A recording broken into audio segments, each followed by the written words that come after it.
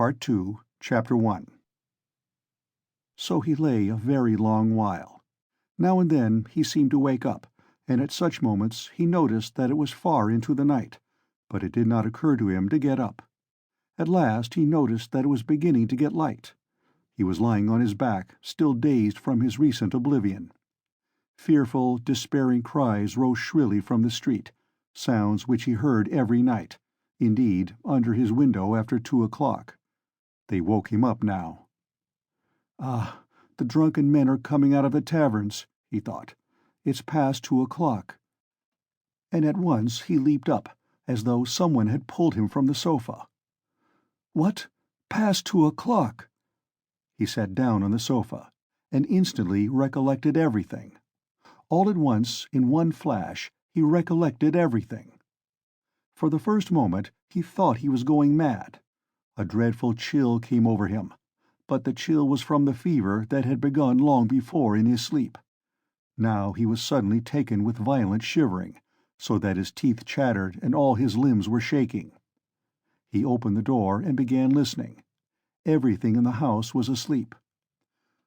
With amazement he gazed at himself and everything in the room around him, wondering how he could have come in the night before without fastening the door, and have flung himself on the sofa without undressing, without even taking his hat off.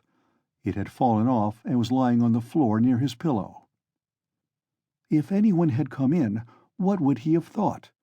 That I'm drunk, but— He rushed to the window. There was light enough, and he began hurriedly looking himself all over from head to foot, all his clothes. Were there no traces? But there was no doing it like that. Shivering with the cold, he began taking off everything and looking over again. He turned everything over to the last threads and rags, and, mistrusting himself, went through his search 3 times. But there seemed to be nothing, no trace, except in one place, where some thick drops of congealed blood were clinging to the frayed edge of his trousers. He picked up a big clasp knife and cut off the frayed threads. There seemed to be nothing more. Suddenly he remembered that the purse and the things he had taken out of the old woman's box were still in his pockets. He had not thought till then of taking them out and hiding them. He had not even thought of them while he was examining his clothes. What next? Instantly he rushed to take them out and fling them on the table. When he had pulled out everything, and turned the pocket inside out to be sure there was nothing left, he carried the whole heap to the corner. The paper had come off the bottom of the wall and hung there in tatters. He began stuffing all the things into the hole under the paper. "They're in, all out of sight, and the purse too," he thought gleefully, getting up and gazing blankly at the hole which bulged out more than ever. Suddenly he shuddered all over with horror. "My God," he whispered in despair, "what's the matter with me? Is that hidden? Is that the way to hide things?" He had not reckoned on having trinkets to hide. He had only thought of money, and so had not prepared a hiding place. "But now what am I glad of?" he thought. "Is that hiding things? My reason's deserting me, simply." He sat down on the sofa in exhaustion, and was at once shaken by another unbearable fit of shivering. Mechanically he drew from a chair beside him his old student's winter coat, which was still warm though almost in rags, covered himself up with it, and once more sank into drowsiness and delirium. He lost consciousness. Not more than 5 minutes had passed when he jumped up a second time, and at once pounced in a frenzy on his clothes again. How could I go to sleep again with nothing done? Yes, I have not taken the loop off the armhole. I forgot a thing like that. Such a piece of evidence. He pulled off the noose, hurriedly cut it to pieces, and threw the bits among his linen under the pillow. Pieces of torn linen couldn't rouse suspicion, whatever happened. I think not, anyway," he repeated, standing in the middle of the room, and with painful concentration he fell to gazing about him again, at the floor and everywhere, trying to make sure he had not forgotten anything. The conviction that all his faculties, even memory and the simplest power of reflection, were failing him began to be an insufferable torture. Surely it isn't beginning already. Surely it isn't my punishment coming upon me. It is. The frayed rags he had cut off his trousers were actually lying on the floor in the middle of the room, where anyone coming in would see them. "What is the matter with me?" he cried again, like one distraught. Then a strange idea entered his head. That perhaps all his clothes were covered with blood, that perhaps there were a great many stains, but that he did not see them, did not notice them because his perceptions were failing, were going to pieces. His reason was clouded. Suddenly he remembered that there had been blood on the purse too. Ah, then there must be blood on the pocket too, for I put the wet purse in my pocket. In a flash he had turned the pocket inside out, and yes, there were traces, stains on the lining of the pocket.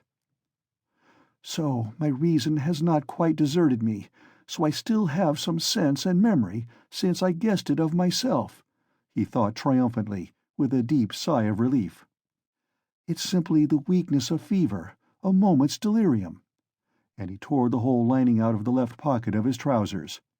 At that instant the sunlight fell on his left boot. On the sock which poked out from the boot he fancied there were traces. He flung off his boots. Traces indeed!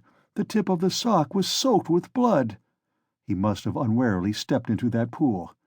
But what am I to do with this now? Where am I to put the sock and rags and pocket? He gathered them all up in his hands and stood in the middle of the room. In the stove? But they would ransack the stove first of all. Burn them? But what can I burn them with? There are no matches even. No, better go out and throw it all away somewhere.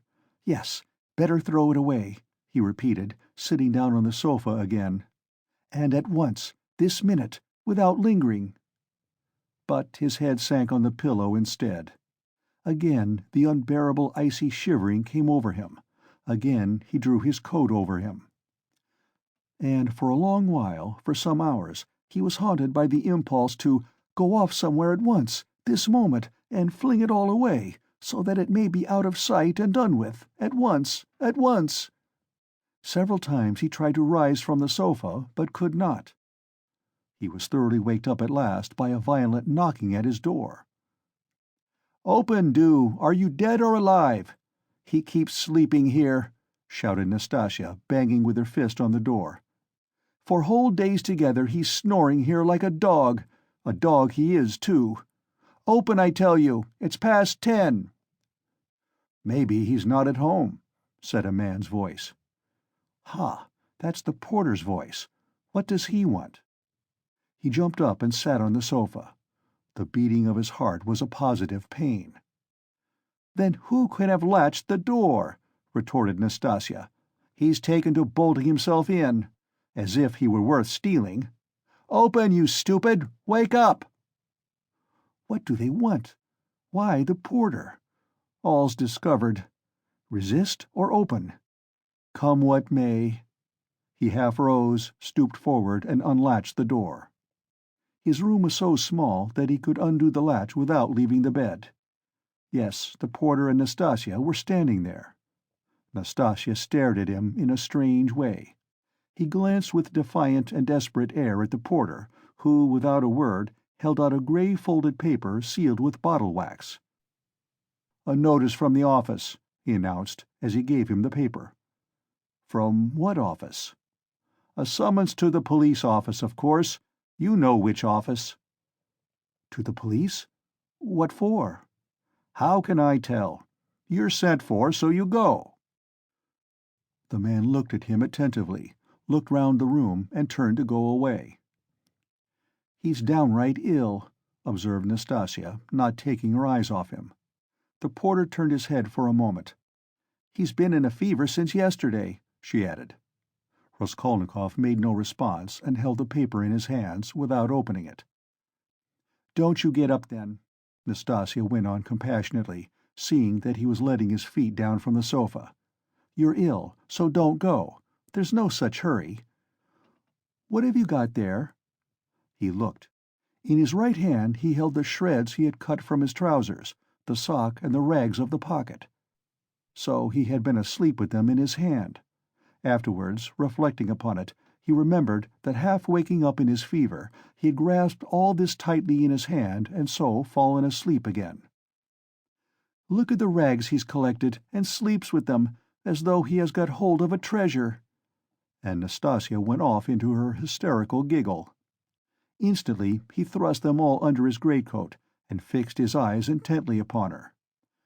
Far as he was from being capable of rational reflection at that moment, he felt that no one would behave like that with a person who was going to be arrested. But the police— "You'd better have some tea. Yes? I'll bring it. There's some left." "No, I'm going. I'll go at once," he muttered, getting to his feet. "Why, you'll never get downstairs." "Yes, I'll go." "As you please." She followed the porter out. At once he rushed to the light to examine the sock and rags. There are stains, but not very noticeable, all covered with dirt, and rubbed and already discolored. No one who had no suspicion could distinguish anything.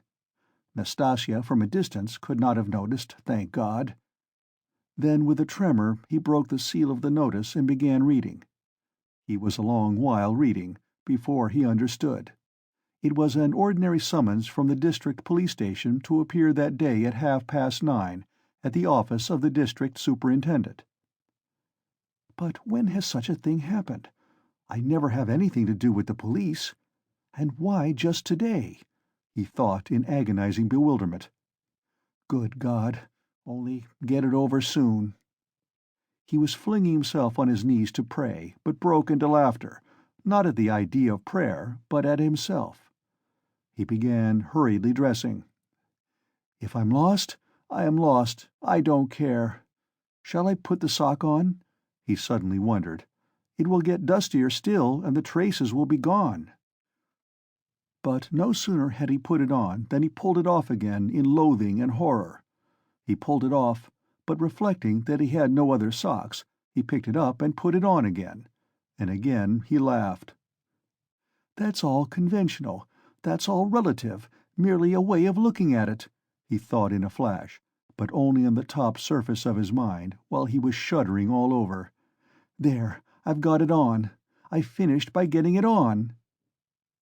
But his laughter was quickly followed by despair. "No, it's too much for me," he thought. His legs shook. "From fear," he muttered. His head swam and ached with fever. "It's a trick.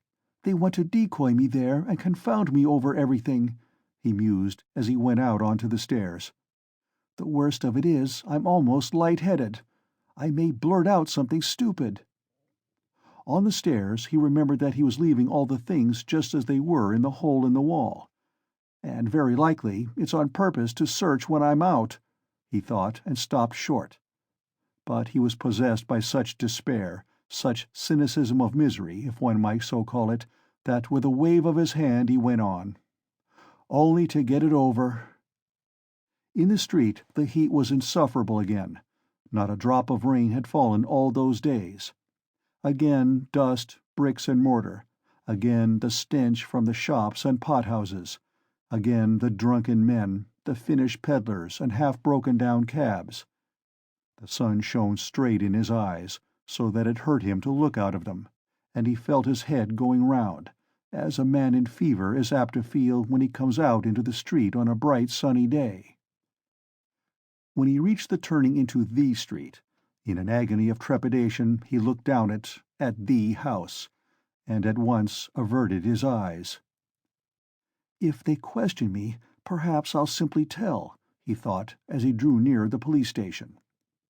The police station was about a quarter of a mile off. It had lately been moved to new rooms on the 4th floor of a new house. He had been once for a moment in the old office, but long ago.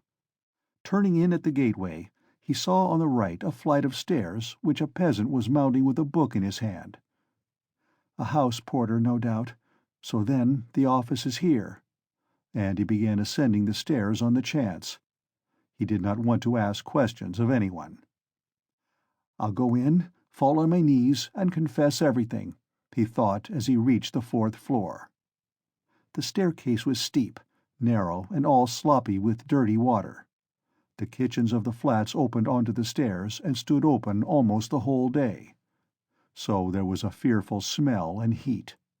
The staircase was crowded with porters going up and down with their books under their arms, policemen and persons of all sorts and both sexes.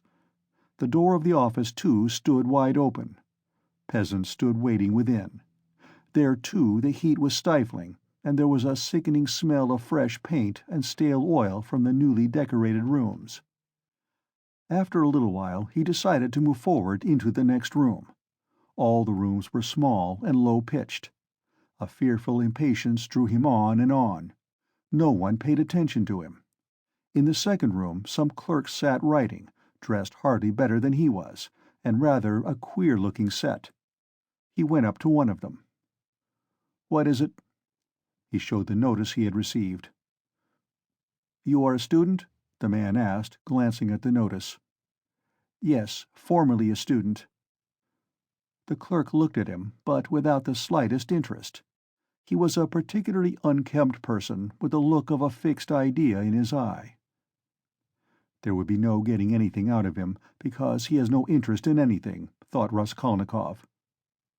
"Go in there to the head clerk," said the clerk, pointing towards the furthest room. He went into that room, the 4th in order. It was a small room and packed full of people, rather better dressed than in the outer rooms. Among them were 2 ladies. One, poorly dressed in mourning, sat at the table opposite the chief clerk, writing something at his dictation. The other, a very stout, buxom woman with a purplish-red, blotchy face, excessively smartly dressed with a brooch on her bosom as big as a saucer, was standing on one side, apparently waiting for something. Raskolnikov thrust his notice upon the head clerk. The latter glanced at it, said, "Wait a minute," and went on attending to the lady in mourning. He breathed more freely. It can't be that. By degrees he began to regain confidence. He kept urging himself to have courage and be calm.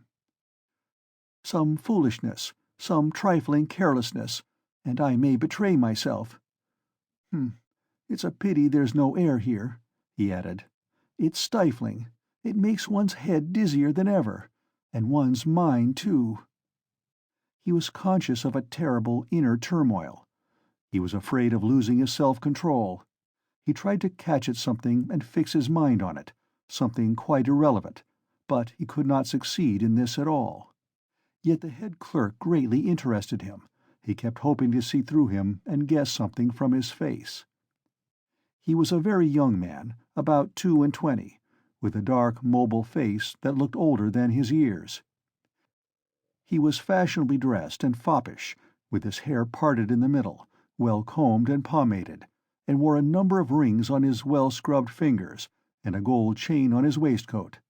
He said a couple of words in French to a foreigner who was in the room, and said them fairly correctly.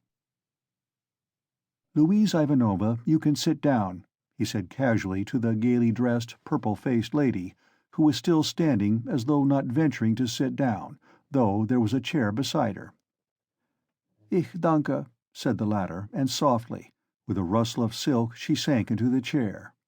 Her light blue dress trimmed with white lace floated about the table like an air balloon, and filled almost half the room. She smelt of scent. But she was obviously embarrassed at filling half the room and smelling so strongly of scent, and though her smile was impudent as well as cringing, it betrayed evident uneasiness. The lady in mourning had done at last and got up. All at once, with some noise, an officer walked in very jauntily, with a peculiar swing of his shoulders at each step. He tossed his cockaded cap on the table and sat down in an easy-chair. The small lady positively skipped from her seat on seeing him, and fell to curtsying in a sort of ecstasy. But the officer took not the smallest notice of her, and she did not venture to sit down again in his presence. He was the assistant superintendent. He had a reddish mustache that stood out horizontally on each side of his face, and extremely small features, expressive of nothing much except a certain insolence. He looked askance and rather indignantly at Raskolnikov. He was so very badly dressed, and in spite of his humiliating position, his bearing was by no means in keeping with his clothes. Raskolnikov had unwarily fixed a very long and direct look on him, so that he felt positively affronted. "What do you want?" he shouted, apparently astonished that such a ragged fellow was not annihilated by the majesty of his glance. "I was summoned by a notice," Raskolnikov faltered. "For the recovery of money due from the student," the head clerk interfered hurriedly, tearing himself from his papers. "Here," and he flung Raskolnikov a document and pointed out the place. "Read that." Money? What money? Thought Raskolnikov. But, then, it's certainly not that. And he trembled with joy. He felt sudden, intense, indescribable relief. A load was lifted from his back. "And pray, what time were you directed to appear, sir?" shouted the assistant superintendent, seeming for some unknown reason more and more aggrieved. "You are told to come at 9, and now it's 12." "The notice was only brought me a quarter of an hour ago," Raskolnikov answered loudly over his shoulder. To his own surprise, he too grew suddenly angry and found a certain pleasure in it. "And it's enough that I have to come here ill with a fever." "Kindly refrain from shouting." "I'm not shouting. I'm speaking very quietly. It's you who are shouting at me. I'm a student, and I allow no one to shout at me." The assistant superintendent was so furious that for the first minute he could only splutter inarticulately. He leaped up from his seat. "Be silent! You are in a government office. Don't be impudent, sir." "You're in a government office, too," cried Raskolnikov. "And you're smoking a cigarette as well as shouting, so you are showing disrespect to all of us." He felt an indescribable satisfaction at having said this. The head clerk looked at him with a smile. The angry assistant superintendent was obviously disconcerted. "That's not your business," he shouted at last, with unnatural loudness. "Kindly make the declaration demanded of you. Show him, Alexander Grigorovitch. There is a complaint against you. You don't pay your debts. You're a fine bird." But Raskolnikov was not listening now. He had eagerly clutched at the paper in haste to find an explanation. He read it once and a second time, and still did not understand. "What is this?" he asked the head clerk. "It is for the recovery of money on an IOU, a writ. You must either pay it, with all expenses, costs, and so on, or give a written declaration when you can pay it, and at the same time an undertaking not to leave the capital without payment, and nor to sell or conceal your property. The creditor is at liberty to sell your property and proceed against you according to the law." "But I am not in debt to anyone." "That's not our business. Here, an IOU for 115 roubles, legally attested and due for payment, has been brought us for recovery, given by you to the widow of the assessor Zarnitsyn 9 months ago, and paid over by the widow Zarnitsyn to one Mr. Chebarov. We therefore summon you hereupon." "But she is my landlady." "And what if she is your landlady?" The head clerk looked at him with a condescending smile of compassion, and at the same time with a certain triumph, as at a novice under fire for the first time, as though he would say, "Well, how do you feel now?" But what did he care now for an IOU, for a writ of recovery? Was that worth worrying about now? Was it worth attention even? He stood, he read, he listened, he answered, he even asked questions himself, but all mechanically. The triumphant sense of security, of deliverance from overwhelming danger, that was what filled his whole soul that moment, without thought for the future, without analysis, without suppositions or surmises, without doubts and without questioning. It was an instant of full, direct, purely instinctive joy. But at that very moment something like a thunderstorm took place in the office. The assistant superintendent, still shaken by Raskolnikov's disrespect, still fuming and obviously anxious to keep up his wounded dignity, pounced on the unfortunate smart lady, who had been gazing at him ever since he came in with an exceedingly silly smile. "You shameful hussy!" he shouted suddenly at the top of his voice. The lady in mourning had left the office. "What was going on at your house last night, eh? A disgrace again. You're a scandal to the whole street. Fighting and drinking again. Do you want the House of Correction? Why, I have warned you 10 times over that I would not let you off the 11th. And here you are again. Again, you... The paper fell out of Raskolnikov's hands, and he looked wildly at the smart lady who was so unceremoniously treated. But he soon saw what it meant, and at once began to find positive amusement in the scandal. He listened with pleasure, so that he longed to laugh and laugh. All his nerves were on edge. "Ilya Petrovitch," the head clerk was beginning anxiously, but stopped short, for he knew from experience that the enraged assistant could not be stopped except by force. As for the smart lady, at first she positively trembled before the storm.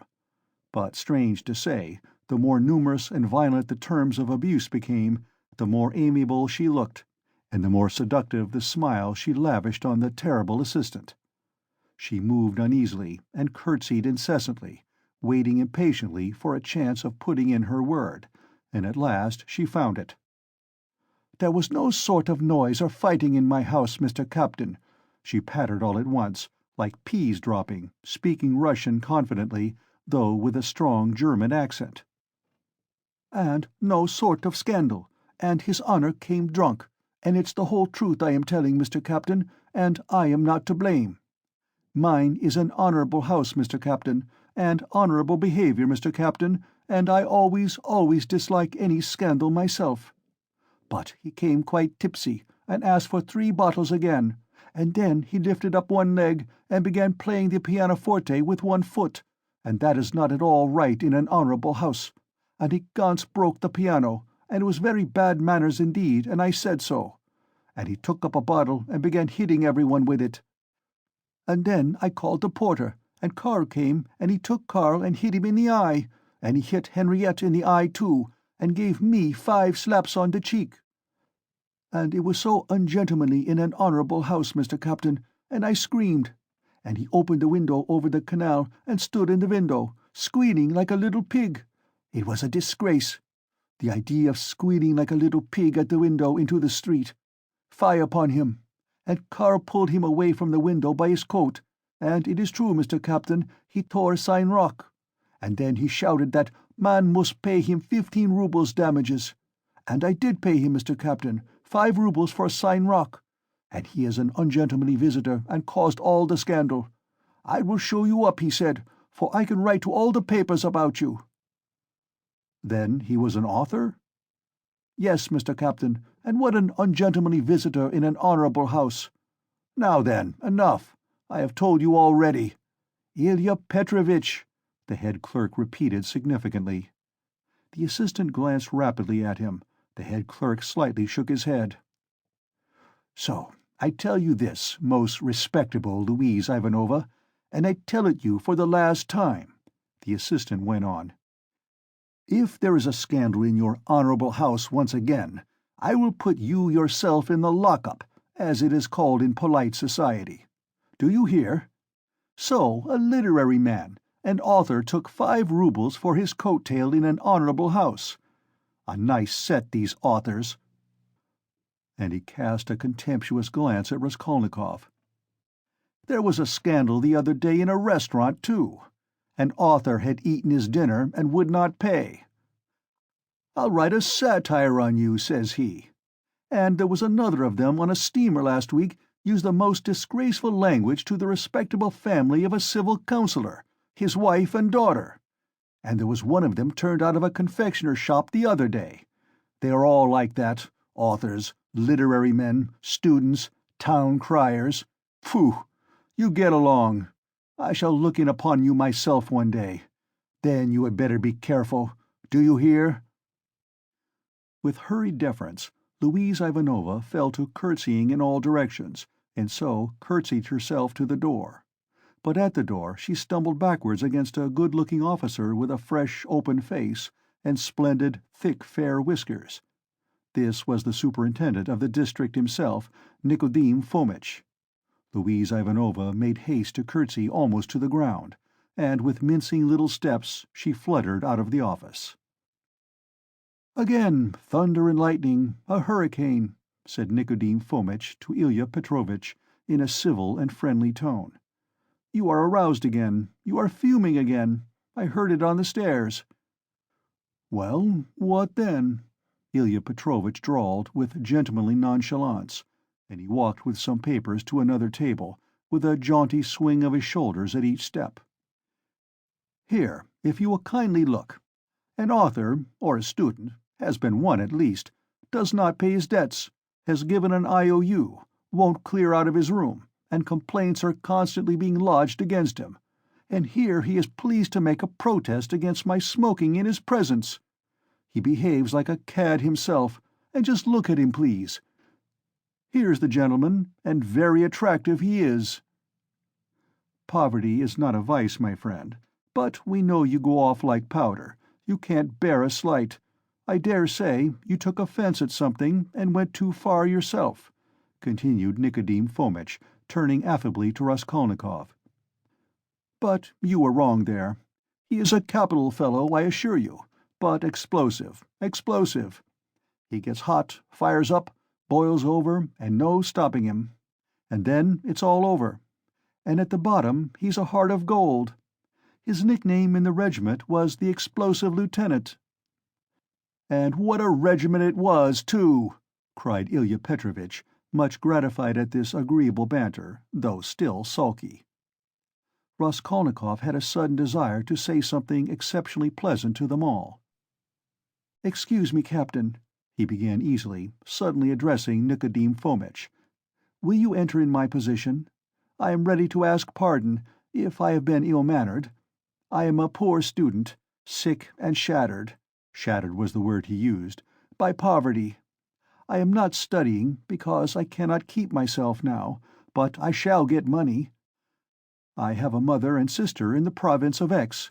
They will send it to me, and I will pay.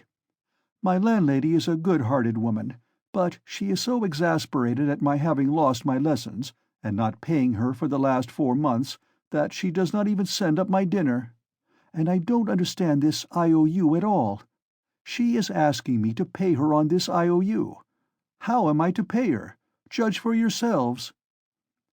"But that is not our business, you know," the head clerk was observing. "Yes, yes, I perfectly agree with you. But allow me to explain." Raskolnikov put in again, still addressing Nikodim Fomitch, but trying his best to address Ilya Petrovitch also, though the latter persistently appeared to be rummaging among his papers and to be contemptuously oblivious of him. "Allow me to explain that I have been living with her for nearly 3 years, and at first, for why should I not confess it? At the very beginning I promised to marry her daughter. It was a verbal promise, freely given. She was a girl. Indeed, I liked her, though I was not in love with her. A youthful affair, in fact. That is, I mean to say that my landlady gave me credit freely in those days, and I led a life I was very heedless." "Nobody asks you for these personal details, sir. We've no time to waste," Ilya Petrovitch interposed roughly and with a note of triumph. But Raskolnikov stopped him hotly, though he suddenly found it exceedingly difficult to speak. "But excuse me, it is for me to explain how it all happened. In my turn. Though I agree with you, it is unnecessary. But a year ago the girl died of typhus. I remained lodging there as before, and when my landlady moved into her present quarters, she said to me, and in a friendly way, that she had complete trust in me, but still, would I not give her an IOU for 115 roubles, all the debt I owed her.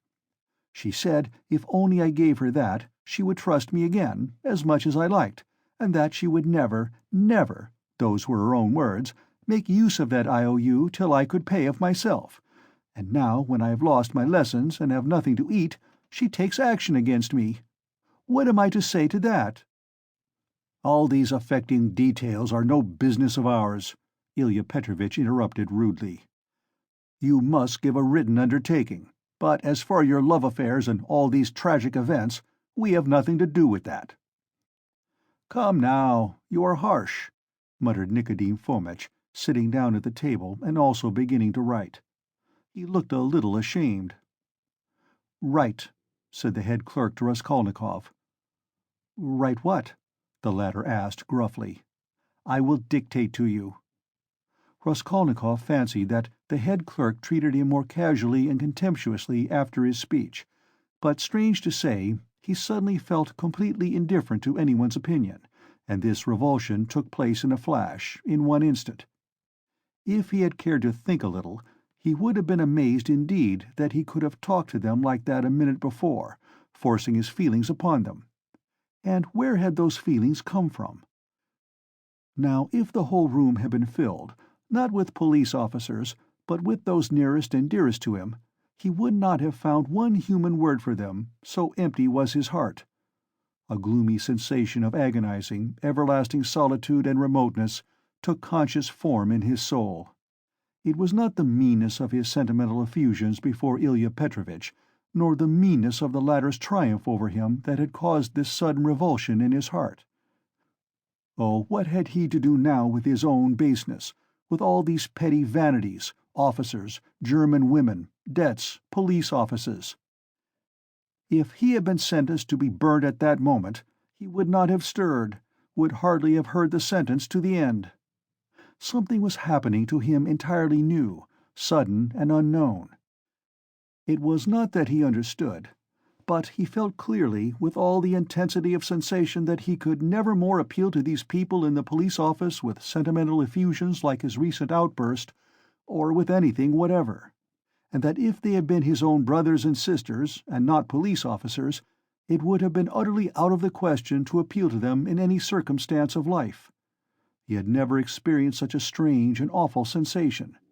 And what was most agonizing, it was more a sensation than a conception or idea, a direct sensation, the most agonizing of all the sensations he had known in his life. The head clerk began dictating to him the usual form of declaration, that he could not pay, that he undertook to do so at a future date, that he would not leave the town, nor sell his property, and so on. "But you can't write. You can hardly hold the pen," observed the head clerk, looking with a curiosity at Raskolnikov. "Are you ill?" "Yes, I am giddy. Go on." "That's all. Sign it." The head clerk took the paper and turned to attend to others.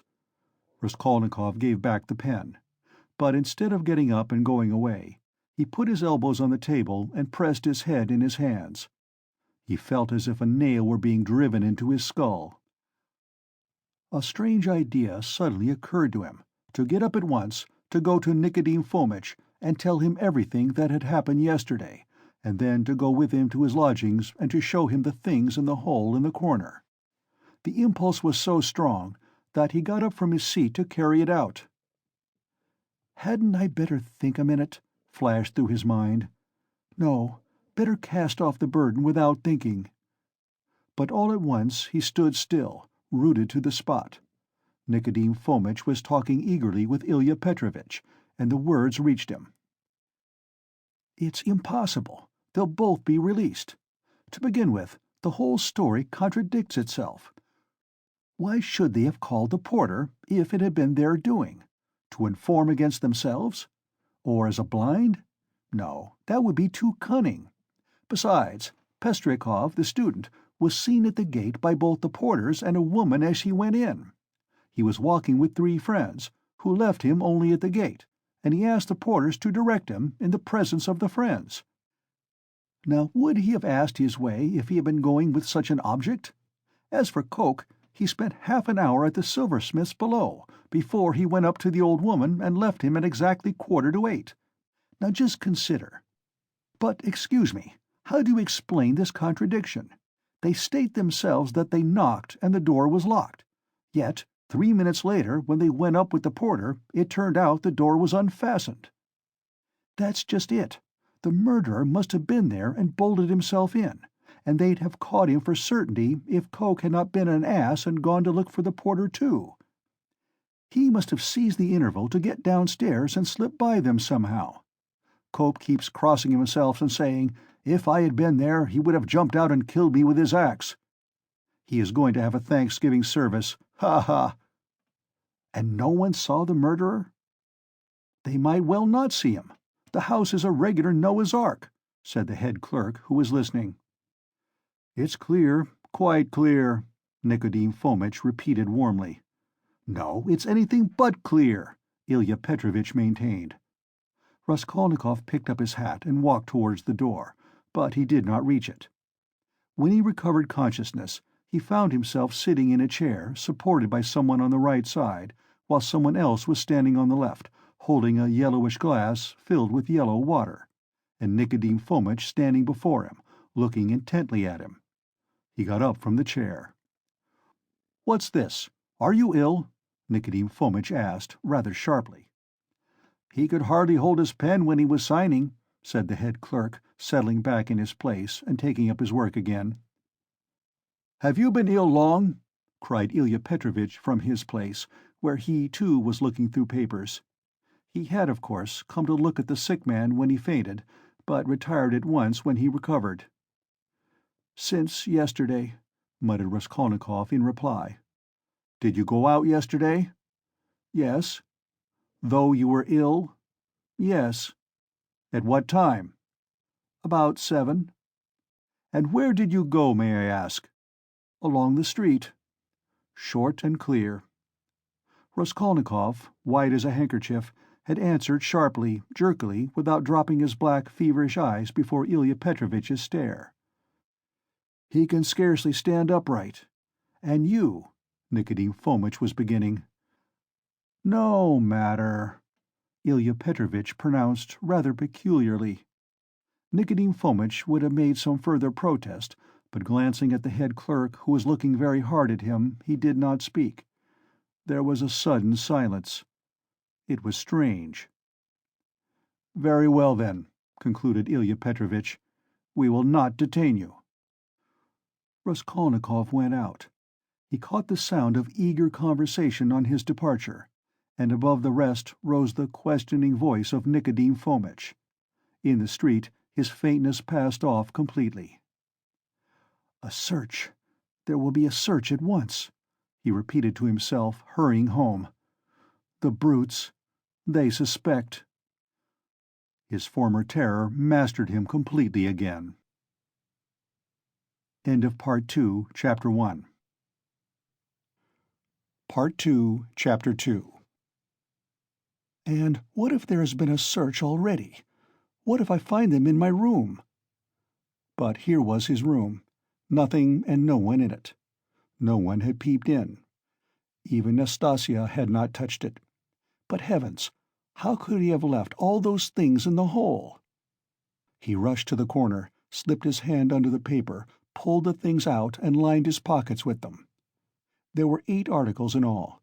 2 little boxes with earrings or something of the sort. He hardly looked to see. Then 4 small leather cases. There was a chain, too, merely wrapped in newspaper, and something else in newspaper that looked like a decoration. He put them all in the different pockets of his overcoat, and the remaining pocket of his trousers, trying to conceal them as much as possible. He took the purse, too. Then he went out of his room, leaving the door open. He walked quickly and resolutely, and though he felt shattered, he had his senses about him. He was afraid of pursuit. He was afraid that in another half-hour, another quarter of an hour perhaps, instructions would be issued for his pursuit, and so at all costs he must hide all traces before then. He must clear everything up while he still had some strength, some reasoning power left him. Where was he to go? That had long been settled. Fling them into the canal, and all traces hidden in the water, the thing would be at an end. So he had decided in the night of his delirium, when several times he had had the impulse to get up and go away, to make haste and get rid of it all. But to get rid of it turned out to be a very difficult task. He wandered along the bank of the Ekaterininsky Canal for half an hour or more, and looked several times at the steps running down to the water, but he could not think of carrying out his plan. Either rafts stood at the step's edge, and women were washing clothes on them, or boats were moored there, and people were swarming everywhere. Moreover, he could be seen and noticed from the banks on all sides. It would look suspicious for a man to go down on purpose, stop, and throw something into the water. And what if the boxes were to float instead of sinking? And of course they would. Even as it was, everyone he met seemed to stare and look round, as if they had nothing to do but to watch him. "Why is it, or can it be my fancy?" he thought. At last the thought struck him that it might be better to go to the Neva. There were not so many people there, he would be less observed, and it would be more convenient in every way. Above all, it was further off. He wondered how he could have been wandering for a good half-hour, worried and anxious in this dangerous past, without thinking of it before. And that half-hour he had lost over an irrational plan, simply because he had thought of it in delirium. He had become extremely absent and forgetful, and he was aware of it. He certainly must make haste. He walked towards the Neva along V Prospect, but on the way another idea struck him. Why to the Neva? Would it not be better to go somewhere far off, to the islands again, and there hide the things in some solitary place, in a wood or under a bush, and mark the spot perhaps? And, though he felt incapable of clear judgment, the idea seemed to him a sound one. But he was not destined to go there, for coming out of V Prospect towards the square, he saw on the left a passage leading between two blank walls to a courtyard. On the right hand, the blank, unwhitewashed wall of a 4-storied house stretched far into the court. On the left, a wooden hoarding ran parallel with it for 20 paces into the court, and then turned sharply to the left. Here was a deserted, fenced-off place where rubbish of different sorts was lying. At the end of the court, the corner of a low, smutty stone shed, apparently part of some workshop, peeped from behind the hoarding. It was probably a carriage-builder's or carpenter's shed. The whole place from the entrance was black with coal dust. Here would be the place to throw it, he thought. Not seeing anyone in the yard, he slipped in, and at once saw near the gate a sink, such as is often put in yards where there are many workmen or cab-drivers, and on the hoarding above had been scribbled in chalk the time-honored witticism, "Standing here strictly forbidden."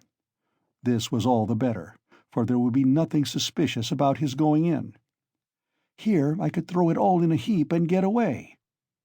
Looking round once more, with his hand already in his pocket, he noticed against the outer wall, between the entrance and the sink, a big unhewn stone, weighing perhaps 60 pounds.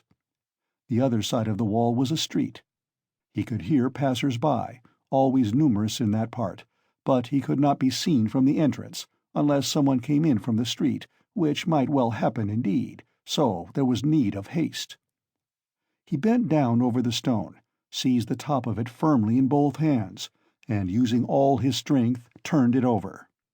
Under the stone was a small hollow in the ground, and he immediately emptied his pocket into it. The purse lay at the top, and yet the hollow was not filled up. Then he seized the stone again and with one twist turned it back, so that it was in the same position again, though it stood a very little higher. But he scraped the earth about it and pressed it at the edges with his foot. Nothing could be noticed. Then he went out and turned into the square. Again an intense, almost unbearable joy overwhelmed him for an instant, as it had in the police office. I have buried my tracks. And who can think of looking under that stone? It has been lying there most likely ever since the house was built, and will lie as many years more. And if it were found, who would think of me? It is all over. No clue. And he laughed. Yes, he remembered that he began laughing a thin, nervous, noiseless laugh, and went on laughing all the time he was crossing the square. But when he reached the K Boulevard, where 2 days before he had come upon that girl, his laughter suddenly ceased. Other ideas crept into his mind.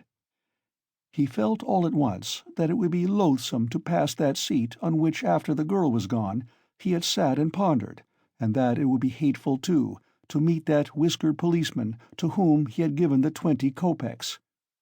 Damn him! He walked, looking about him angrily and distractedly. All his ideas now seemed to be circling round some single point, and he felt that there really was such a point, and that now he was left facing that point, and for the first time indeed during the last 2 months. Damn it all! He thought suddenly, in a fit of ungovernable fury. If it has begun, then it has begun. Hang the new life! Good Lord, how stupid it is! And what lies I told today!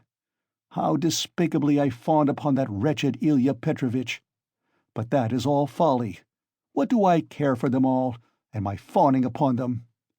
It is not that at all. It is not that at all. Suddenly he stopped. A new, utterly unexpected and exceedingly simple question perplexed and bitterly confounded him.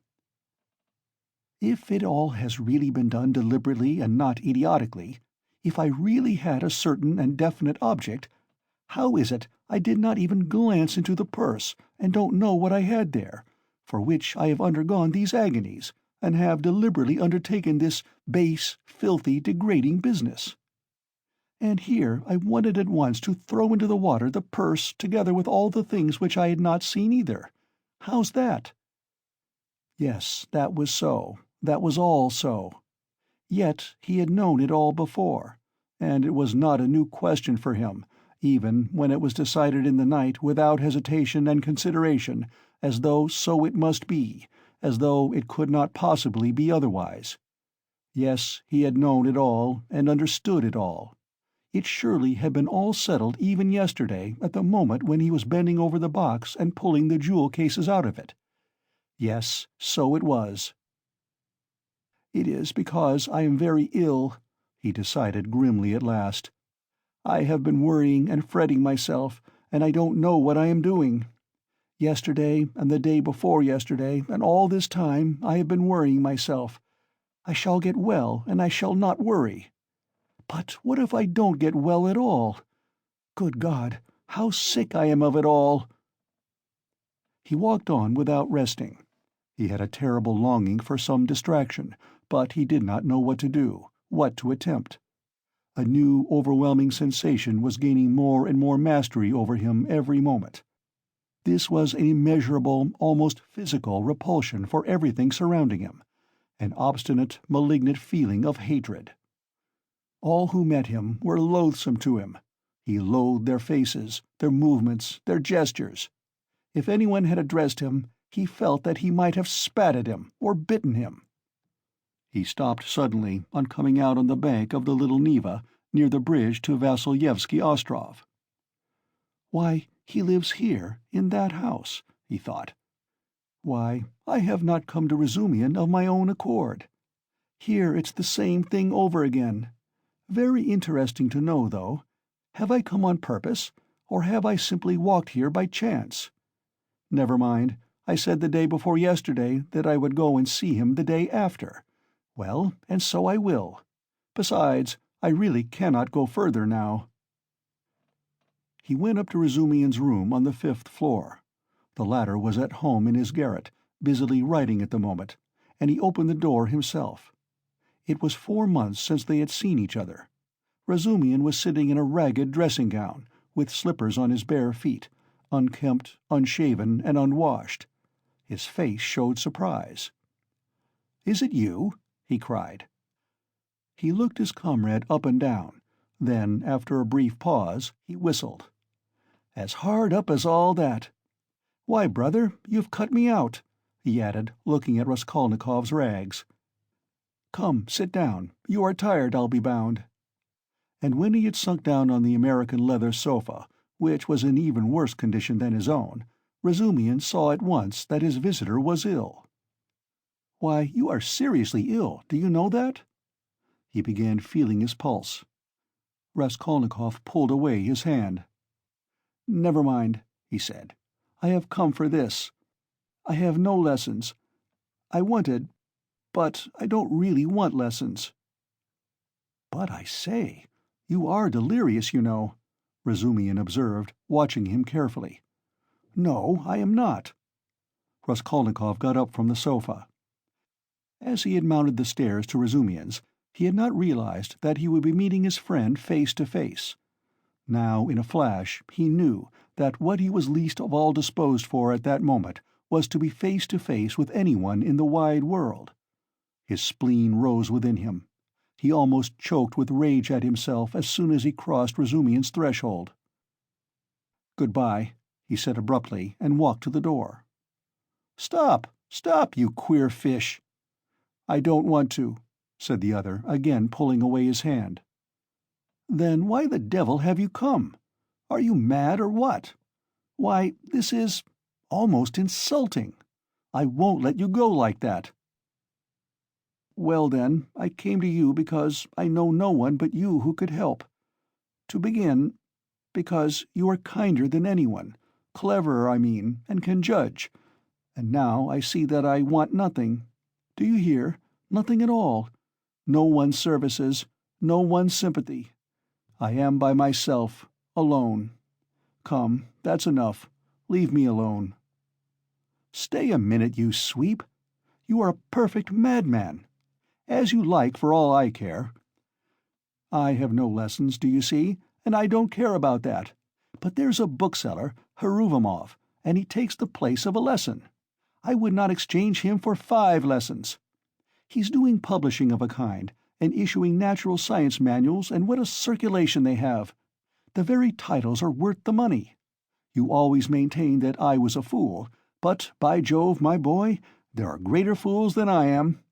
Now he is setting up for being advanced, not that he has an inkling of anything, but, of course, I encourage him. Here are 2 signatures of the German text, in my opinion the crudest charlatanism. It discusses the question, is woman a human being?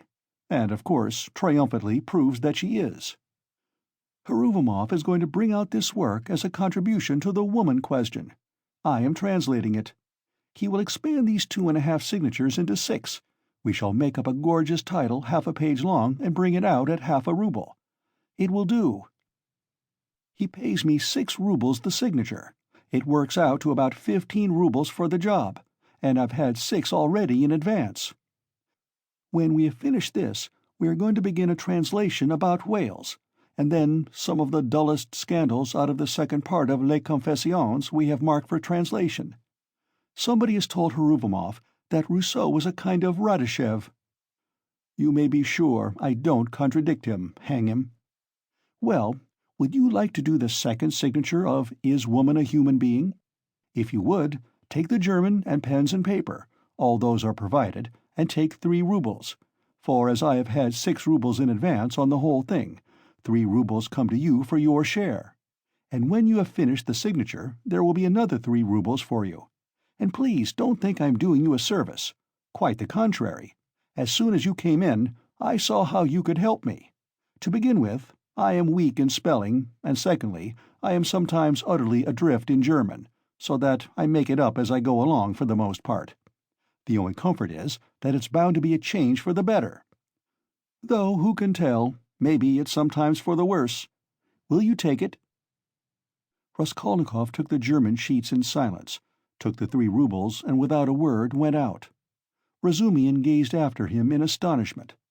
But when Raskolnikov was in the next street, he turned back, mounted the stairs to Razumihin's again, and laying on the table the German article and the 3 rubles, went out again, still without uttering a word. "Are you raving, or what?" Razumihin shouted, roused to fury at last. "What farce is this? You'll drive me crazy, too. What did you come to see me for, damn you?" "I don't want translation," muttered Raskolnikov from the stairs. "Then what the devil do you want?" shouted Razumihin from above. Raskolnikov continued descending the staircase in silence. "Hey there! Where are you living?" No answer. "Well, confound you then!" But Raskolnikov was already stepping into the street. On the Nikolaevsky Bridge, he was roused to full consciousness again by an unpleasant incident. A coachman, after shouting at him 2 or 3 times, gave him a violent lash on the back with his whip for having almost fallen under the horse's hoofs. The lash so infuriated him that he dashed away to the railing. For some unknown reason he had been walking in the very middle of the bridge in the traffic. He angrily clenched and ground his teeth. He heard laughter, of course. "Serves him right. A pickpocket, I dare say. Pretending to be drunk for sure, and getting under the wheels on purpose.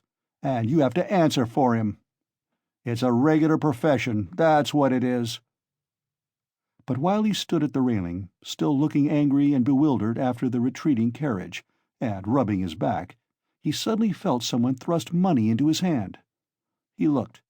It was an elderly woman in a kerchief and goatskin shoes, with a girl, probably her daughter, wearing a hat and carrying a green parasol. "Take it, my good man, in Christ's name." He took it, and they passed on. It was a piece of 20 kopecks.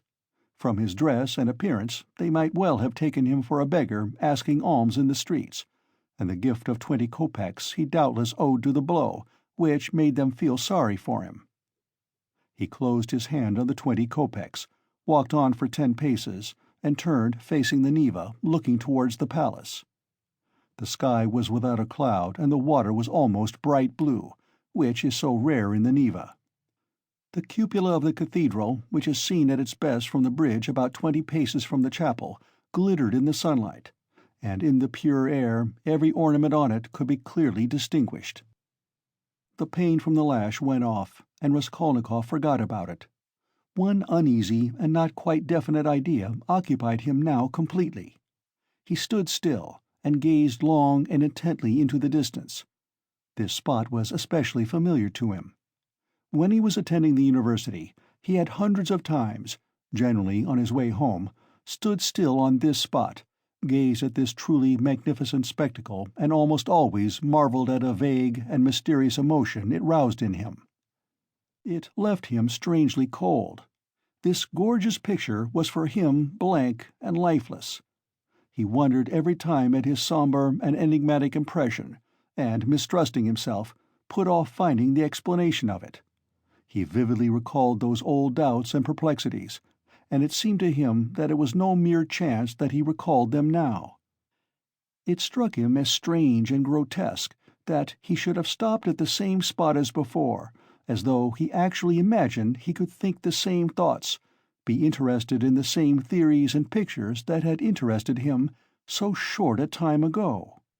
He felt it almost amusing, and yet it wrung his heart. Deep down, hidden far away out of sight, all that seemed to him now, all his old past, his old thoughts, his old problems and theories, his old impressions, and that picture and himself and all, he felt as though he were flying upwards, and everything were vanishing from his sight.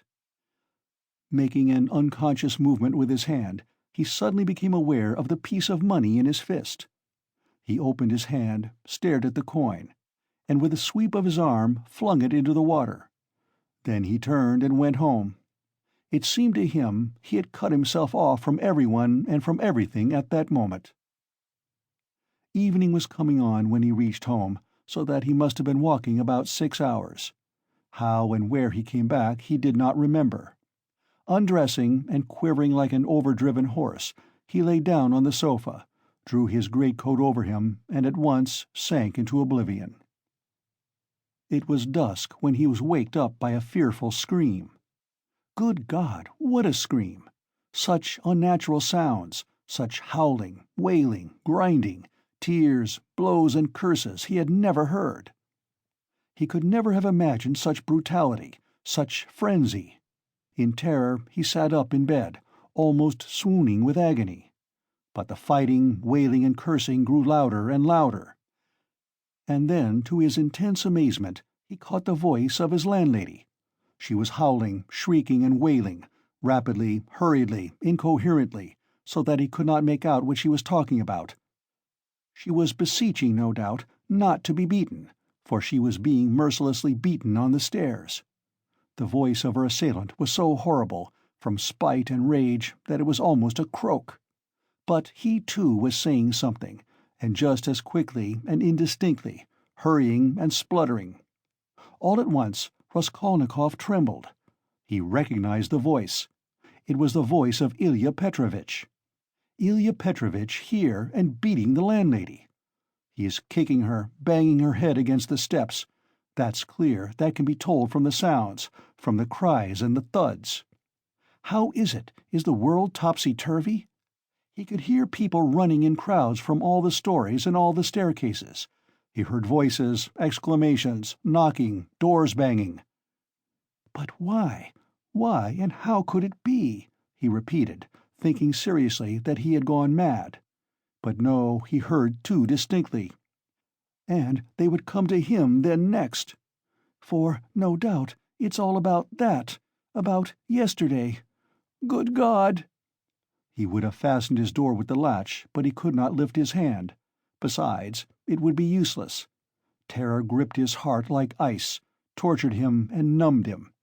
But at last all this uproar, after continuing about 10 minutes, began gradually to subside. The landlady was moaning and groaning. Ilya Petrovitch was still uttering threats and curses. But at last he too seemed to be silent, and now he could not be heard. Can he have gone away? Good Lord! Yes, and now the landlady was going too, still weeping and moaning, and then her door slammed. Now the crowd was going from the stairs to their rooms, exclaiming, disputing, calling to one another, raising their voices to a shout, dropping them to a whisper. There must have been numbers of them, almost all the inmates of the block. But, good God, how could it be? And why had he come here? Raskolnikov sank worn out on the sofa, but could not close his eyes. He lay for half an hour in such anguish, such an intolerable sensation of infinite terror as he had never experienced before. Suddenly a bright light flashed into his room. Nastasya came in with a candle and a plate of soup. Looking at him carefully and ascertaining that he was not asleep, she set the candle on the table and began to lay out what she had brought: bread, salt, a plate, a spoon. "You've eaten nothing since yesterday, I warrant. You've been trudging about all day, and you're shaking with fever. Nastasya, what were they beating the landlady for?" She looked intently at him. "Who beat the landlady?" "Just now, half an hour ago, Ilya Petrovitch, the assistant superintendent, on the stairs. Why was he ill-treating her like that, and why was he here?" Nastasya scrutinized him, silent and frowning, and her scrutiny lasted a long time. He felt uneasy, even frightened at her searching eyes. "Nastasya, why don't you speak?" he said timidly at last in a weak voice. "It's the blood," she answered at last, softly, as though speaking to herself. "Blood? What blood?" he muttered, growing white and turning towards the wall. Nastasya still looked at him without speaking. "Nobody has been beating the landlady," she declared at last in a firm, resolute voice. He gazed at her, hardly able to breathe. "I heard it myself. I was not asleep. I was sitting up," he said still more timidly. "I listened a long while. The assistant superintendent came. Everyone ran out onto the stairs from all the flats." "No one has been here. That's the blood crying in your ears. When there's no outlet for it and it gets clotted, you begin fancying things. Will you eat something?" He made no answer. Nastasya still stood over him, watching him. "Give me something to drink, Nastasya." She went downstairs and returned with a white earthenware jug of water. He remembered only swallowing one sip of the cold water and spilling some on his neck. Then followed forgetfulness. End of Part 2, Chapter 2. Part 2, Chapter 3. He was not completely unconscious, however, all the time he was ill. He was in a feverish state, sometimes delirious, sometimes half-conscious. He remembered a great deal afterwards. Sometimes it seemed as though there were a number of people round him. They wanted to take him away somewhere, There was a great deal of squabbling and discussing about him. Then he would be alone in the room. They had all gone away afraid of him, and only now and then opened the door a crack to look at him. They threatened him, plotted something together, laughed and mocked at him. He remembered Nastasia often at his bedside. He distinguished another person, too, whom he seemed to know very well, though he could not remember who he was, and this fretted him, even made him cry. Sometimes he fancied he had been lying there a month. At other times it all seemed part of the same day. But of that, he had no recollection, and yet every minute he felt that he had forgotten something he ought to remember. He worried and tormented himself trying to remember, moaned, flew into a rage, or sank into awful, intolerable terror. Then he struggled to get up, would have run away, but someone always prevented him by force, and he sank back into impotence and forgetfulness.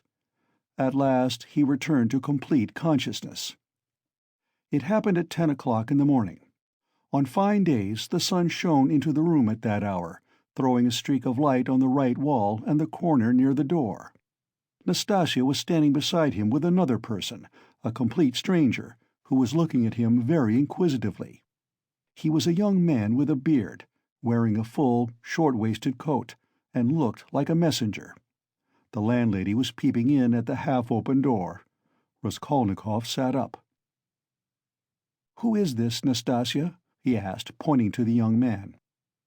"I say, he's himself again," she said. "He is himself," echoed the man. Concluding that he had returned to his senses, the landlady closed the door and disappeared. She was always shy and dreaded conversations or discussions. She was a woman of 40, not at all bad-looking, fat and buxom, with black eyes and eyebrows, good-natured from fatness and laziness, and absurdly bashful. "Who are you?" he went on, addressing the man.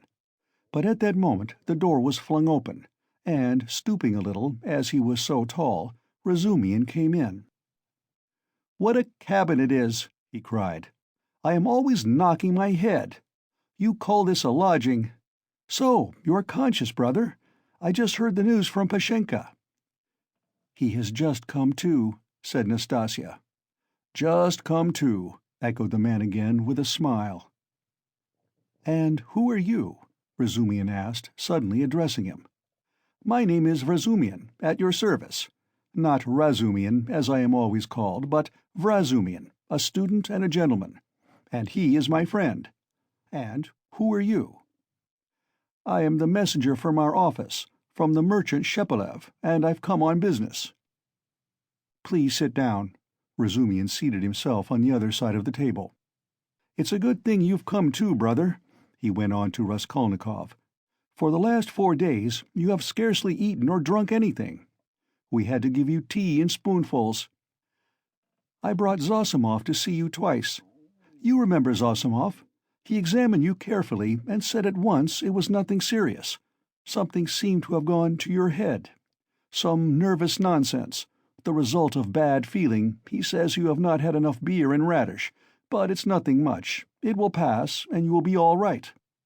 Zosimov is a first-rate fellow. He is making quite a name. Come, I won't keep you," he said, addressing the man again.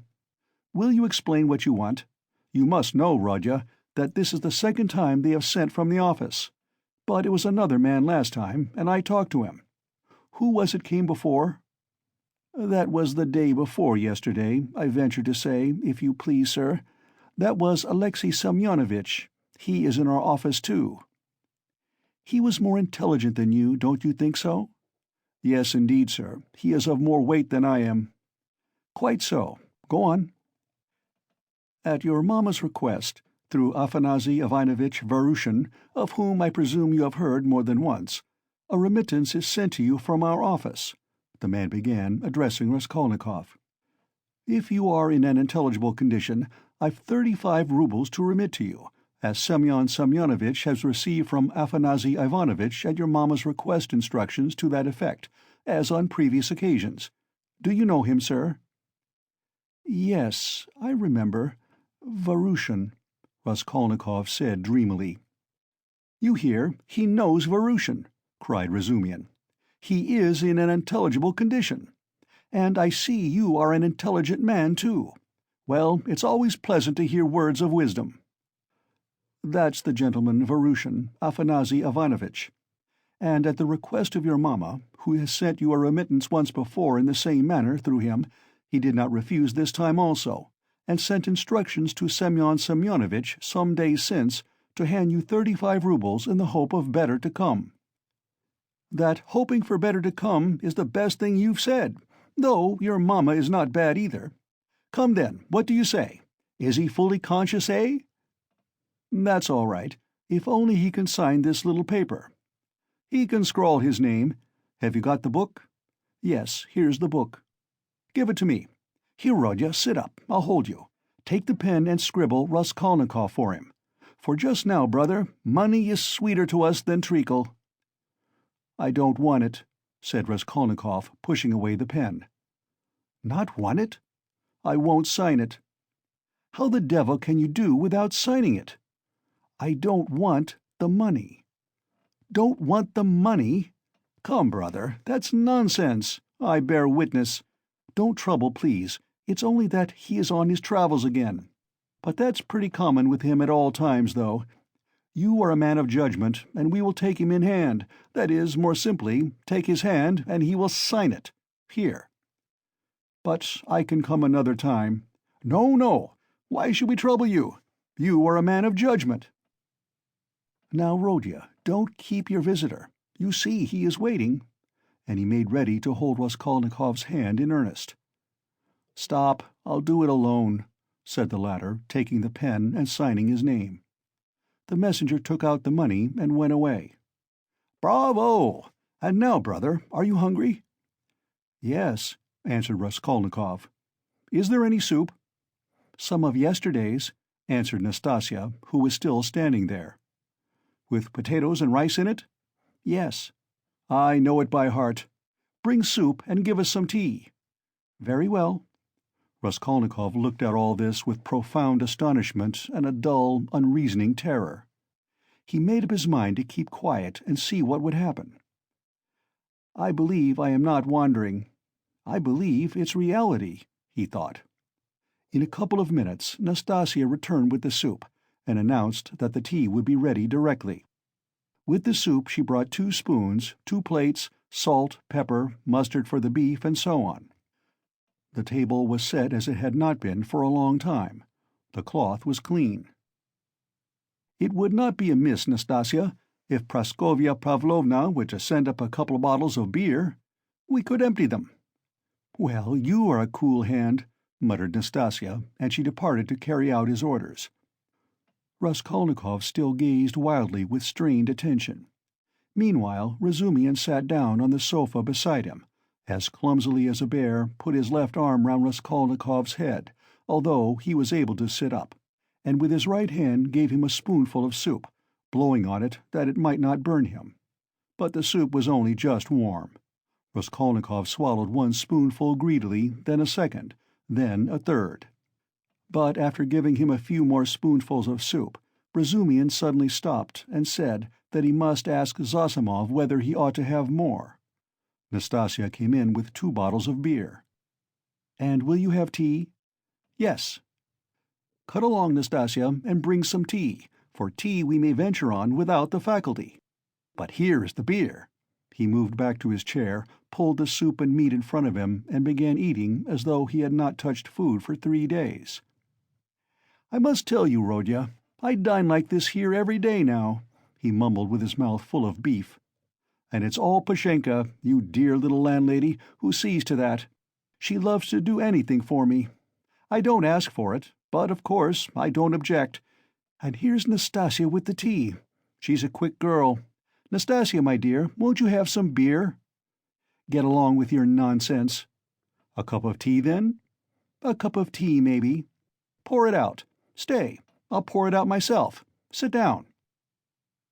He poured out 2 cups, left his dinner, and sat on the sofa again.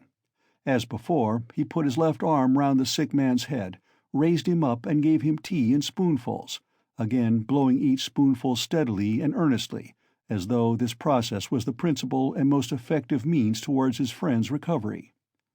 Raskolnikov said nothing and made no resistance, though he felt quite strong enough to sit up on the sofa without support, and could not merely have held a cup or a spoon, but even, perhaps, could have walked about.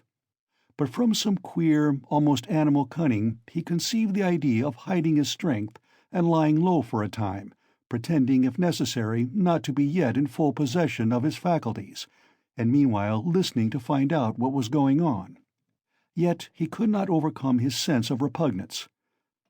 After sipping a dozen spoonfuls of tea, he suddenly released his head, pushed the spoon away capriciously, and sank back on the pillow. There were actually real pillows under his head now, down pillows in clean cases. He observed that too, and took note of it. "Pashenka must give us some raspberry jam today to make him some raspberry tea," said Razumihin, going back to his chair and attacking his soup and beer again. "And where is she to get raspberries for you?" asked Nastasya, balancing a saucer on her 5 outspread fingers and sipping tea through a lump of sugar. "She'll get it at the shop, my dear. You see, Rodya, all sorts of things have been happening while you have been laid up. When you decamped in that rascally way without leaving your address, I felt so angry that I resolved to find you out and punish you. I set to work that very day. How I ran about making inquiries for you! This lodging of yours I had forgotten, though I never remembered it, indeed, because I did not know it. And as for your old lodgings, I could only remember it was at the 5 Corners, Harlamov's house. I kept trying to find that Harlamov's house, and afterwards it turned out that it was not Harlamov's, but Book's. How one muddles up sounds sometimes. So I lost my temper, and I went on the chance to the address bureau next day, and, only fancy, in 2 minutes they looked you up. Your name is down there." "My name?" "I should think so. And yet a General Kobolev they could not find while I was there. Well, it's a long story. But as soon as I did land on this place, I soon got to know all your affairs. All, brother, I know everything. Nastasya here will tell you. I made the acquaintance of Nikodim Fomitch and Ilya Petrovitch, and the house porter, and Mr. Zemetov, Alexander Grigorovitch, the head clerk in the police office, and last but not least of Pashenka. Nastasya here knows." "He's got rounder," Nastasya murmured, smiling slyly. "Why don't you put the sugar in your tea, Nastasya Nikiforovna?" "You are a one," Nastasya cried suddenly, going off into a giggle. "I am not Nikiforovna, but Petrovna," she said suddenly, recovering from her mirth. "I'll make a note of it. Well, brother, to make a long story short, I was going in for a regular explosion here to uproot all malignant influences in the locality, but Pashenka won the day. I had not expected, brother, to find her so prepossessing. Eh, what do you think?" Raskolnikov did not speak, but he still kept his eyes fixed upon him, full of alarm. "And all that could be wished indeed in every respect," Razumihin went on, not at all embarrassed by his silence. "Ah, the sly dog!" Nastasya shrieked again. This conversation afforded her unspeakable delight. "It's a pity, brother, that you did not set to work in the right way at first. You ought to have approached her differently. She is, so to speak, a most unaccountable character. But we will talk about her character later. How could you let things come to such a pass that she gave up sending you your dinner? And that IOU! You must have been mad to sign an IOU. And that promise of marriage when her daughter, Natalia Yegorovna, was alive? I know all about it. But I see that's a delicate matter, and I am an ass. Forgive me. But talking of foolishness, do you know Praskovya Pavlovna is not nearly so foolish as you would think at first sight?" "No," mumbled Raskolnikov, looking away, but feeling that it was better to keep up the conversation. "She isn't, is she?" cried Razumihin, delighted to get an answer out of him. "But she is not very clever either, eh? She is essentially an unaccountable character. I am sometimes quite at a loss, I assure you. She must be 40. She says she is 36, and of course she has every right to say so. But I swear I judge her intellectually simply from the metaphysical point of view. There is a sort of symbolism sprung up between us, a sort of algebra or what-not. I don't understand it. Well, that's all nonsense. Only, seeing that you are not a student now and have lost your lessons and your clothes, and that through the young lady's death she has no need to treat you as a relation, she suddenly took fright, and as you hid in your den and dropped all your old relations with her, she planned to get rid of you. And she's been cherishing that design a long time, but she was sorry to lose the IOU, for you assured her yourself that your mother would pay. It was base of me to say that. My mother herself is almost a beggar. And I told a lie to keep my lodging and be fed, Raskolnikov said loudly and distinctly. Yes, you did very sensibly. But the worst of it is that at that point Mr. Chebarov turns up, a businessman. Pashenka would never have thought of doing anything on her own account, she is too retiring. But the businessman is by no means retiring, and first thing he puts the question, is there any hope of realizing the IOU? Answer, there is, because he has a mother who would save her Rodya with her 125 rubles pension if she has to starve herself, and a sister, too, who would go into bondage for his sake. That's what he was building upon. Why do you start? I know all the ins and outs of your affairs now, my dear boy. It's not for nothing that you were so open with Pashenka when you were her prospective son-in-law, and I say all this as a friend. But I tell you what it is. An honest and sensitive man is open, and a businessman listens and goes on eating you up. Well, then she gave the IOU by way of payment to this Chebarov, and without hesitation he made a formal demand for payment. When I heard of all this, I wanted to blow him up too, to clear my conscience, but by that time harmony reigned between me and Pashenka, and I insisted on stopping the whole affair, engaging that you would pay.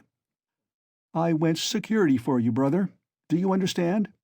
We called Chebarov, flung him 10 rubles, and got the IOU back from him, and here I have the honor of presenting it to you. She trusts your word now. Here, take it. You see, I have torn it. Razumian put the note on the table. Raskolnikov looked at him and turned to the wall without uttering a word. Even Razumian felt a twinge. I see, brother, he said a moment later, that I have been playing the fool again. I thought I should amuse you with my chatter, and I believe I have only made you cross. Was it you I did not recognize when I was delirious? Raskolnikov asked, after a moment's pause, without turning his head. Yes, and you flew into a rage about it, especially when I brought Zametov one day. Zametov? The head clerk? What for? Raskolnikov turned round quickly and fixed his eyes on Razumian. What's the matter with you? What are you upset about? He wanted to make your acquaintance because I talked to him a lot about you. How could I have found out so much except from him? He is a capital fellow, brother, first rate. In his own way, of course. Now we are friends, see each other almost every day. I have moved into this part, you know. I have only just moved. I've been with him to Louise Ivanovna once or twice. Do you remember Louise Ivanovna? Did I say anything in delirium? I should think so. You were beside yourself. What did I rave about? What next? What did you rave about? What people do rave about. Well, brother, now I must not lose time. To work. He got up from the table and took up his cap. What did I rave about? How he keeps on. Are you afraid of having let out some secret? Don't worry yourself. You said nothing about a countess. But you said a lot about a bulldog, and about earrings and chains, and about Krestovsky Island, and some porter, and Nikodim Fomitch and Ilya Petrovitch, the assistant superintendent. And another thing that was of special interest to you was your own sock. You whined, "Give me my sock." Zametov hunted all about your room for your socks, and with his own scented, ring-bedecked fingers he gave you the rag. And only then were you comforted, and for the next 24 hours you held the wretched thing in your hand. We could not get it from you. It is most likely somewhere under your quilt at this moment. And then you asked so piteously for fringe for your trousers. We tried to find out what sort of fringe, but we could not make it out. Now to business. Here are 35 rubles. I take 10 of them, and shall give you an account of them in an hour or two. I will let Zosimov know at the same time, though he ought to have been here long ago, for it is nearly 12. And you, Nastasia, look in pretty often while I am away, to see whether he wants a drink or anything else, and I will tell Pashenka what is wanted myself. Goodbye." "He calls her Pashenka. Ah, he's a deep one," said Nastasia as he went out. Then she opened the door and stood listening, but could not resist running downstairs after him. She was very eager to hear what he would say to the landlady. She was evidently quite fascinated by Razumihin. No sooner had she left the room than the sick man flung off the bedclothes and leapt out of the bed like a madman. With burning, twitching impatience, he had waited for them to be gone so that he might set to work. But to what work? Now, as though to spite him, it eluded him. "Good God, only tell me one thing. Do they know of it yet, or not? What if they know it and are only pretending, mocking me while I am laid up, and then they will come in and tell me that it's been discovered long ago, and that they have only— What am I to do now? That's what I've forgotten, as though on purpose. Forgotten it all at once, I remembered a minute ago." He stood in the middle of the room and gazed in miserable bewilderment about him. He walked to the door, opened it, listened. But that was not what he wanted. Suddenly, as though recalling something, he rushed to the corner where there was a hole under the paper, began examining it, put his hand into the hole, fumbled, but that was not it. He went to the stove, opened it, and began rummaging in the ashes. The frayed edges of his trousers and the rags cut off his pocket were lying there just as he had thrown them. No one had looked then. Then he remembered the sock about which Razumihin had just been telling him. Yes, there it lay on the sofa under the quilt, but it was so covered with dust and grime that Zametov could not have seen anything on it. Bah, Zametov! The police office! And why am I sent for to the police office? Where's the notice? Bah! I am mixing it up. That was then. I looked at my sock then, too, but now I have been ill. But what did Zametov come for? Why did Razumihin bring him? He muttered, helplessly sitting on the sofa again. What does it mean? Am I still in delirium, or is it real? I believe it is real. Ah, I remember. I must escape. Make haste to escape. Yes, I must escape. Yes. But where? And where are my clothes? I've no boots. They've taken them away. They've hidden them. I understand. Ah, here is my coat. They passed that over. And here is money on the table, thank God. And here's the IOU. I'll take the money and go and take another lodging. They won't find me. Yes, but the address bureau. They'll find me. Razumihin will find me.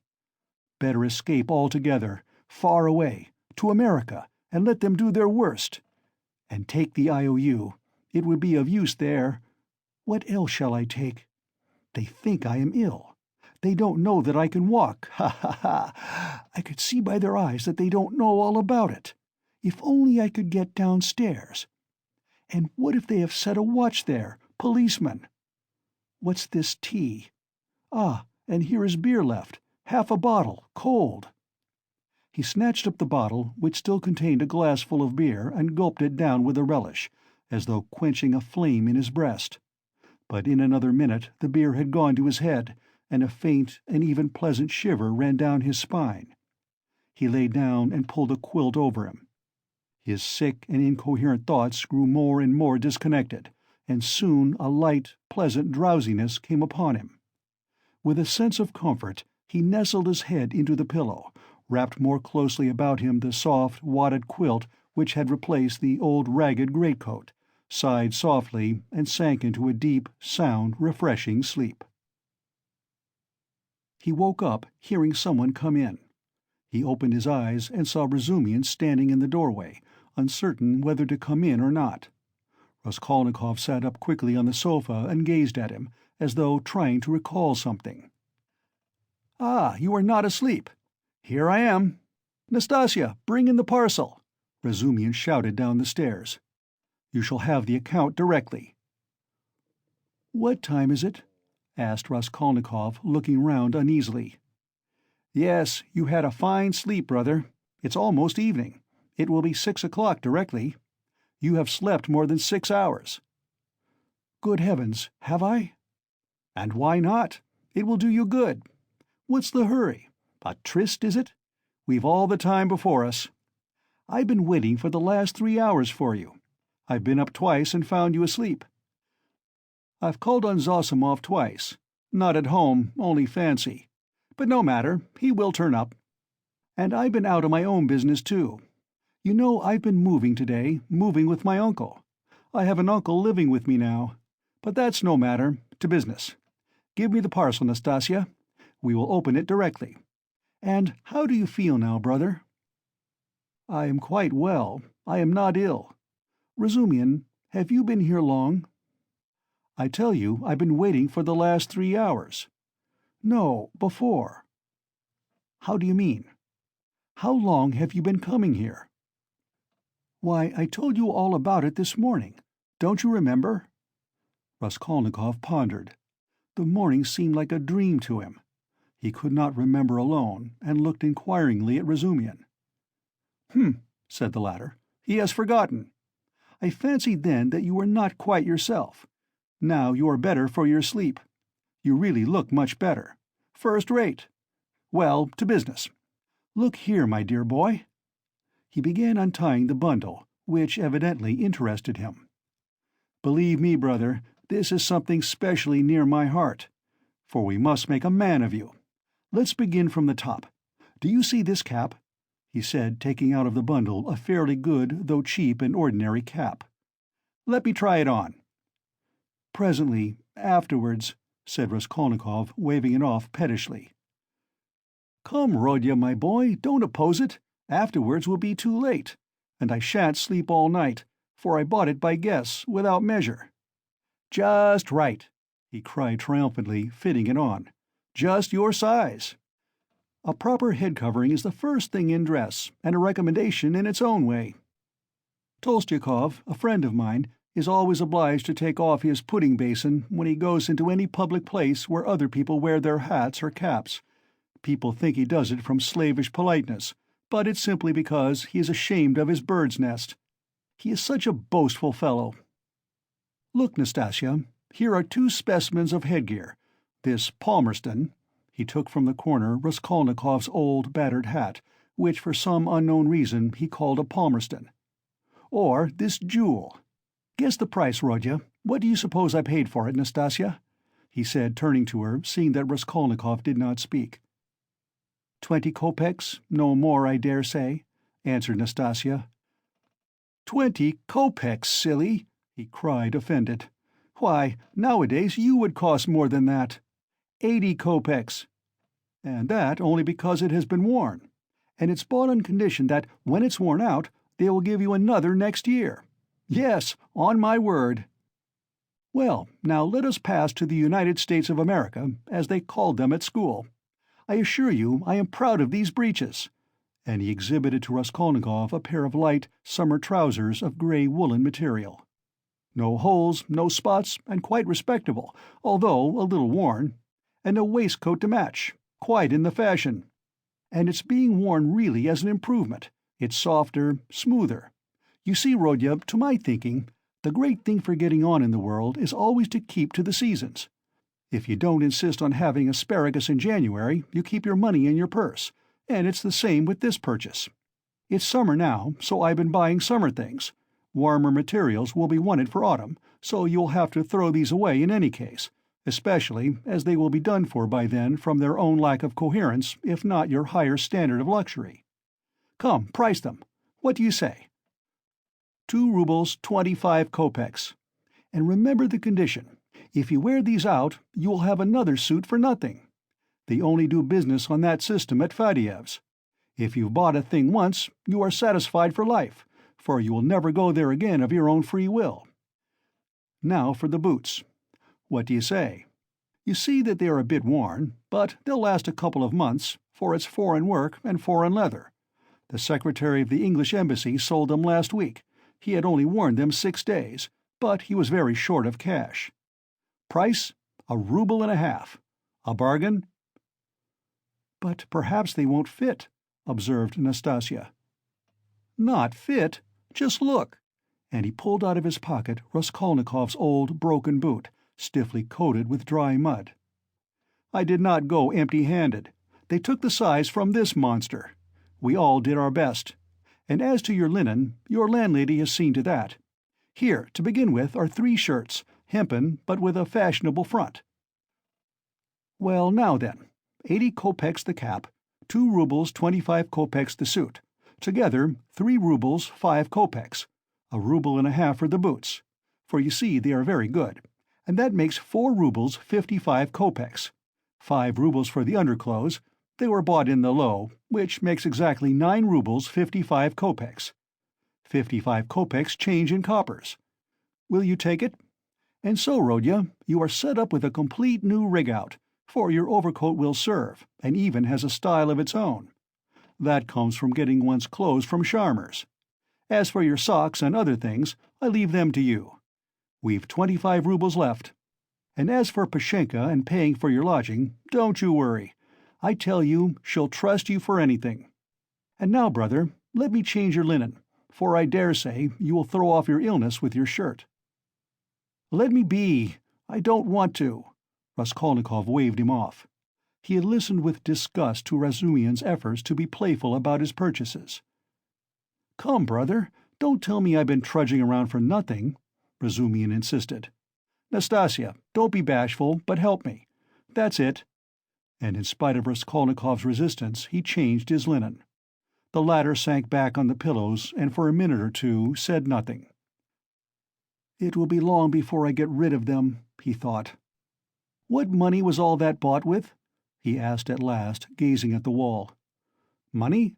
Why, your own, what the messenger brought from Vorushin. Your mother sent it. Have you forgotten that too?" "I remember now," said Raskolnikov after a long, sullen silence. Razumian looked at him, frowning and uneasy. The door opened, and a tall, stout man, whose appearance seemed familiar to Raskolnikov, came in. End of Part 2, Chapter 3. Part 2, Chapter 4. Zosimov was a tall, fat man, with a puffy, colorless, clean-shaven face and straight, flaxen hair. He wore spectacles, and a big gold ring on his fat finger. He was 27. He had on a light gray fashionable loose coat, light summer trousers, and everything about him loose, fashionable, and spick and span. His linen was irreproachable. His watch-chain was massive. In manner he was slow and, as it were, nonchalant, and at the same time studiously free and easy. He made efforts to conceal his self-importance, but it was apparent at every instant. All his acquaintances found him tedious, but said he was clever at his work. "I've been to see you twice today, brother. You see, he's come to himself," cried Razumian. I see. And how do we feel now, eh?" said Zosimov to Raskolnikov, watching him carefully, and sitting down at the foot of the sofa, he settled himself as comfortably as he could. "He is still depressed," Razumian went on. "We've just changed his linen, and he almost cried." "That's very natural. You might have put it off if he did not wish it. His pulse is first-rate. Is your head still aching, eh?" "I am well. I am perfectly well," Raskolnikov declared positively and irritably. He raised himself on the sofa and looked at them with glittering eyes, but sank back to the pillow at once and turned to the wall. Zosimov watched him intently. "Very good. Going on all right," he said lazily. "Has he eaten anything?" They told him and asked what he might have. "He may have anything. Soup, tea. Mushrooms and cucumbers, of course, you must not give him. He'd better not have meat either, but no need to tell you that." Razumian and he looked at each other. "No more medicine or anything. I'll look at him again tomorrow. Perhaps today even. But never mind." "Tomorrow evening I shall take him for a walk," said Razumian. "We are going to the Yusupov garden and then to the Palais de Cristal."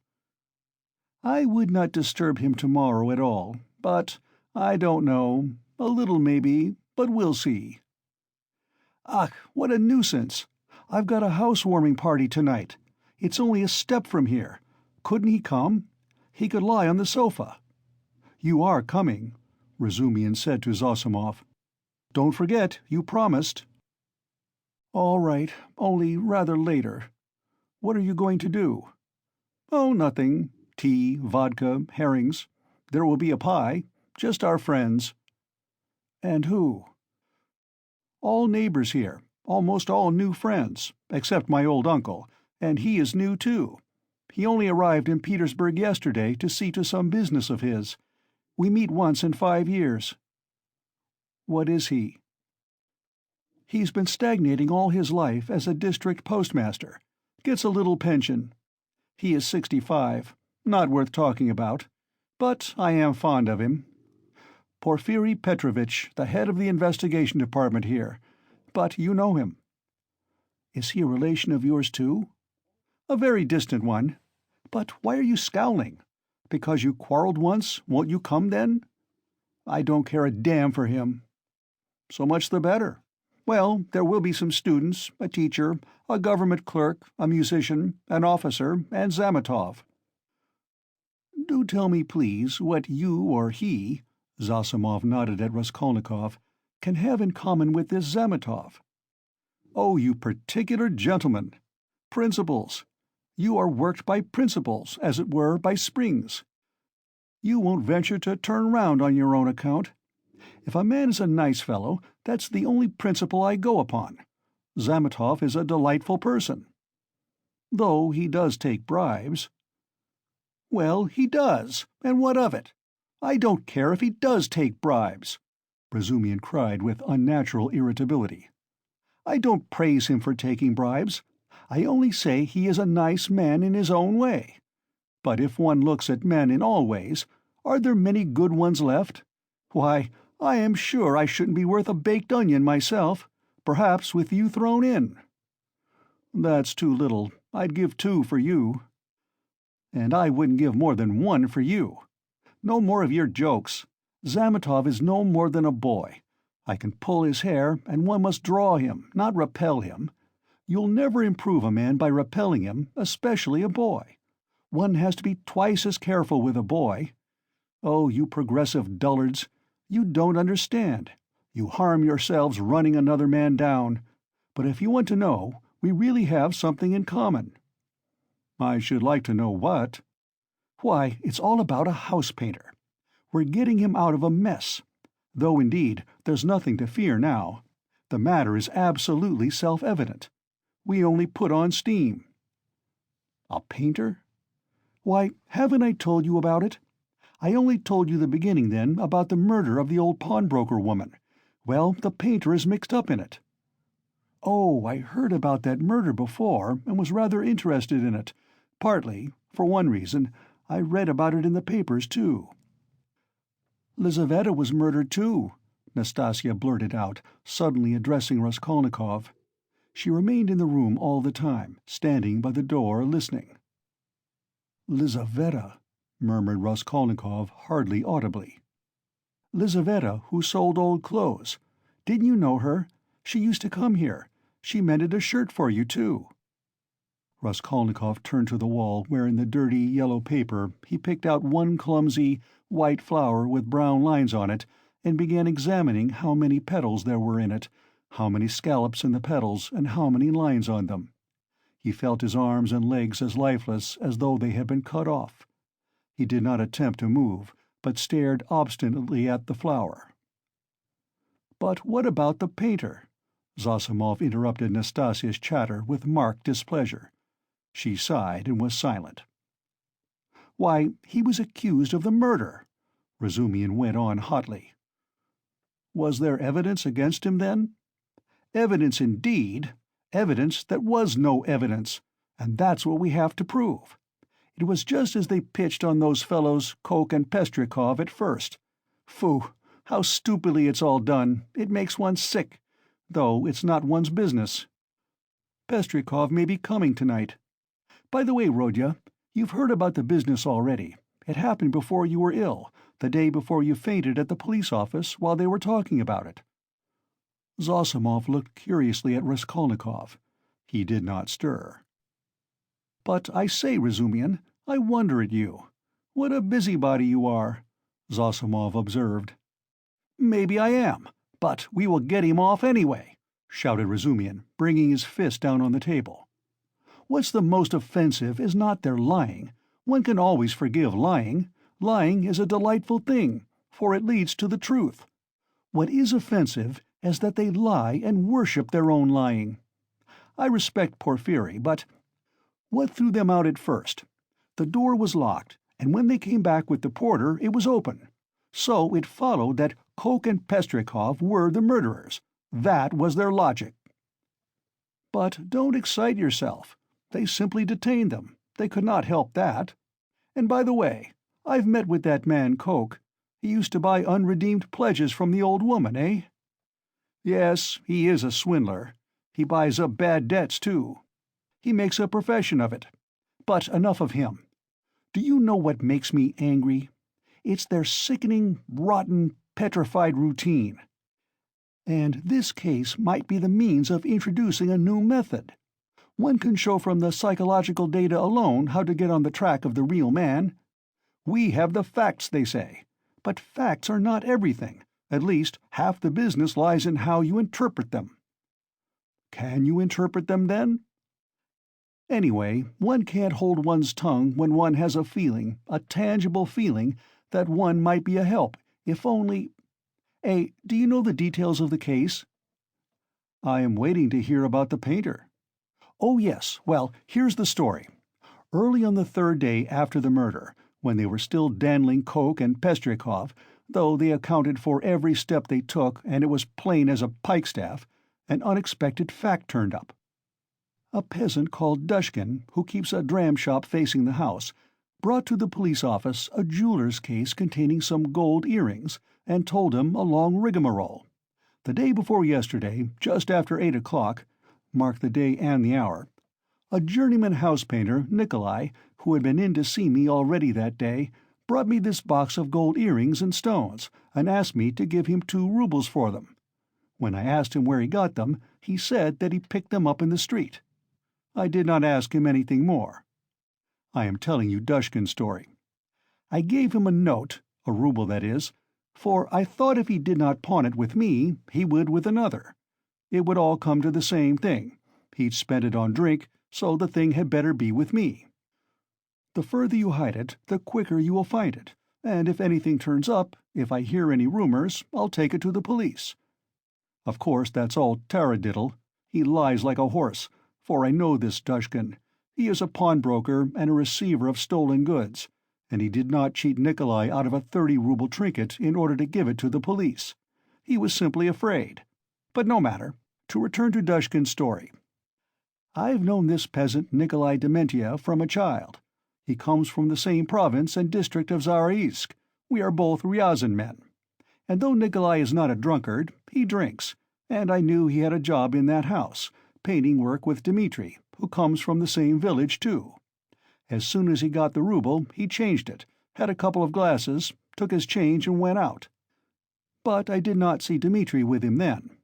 And the next day I heard that someone had murdered Alyona Ivanovna and her sister, Lizaveta Ivanovna, with an axe. I knew them, and I felt suspicious about the earrings at once, for I knew the murdered woman lent money on pledges. I went to the house and began to make careful inquiries without saying a word to anyone. First of all I asked, "Is Nikolai here?" Dmitri told me that Nikolai had gone off on the spree. He had come home at daybreak drunk, stayed in the house about 10 minutes, and went out again. Dmitri didn't see him again and is finishing the job alone. And their job is on the same staircase as the murder, on the 2nd floor.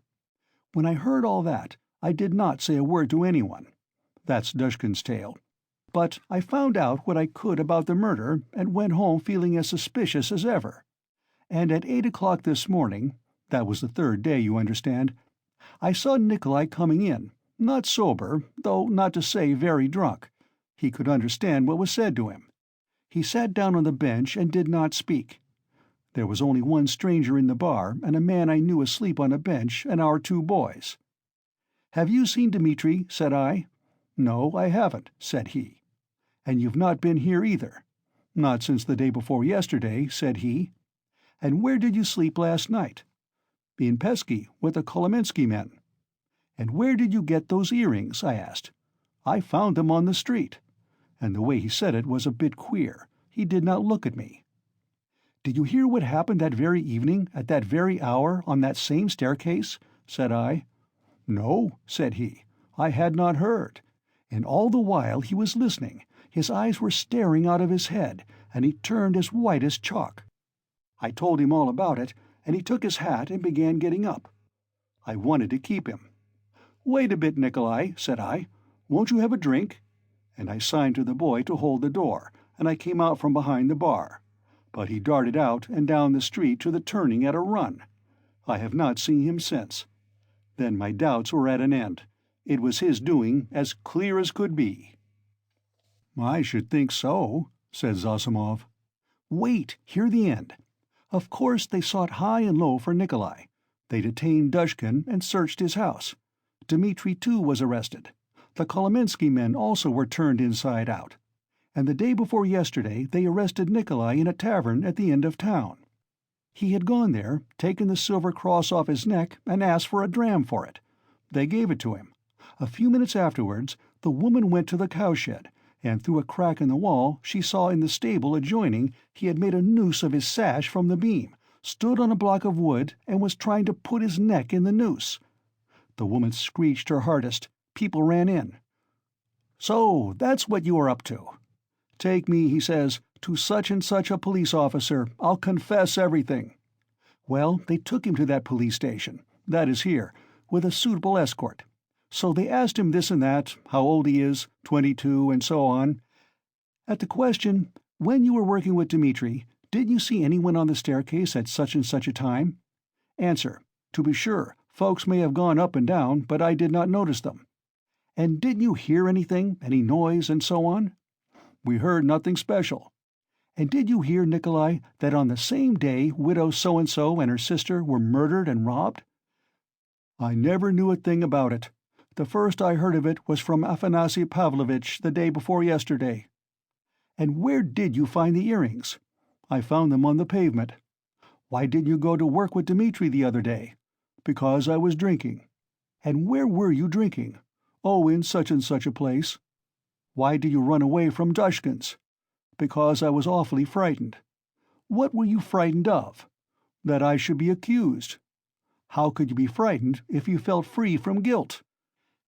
Now, Zosimov, you may not believe me, that question was put literally in those words. I know it for a fact. It was repeated to me exactly. What do you say to that?" "Well, anyway, there's the evidence." "I'm not talking of the evidence now. I am talking about that question, of their own idea of themselves. Well, so they squeezed and squeezed him, and he confessed. I did not find it in the street, but in the flat where I was painting with Dmitri. And how was that? Why, Dmitri and I were painting there all day, and we were just getting ready to go, and Dmitri took a brush and painted my face, and he ran off, and I after him. I ran after him, shouting my hardest, and at the bottom of the stairs I ran right against the porter and some gentlemen, and how many gentlemen there were I don't remember. And the porter swore at me, and the other porter swore too, and the porter's wife came out and swore at us too. And a gentleman came into the entry with a lady, and he swore at us too, for Dmitri and I lay right across their way. I got hold of Dmitri's hair and knocked him down and began beating him. And Dmitri too caught me by the hair and began beating me. But we did it all not for temper, but in a friendly way, for sport. And then Dmitri escaped and ran into the street, and I ran after him. But I did not catch him, and went back to the flat alone. I had to clear up my things. I began putting them together, expecting Dmitri to come, and there in the passage, in the corner by the door, I stepped on the box. I saw it lying there wrapped up in paper. I took off the paper, saw some little hooks, undid them, and in the box were the earrings." "Behind the door? Lying behind the door? Behind the door?" Raskolnikov cried suddenly, staring with a blank look of terror at Razumihin, and he slowly sat up on the sofa, leaning on his hand. "Yes, why? What's the matter? What's wrong?" Razumihin too got up from his seat. "Nothing," Raskolnikov answered faintly, turning to the wall. All were silent for a while. "He must have waked from a dream," Razumihin said at last, looking inquiringly at Zosimov. The latter slightly shook his head. "Well, go on," said Zosimov. "What next?" "What next? As soon as he saw the earrings, forgetting Dmitri and everything, he took up his cap and ran to Dushkin, and, as we know, got a rouble from him. He told a lie saying he found them in the street and went off drinking. He keeps repeating his old story about the murder. I know nothing of it, never heard of it till the day before yesterday. And why didn't you come to the police till now? I was frightened. And why did you try to hang yourself? From anxiety. What anxiety? That I should be accused of it. Well, that's the whole story. And now what do you suppose they deduce from that?" "Why, there's no supposing. There's a clue, such as it is, a fact. You wouldn't have your painter set free."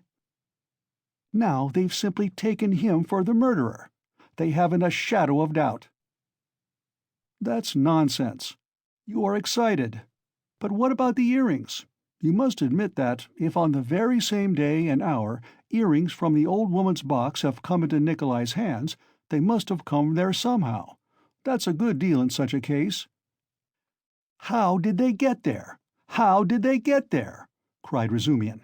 "How can you, a doctor, whose duty it is to study man and who has more opportunity than anyone else for studying human nature, how can you fail to see the character of the man in the whole story? Don't you see at once that the answer he has given in the examination are the holy truth? They came into his hand precisely as he has told us. He stepped on the box and picked it up."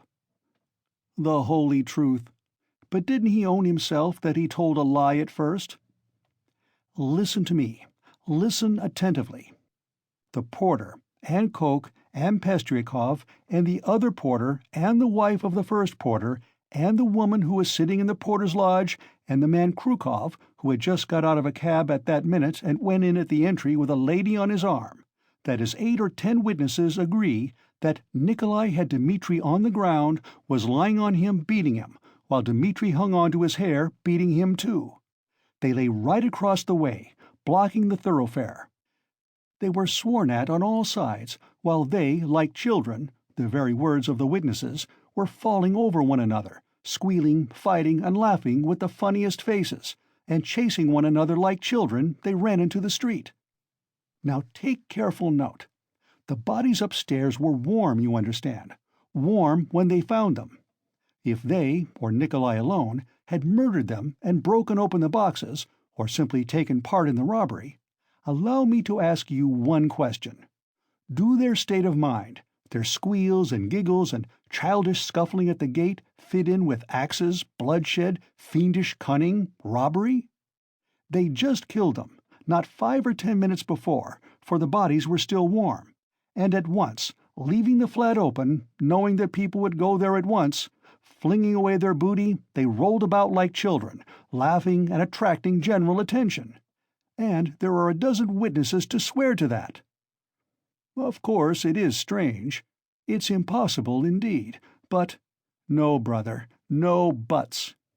And if the earrings being found in Nikolai's hands at the very day and hour of the murder constitutes an important piece of circumstantial evidence against him, although the explanation given by him accounts for it, and therefore it does not tell seriously against him, one must take into consideration the facts which prove him innocent, especially as they are facts that cannot be denied. And do you suppose, from the character of our legal system, that they will accept, or that they are in the position to accept, this fact, resting simply on a psychological impossibility, as irrefutable and conclusively breaking down the circumstantial evidence for the prosecution? No, they won't accept it. They certainly won't, because they found the jewel case and the man tried to hang himself, which he could not have done if he hadn't felt guilty. That's the point. That's what excites me, you must understand." "Oh, I see you're excited. Wait a bit. I forgot to ask you. What proof is there that the box came from the old woman?" "That's been proved," said Razumian with apparent reluctance, frowning. "Coke recognized the jewel case and gave the name of the owner, who proved conclusively that it was his." "That's bad. Now, another point. Did anyone see Nikolai at the time that Coke and Pestrikov were going upstairs at first, and is there no evidence about that?" "Nobody did see him," Razumian answered with vexation. "That's the worst of it.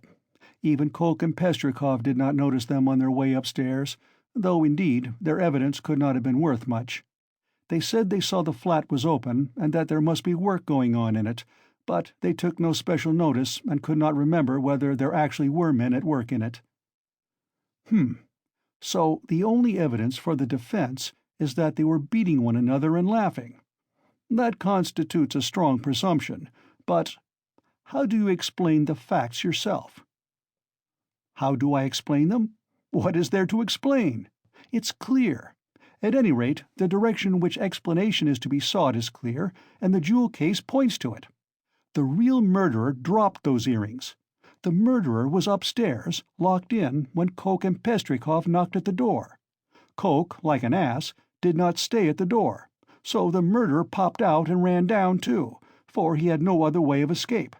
He hid from Coke, Pestrikov, and the porter in the flat when Nikolai and Dmitri had just run out of it.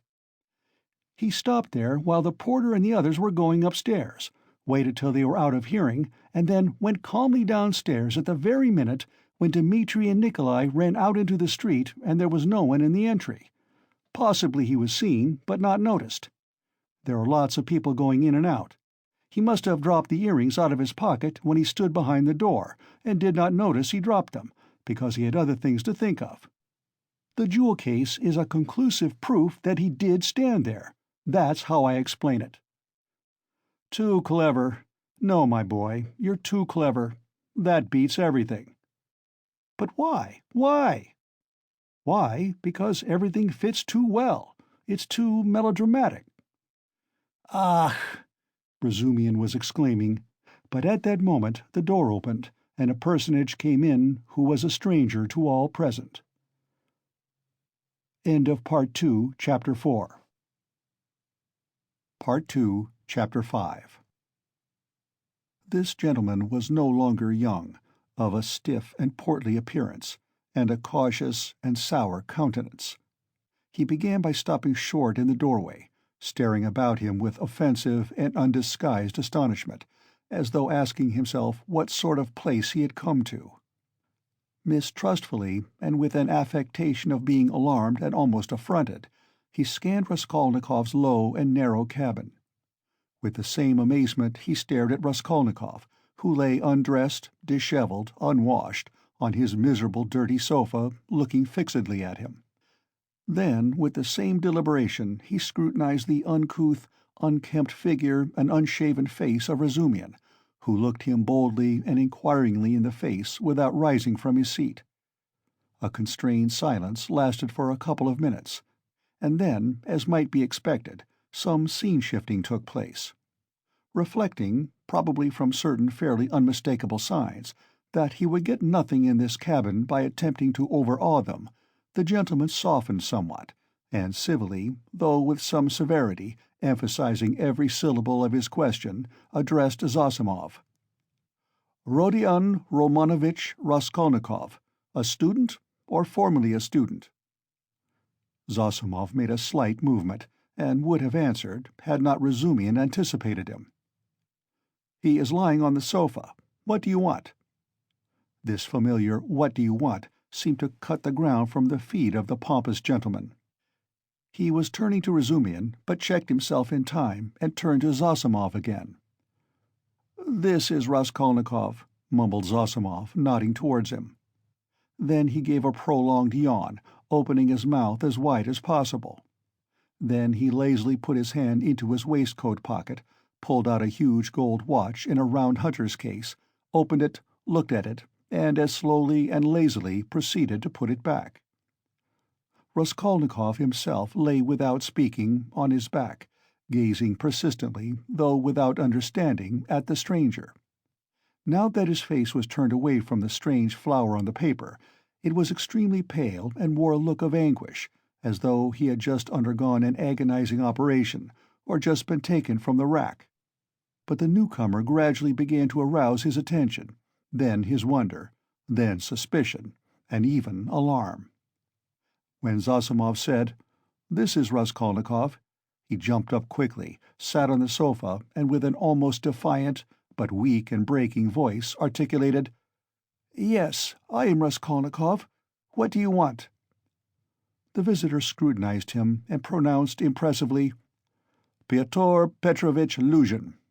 I believe I have reason to hope that my name is not wholly unknown to you."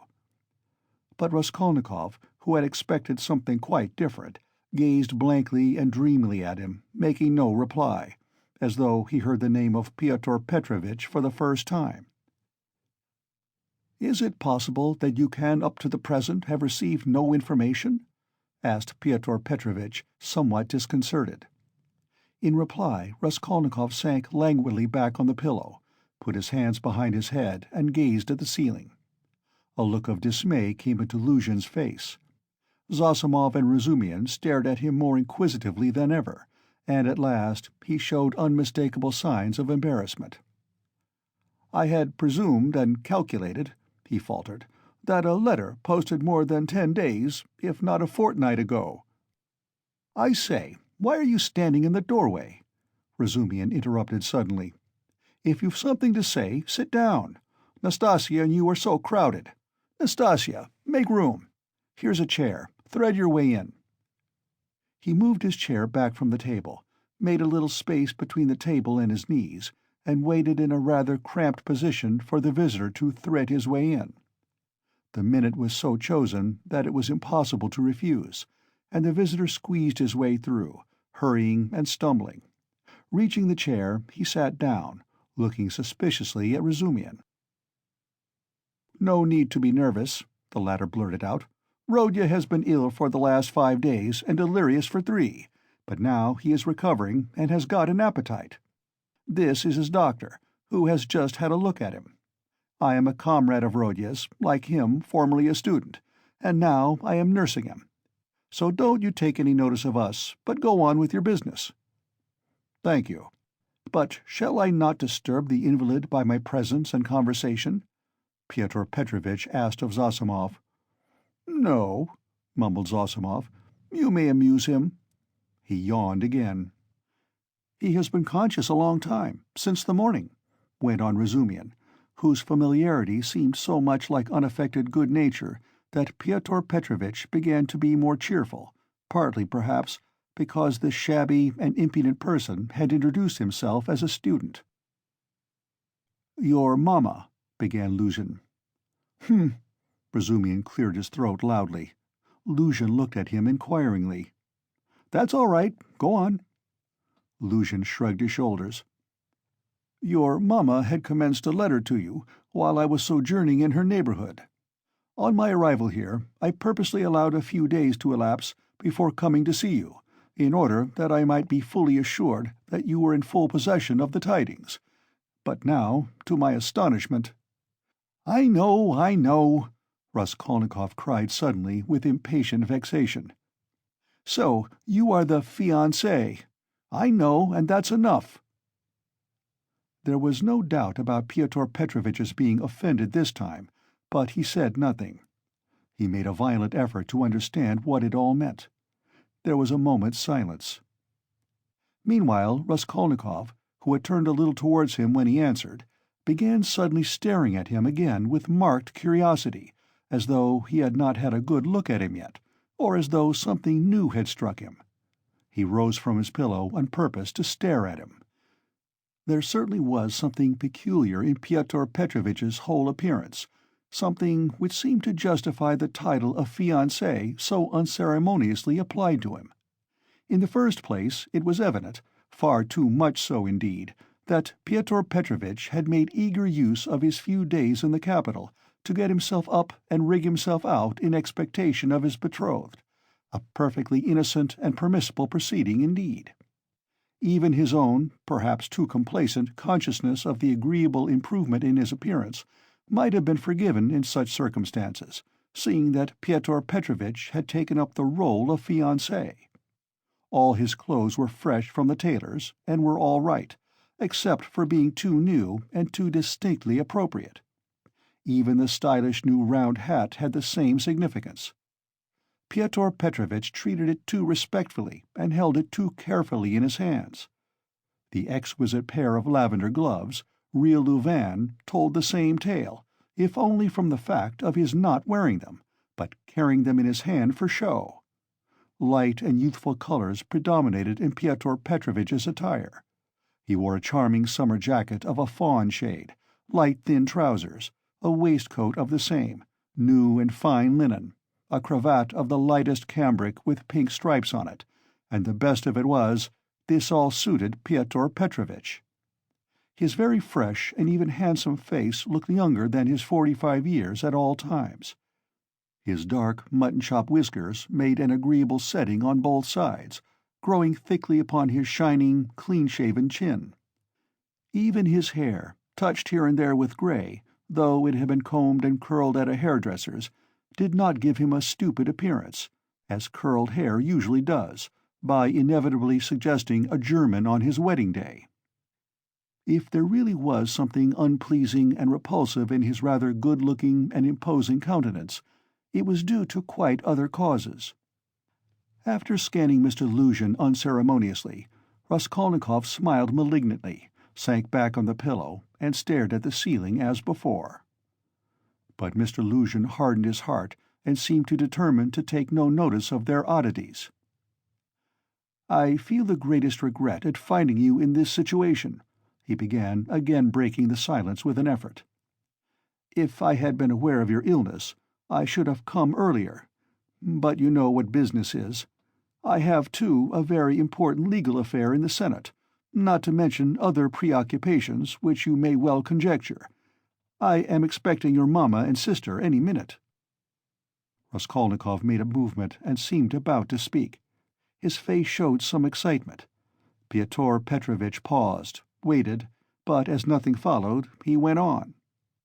"Any minute. I have found a lodging for them on their arrival." "Where?" asked Raskolnikov weakly. "Very near here, in Bakaleyev's house."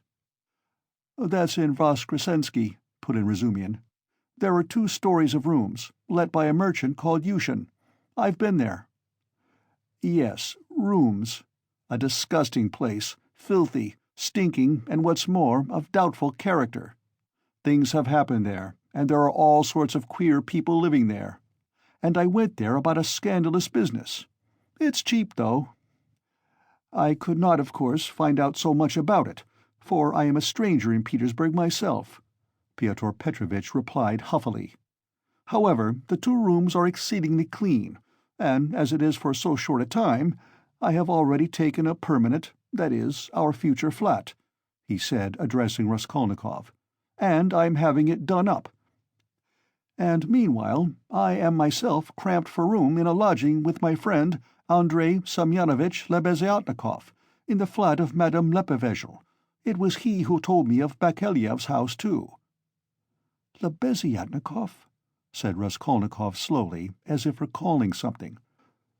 "Yes, Andrei Semyonovitch Lebeziatnikov, a clerk in the ministry. Do you know him?" "Yes, no," Raskolnikov answered. "Excuse me, I fancied so from your inquiry. I was once his guardian. A very nice young man, and advanced. I like to meet young people. One learns new things from them." Luzhin looked round hopefully at them all. "How do you mean?" asked Razumian. "In the most serious and essential matters," Pyotr Petrovitch replied, as though delighted at the question. "You see, it's 10 years since I visited Petersburg. All the novelties, reforms, ideas have reached us in the provinces, but to see it all more clearly one must be in Petersburg. And it's my notion that you observe and learn most by watching the younger generation. And I confess I am delighted." "At what?" Your question is a wide one.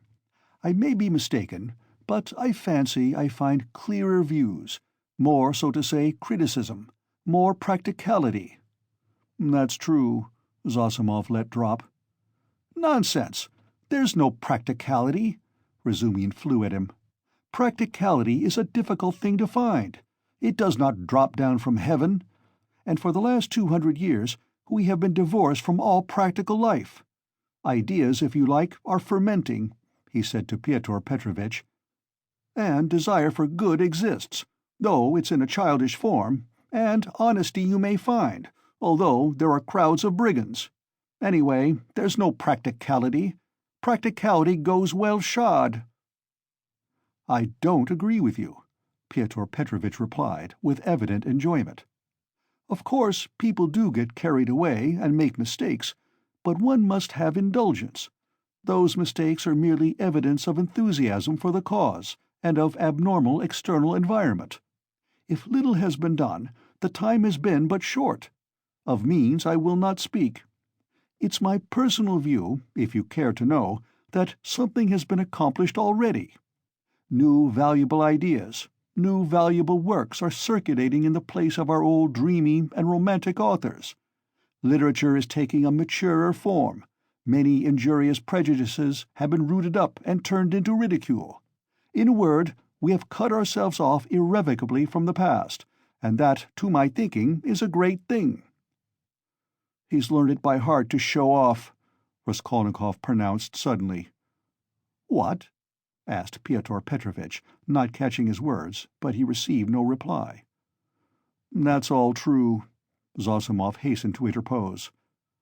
"Isn't it so?" Pyotr Petrovitch went on, glancing affably at Zossimov.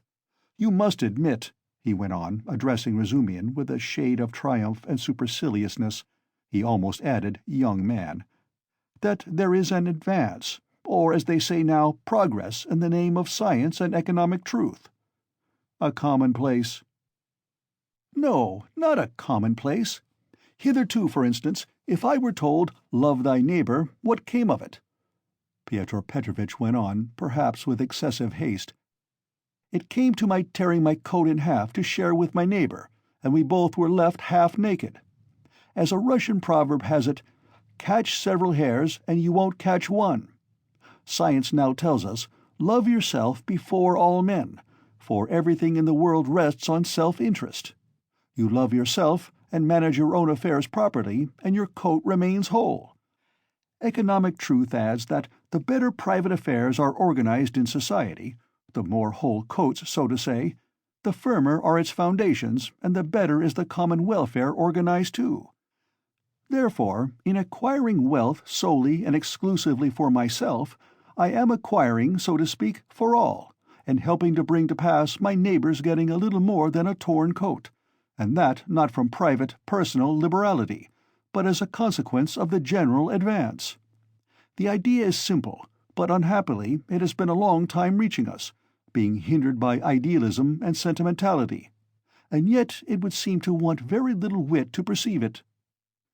"Excuse me, I've very little wit myself," Razumian cut in sharply, "and so let us drop it. I began this discussion with an object, but I've grown so sick during the last 3 years of this chattering to amuse oneself, of this incessant flow of commonplaces, always the same, that, by Jove, I blush even when other people talk like that. You are in a hurry, no doubt, to exhibit your requirements, and I don't blame you. That's quite pardonable. I only wanted to find out what sort of a man you are, for so many unscrupulous people have got hold of the progressive cause of late and have so distorted in their own interests everything they touched that the whole cause has been dragged in the mire. That's enough." "Excuse me, sir," said Luzhin, affronted and speaking with excessive dignity. "Do you mean to suggest, so unceremoniously, that I, too— Oh, my dear sir, how could I— Come, that's enough," Razumian concluded, and he turned abruptly to Zossimov to continue their previous conversation. Pyotr Petrovitch had the good sense to accept the disavowal. He made up his mind to take leave in another minute or two. "I trust our acquaintance," he said, addressing Raskolnikov, may, upon your recovery, and in view of the circumstances of which you are aware, become closer. Above all, I hope for your return to health." Raskolnikov did not even turn his head. Pyotr Petrovitch began getting up from his chair. "One of her customers must have killed her," Zosimov declared positively. "Not a doubt of it," replied Razumian. "Porfiry doesn't give his opinion, but is examining all who have left pledges with her there." "Examining them?" Raskolnikov asked aloud. "Yes. What then?" "Nothing." "How does he get hold of them?" asked Zosimov. "Coke has given the names of some of them. Other names are on the wrappers of the pledges, and some have come forward of themselves." "It must have been a cunning and practiced ruffian. The boldness of it, the coolness—" "That's just what it wasn't," interposed Razumian. "That's what throws you all off the scent. But I maintain that he is not cunning, not practiced, and probably this was his first crime. The supposition that it was a calculated crime and a cunning criminal doesn't work. Suppose him to have been inexperienced, and it's clear that it was only a chance that saved him, and chance may do anything. Why, he did not foresee obstacles, perhaps. And how did he set to work? He took jewels worth 10 or 20 rubles, stuffing his pockets with them, ransacked the old woman's trunks, her rags, and they found 1,500 rubles, besides notes, in a box in the top drawer of the chest. He did not know how to rob, he could only murder. It was his first crime, I assure you, his first crime. He lost his head, and he got off more by luck than good counsel." "You were talking of the murder of the old pawnbroker, I believe," Pyotr Petrovitch put in, addressing Zosimov. He was standing, hat and gloves in hand, but before departing he felt disposed to throw off a few more intellectual phrases. He was evidently anxious to make a favorable impression, and his vanity overcame his prudence. "Yes, you've heard of it?" "Oh, yes, being in the neighborhood." "Do you know the details?" "I can't say that, but another circumstance interests me in the case, the whole question, so to say. Not to speak of the fact that crime has been greatly on the increase among the lower classes during the last 5 years, not to speak of the cases of robbery and arson everywhere, what strikes me as the strangest thing is that in the higher classes, too, crime is increasing proportionately. In one place one hears of a student's robbing the mail on the high road. In another place people of good social position forge false banknotes. In Moscow of late a whole gang has been captured who used to forge lottery tickets, and one of the ringleaders was a lecturer in universal history. Then our secretary abroad was murdered from some obscure motive of gain. And if this old woman, the pawnbroker, has been murdered by someone of a higher class in society, for peasants don't pawn gold trinkets, how are we to explain this demoralization of the civilized part of our society?" "There are many economic changes," put in Zosimov. "How are we to explain it?" Razumian caught him up. "It might be explained by our inveterate impracticality." "How do you mean?" "What answer had your lecturer in Moscow to make to the question why he was forging notes? Everybody is getting rich one way or another, so I want to make haste to get rich too. I don't remember the exact words, but the upshot was that he wants money for nothing, without waiting or working. We've grown used to having everything ready-made, to walking on crutches, to having our food chewed for us. Then the great hour struck. The emancipation of the serfs in 1861 is meant, and every man showed himself in his true colors." "But morality, and, so to speak, principles?" "But why do you worry about it?" Raskolnikov interposed suddenly. "It's in accordance with your theory." "In accordance with my theory?" "Why, carry out logically the theory you were advocating just now, and it follows that people may be killed." "Upon my word!" cried Luzhin. "No, that's not so," put in Zosimov. Raskolnikov lay with a white face and twitching upper lip, breathing painfully. "There's a measure in all things," Luzhin went on superciliously.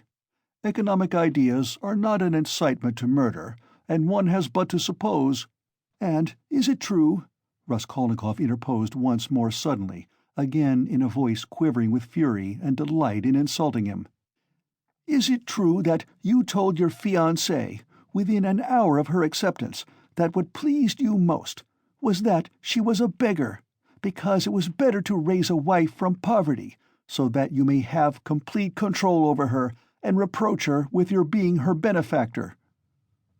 "Upon my word," Luzhin cried wrathfully and irritably, crimson with confusion, "to distort my words in this way— Excuse me, allow me to assure you that the report which has reached you, or rather, let me say, has been conveyed to you, has no foundation in truth, and I suspect who— in a word, this arrow— in a word, your mamma. She seemed to me, in other things, with all her excellent qualities, of a somewhat high-flown and romantic way of thinking, but I was 1,000 miles from supposing that she would misunderstand and misrepresent things in so fanciful a way. And indeed— I tell you what," cried Raskolnikov, raising himself on his pillow and fixing his piercing, glittering eyes upon him, "I tell you what—" "What?" Luzhin stood still, waiting with a defiant and offended face. Silence lasted for some seconds. "Why, if ever again you dare to mention a single word about my mother, I shall send you flying downstairs." "What's the matter with you?" cried Razumihin.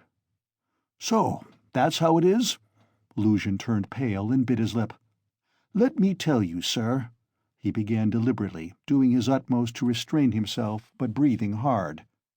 "At the first moment I saw you, you were ill-disposed to me, but I remained here on purpose to find out more. I could forgive a great deal in a sick man and a connection, but you— never after this." "I am not ill!" cried Raskolnikov. "So much the worse. Go to hell!" But Luzhin was already leaving without finishing his speech, squeezing between the table and the chair. Razumihin got up this time to let him pass. Without glancing at anyone, and not even nodding to Zossimov, who had for some time been making signs to him to let the sick man alone, he went out, lifting his hat to the level of his shoulders to avoid crushing it as he stooped to go out of the door. And even the curve of his spine was expressive of the horrible insult he had received. "How could you? How could you?" Razumihin said, shaking his head in perplexity. "Let me alone! Let me alone, all of you!" Raskolnikov cried in a frenzy. "Will you ever leave off tormenting me? I am not afraid of you. I am not afraid of anyone now. Get away from me. I want to be alone. Alone! "Come along," said Zossimov, nodding to Razumihin. "But we can't leave him like this." "Come along," Zossimov repeated insistently, and he went out. Razumihin thought a minute and ran to overtake him. "It might be worse not to obey him," said Zossimov on the stairs. "He mustn't be irritated. What's the matter with him? If only he could get some favorable shock, that's what would do it. At first he was better. You know he has got something on his mind, some fixed idea weighing on him. I am very much afraid so. He must have. Perhaps it's that gentleman, Pyotr Petrovitch. From his conversation I gather he is going to marry his sister, and that he had received a letter about it just before his illness. Yes, confound the man. He may have upset the case altogether. But have you noticed, he takes no interest in anything. He does not respond to anything except one point on which he seems excited. That's the murder?" Yes, Razumihin agreed. "I noticed that too. He is interested, frightened. It gave him a shock on the day he was ill in the police office. He fainted. Tell me more about that this evening, and I'll tell you something afterwards. He interests me very much. In half an hour I'll go and see him again. There'll be no inflammation, though." "Thanks. And I'll wait with Pashenka meantime, and we'll keep watching him through Nastasia." Raskolnikov, left alone, looked with impatience and misery at Nastasia, but she still lingered. "Won't you have some tea now?" she asked. "Later. I am sleepy. Leave me." He turned abruptly to the wall. Nastasia went out. End of Part 2, Chapter 5. Part 2, Chapter 5. This gentleman was no longer young, of a stiff and portly appearance, and a cautious and sour countenance. He began by stopping short in the doorway, staring about him with offensive and undisguised astonishment, as though asking himself what sort of place he had come to. Mistrustfully, and with an affectation of being alarmed and almost affronted, he scanned Raskolnikov's low and narrow cabin. With the same amazement he stared at Raskolnikov, who lay undressed, disheveled, unwashed, on his miserable dirty sofa, looking fixedly at him. Then, with the same deliberation, he scrutinized the uncouth, unkempt figure and unshaven face of Razumian, who looked him boldly and inquiringly in the face without rising from his seat. A constrained silence lasted for a couple of minutes, and then, as might be expected, some scene-shifting took place. Reflecting, probably from certain fairly unmistakable signs, that he would get nothing in this cabin by attempting to overawe them, the gentleman softened somewhat, and civilly, though with some severity, emphasizing every syllable of his question, addressed Zosimov. "Rodion Romanovich Raskolnikov, a student, or formerly a student?" Zosimov made a slight movement, and would have answered, had not Razumian anticipated him. "He is lying on the sofa. What do you want?" This familiar "what do you want" seemed to cut the ground from the feet of the pompous gentleman. He was turning to Razumian, but checked himself in time and turned to Zosimov again. "This is Raskolnikov," mumbled Zosimov, nodding towards him. Then he gave a prolonged yawn, opening his mouth as wide as possible. Then he lazily put his hand into his waistcoat pocket, pulled out a huge gold watch in a round hunter's case, opened it, looked at it, and as slowly and lazily proceeded to put it back. Raskolnikov himself lay without speaking, on his back, gazing persistently, though without understanding, at the stranger.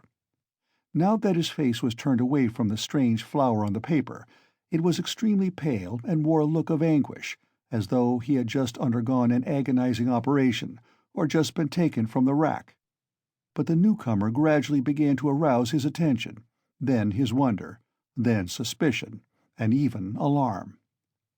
When Zosimov said, "This is Raskolnikov," he jumped up quickly, sat on the sofa, and with an almost defiant, but weak and breaking voice, articulated, "Yes, I am Raskolnikov. What do you want?" The visitor scrutinized him and pronounced impressively, "Pyotr Petrovitch Luzhin. I believe I have reason to hope that my name is not wholly unknown to you." But Raskolnikov, who had expected something quite different, gazed blankly and dreamily at him, making no reply, as though he heard the name of Pyotr Petrovitch for the first time. "Is it possible that you can up to the present have received no information?" asked Pyotr Petrovitch, somewhat disconcerted. In reply Raskolnikov sank languidly back on the pillow, put his hands behind his head, and gazed at the ceiling. A look of dismay came into Luzhin's face. Zosimov and Razumian stared at him more inquisitively than ever, and at last he showed unmistakable signs of embarrassment. "I had presumed and calculated," he faltered, "that a letter posted more than 10 days, if not a fortnight ago—" "I say, why are you standing in the doorway?" Razumian interrupted suddenly. "If you've something to say, sit down. Nastasia and you are so crowded. Nastasia, make room. Here's a chair. Thread your way in." He moved his chair back from the table, made a little space between the table and his knees, and waited in a rather cramped position for the visitor to thread his way in. The minute was so chosen that it was impossible to refuse, and the visitor squeezed his way through, hurrying and stumbling. Reaching the chair, he sat down, looking suspiciously at Razumian. "No need to be nervous," the latter blurted out. "Rodya has been ill for the last 5 days, and delirious for 3. but now he is recovering and has got an appetite. This is his doctor, who has just had a look at him. I am a comrade of Rodya's, like him, formerly a student, and now I am nursing him. So don't you take any notice of us, but go on with your business." "Thank you. But shall I not disturb the invalid by my presence and conversation?" Pyotr Petrovitch asked of Zossimov. "No," mumbled Zossimov. "You may amuse him." He yawned again. "He has been conscious a long time, since the morning," went on Razumihin, whose familiarity seemed so much like unaffected good nature that Pyotr Petrovitch began to be more cheerful, partly, perhaps, because this shabby and impudent person had introduced himself as a student. "Your mamma," began Luzhin. "Hm."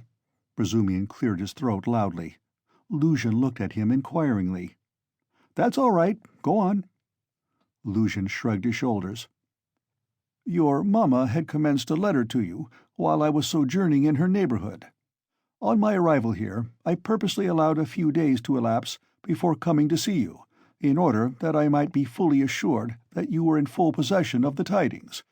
But now, to my astonishment—" I know," Raskolnikov cried suddenly with impatient vexation.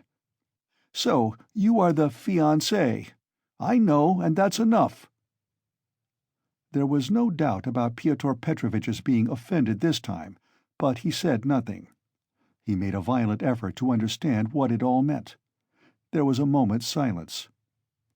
Meanwhile Raskolnikov, who had turned a little towards him when he answered, began suddenly staring at him again with marked curiosity, as though he had not had a good look at him yet, or as though something new had struck him. He rose from his pillow on purpose to stare at him. There certainly was something peculiar in Pyotr Petrovitch's whole appearance, something which seemed to justify the title of fiancé so unceremoniously applied to him. In the first place, it was evident, far too much so indeed, that Pyotr Petrovitch had made eager use of his few days in the capital to get himself up and rig himself out in expectation of his betrothed, a perfectly innocent and permissible proceeding indeed. Even his own, perhaps too complacent, consciousness of the agreeable improvement in his appearance might have been forgiven in such circumstances, seeing that Pyotr Petrovitch had taken up the rôle of fiancé. All his clothes were fresh from the tailor's, and were all right, except for being too new and too distinctly appropriate. Even the stylish new round hat had the same significance. Pyotr Petrovitch treated it too respectfully and held it too carefully in his hands. The exquisite pair of lavender gloves, real Louvain, told the same tale, if only from the fact of his not wearing them, but carrying them in his hand for show. Light and youthful colors predominated in Pyotr Petrovitch's attire. He wore a charming summer jacket of a fawn shade, light thin trousers, a waistcoat of the same, new and fine linen, a cravat of the lightest cambric with pink stripes on it, and the best of it was, this all suited Pyotr Petrovitch. His very fresh and even handsome face looked younger than his 45 years at all times. His dark mutton-chop whiskers made an agreeable setting on both sides, growing thickly upon his shining, clean-shaven chin. Even his hair, touched here and there with grey, though it had been combed and curled at a hairdresser's, did not give him a stupid appearance, as curled hair usually does, by inevitably suggesting a German on his wedding day. If there really was something unpleasing and repulsive in his rather good-looking and imposing countenance, it was due to quite other causes. After scanning Mr. Luzhin unceremoniously, Raskolnikov smiled malignantly, sank back on the pillow, and stared at the ceiling as before. But Mr. Luzhin hardened his heart and seemed to determine to take no notice of their oddities. "I feel the greatest regret at finding you in this situation," he began, again breaking the silence with an effort. "If I had been aware of your illness, I should have come earlier. But you know what business is. I have, too, a very important legal affair in the Senate, not to mention other preoccupations which you may well conjecture. I am expecting your mamma and sister any minute."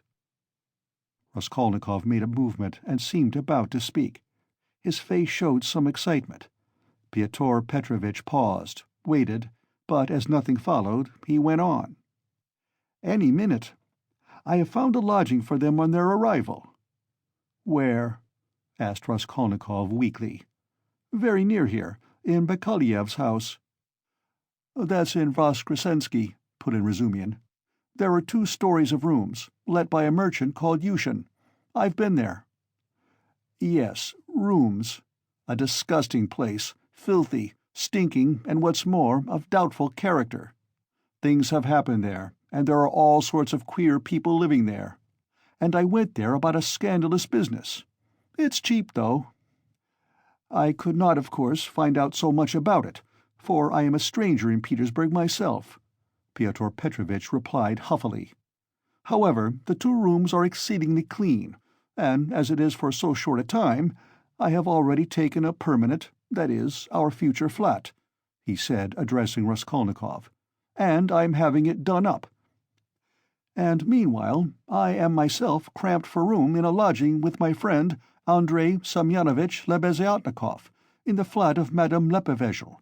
It was he who told me of Bakaleyev's house, too." "Lebeziatnikov?" said Raskolnikov slowly, as if recalling something. "Yes, Andrei Semyonovitch Lebeziatnikov, a clerk in the ministry. Do you know him?" "Yes, no," Raskolnikov answered. "Excuse me, I fancied so from your inquiry. I was once his guardian. A very nice young man, and advanced. I like to meet young people. One learns new things from them." Luzhin looked round hopefully at them all. "How do you mean?" asked Razumian. "In the most serious and essential matters," Pyotr Petrovitch replied, as though delighted at the question. "You see, it's 10 years since I visited Petersburg. All the novelties, reforms, ideas have reached us in the provinces, but to see it all more clearly one must be in Petersburg. And it's my notion that you observe and learn most by watching the younger generation. And I confess I am delighted." "At what?" "Your question is a wide one. I may be mistaken, but I fancy I find clearer views, more, so to say, criticism, more practicality." "That's true," Zosimov let drop.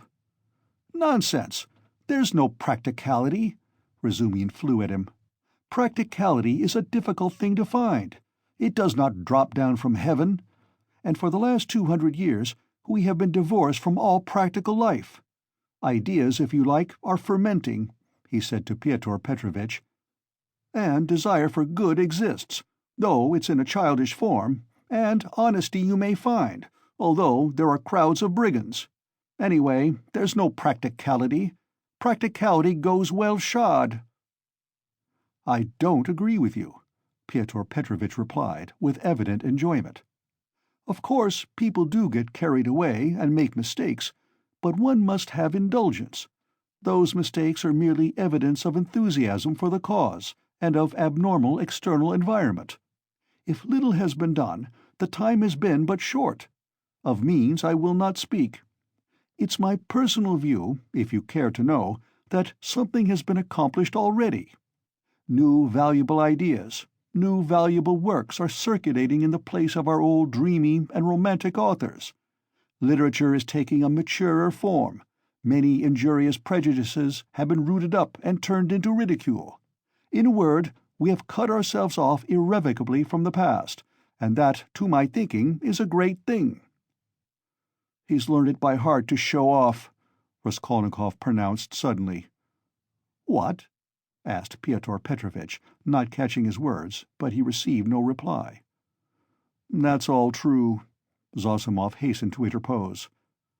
"Isn't it so?" Pyotr Petrovitch went on, glancing affably at Zosimov.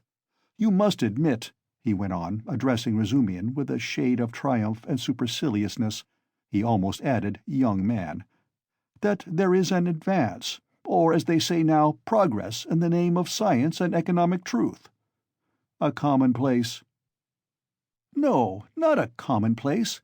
Hitherto, for instance, if I were told, 'Love thy neighbour,' what came of it?" Pyotr Petrovitch went on, perhaps with excessive haste. It came to my tearing my coat in half to share with my neighbor, and we both were left half naked. As a Russian proverb has it, catch several hares and you won't catch one.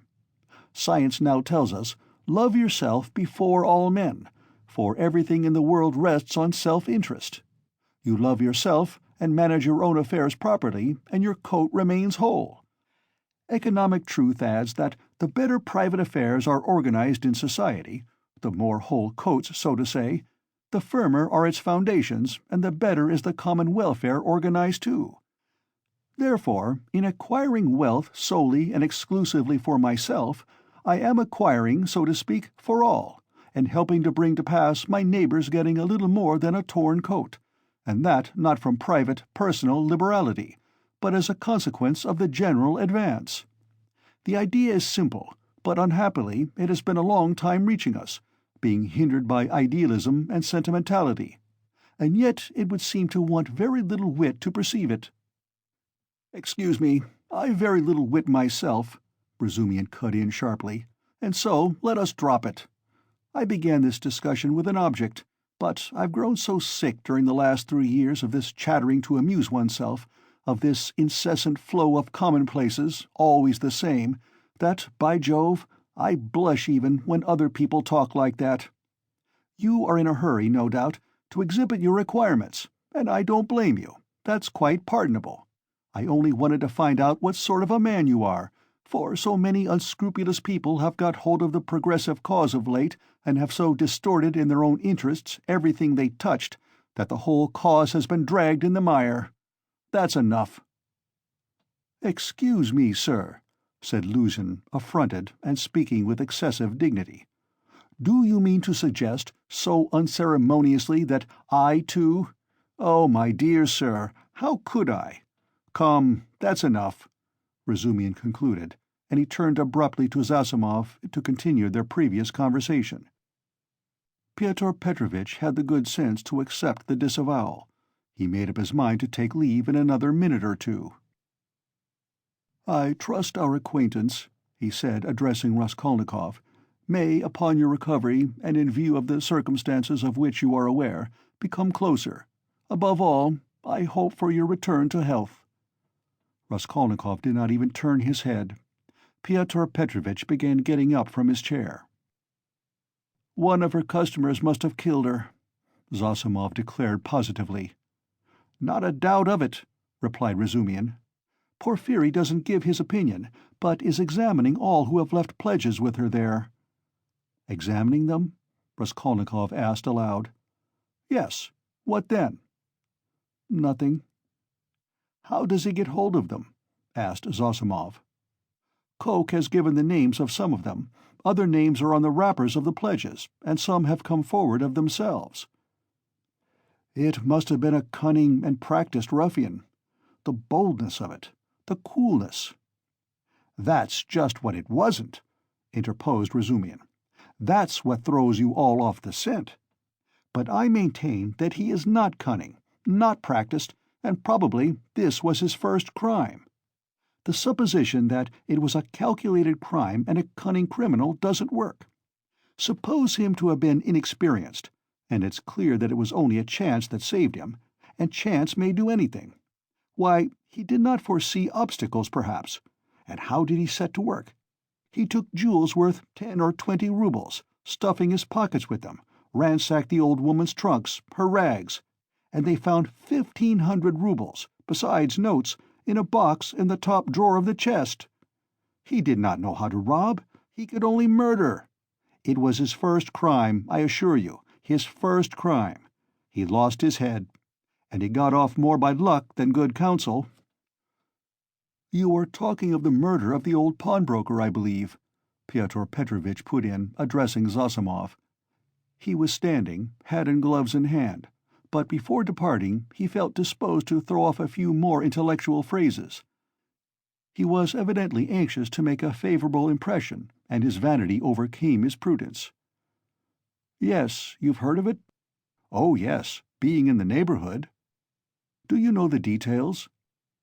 "I can't say that, but another circumstance interests me in the case.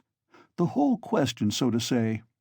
not to speak of the fact that crime has been greatly on the increase among the lower classes during the last 5 years, not to speak of the cases of robbery and arson everywhere, what strikes me as the strangest thing is that in the higher classes, too, crime is increasing proportionately. In one place one hears of a student's robbing the mail on the high road. In another place people of good social position forge false banknotes. In Moscow of late a whole gang has been captured who used to forge lottery tickets, and one of the ringleaders was a lecturer in universal history.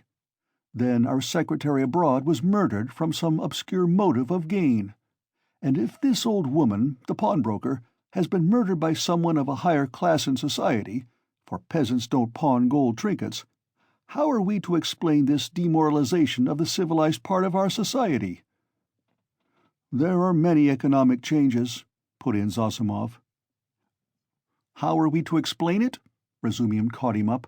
It might be explained by our inveterate impracticality. How do you mean?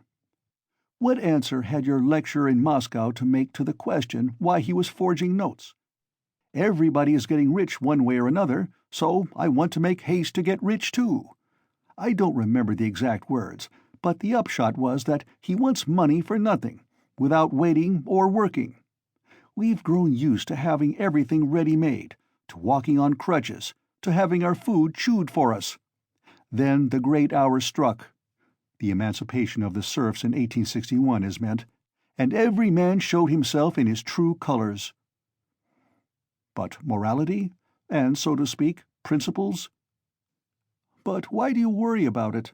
Raskolnikov interposed suddenly. It's in accordance with your theory. In accordance with my theory? Why, carry out logically the theory you were advocating just now, and it follows that people may be killed. Upon my word, cried Luzhin. No, that's not so, put in Zosimov. Raskolnikov lay with a white face and twitching upper lip, breathing painfully. There's a measure in all things, Luzhin went on superciliously. Economic ideas are not an incitement to murder, and one has but to suppose— And is it true, Raskolnikov interposed once more suddenly, again in a voice quivering with fury and delight in insulting him, is it true that you told your fiancée, within an hour of her acceptance, that what pleased you most was that she was a beggar, because it was better to raise a wife from poverty, so that you may have complete control over her and reproach her with your being her benefactor? Upon my word, Luzhin cried wrathfully and irritably, crimson with confusion. To distort my words in this way— Excuse me, allow me to assure you that the report which has reached you, or rather, let me say, has been conveyed to you, has no foundation in truth, and I suspect who— in a word, this arrow— in a word, your mamma. She seemed to me, in other things, with all her excellent qualities, of a somewhat high-flown and romantic way of thinking, but I was 1,000 miles from supposing that she would misunderstand and misrepresent things in so fanciful a way. And indeed— I tell you what, cried Raskolnikov, raising himself on his pillow and fixing his piercing, glittering eyes upon him, I tell you what. What? Luzhin stood still, waiting with a defiant and offended face. Silence lasted for some seconds. Why, if ever again you dare to mention a single word about my mother, I shall send you flying downstairs. What's the matter with you? Cried Razumian. So, that's how it is? Luzhin turned pale and bit his lip.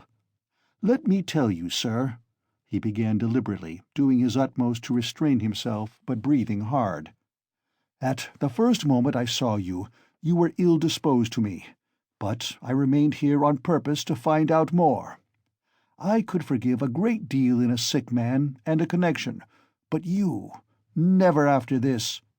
I am not ill, cried Raskolnikov. So much the worse. Go to hell. But Luzhin was already leaving without finishing his speech, squeezing between the table and the chair. Razumian got up this time to let him pass. Without glancing at anyone, and not even nodding to Zosimov, who had for some time been making signs to him to let the sick man alone, he went out, lifting his hat to the level of his shoulders to avoid crushing it as he stooped to go out of the door. And even the curve of his spine was expressive of the horrible insult he had received. "How could you? How could you?" Razumihin said, shaking his head in perplexity. "Let me alone! Let me alone, all of you!" Raskolnikov cried in a frenzy. "Will you ever leave off tormenting me?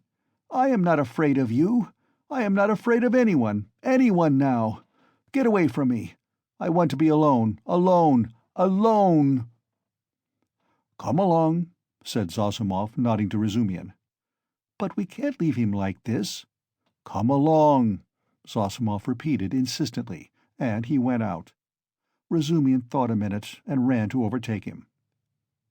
"It might be worse not to obey him," said Zossimov on the stairs. "He mustn't be irritated." "What's the matter with him?" "If only he could get some favorable shock, that's what would do it. At first he was better.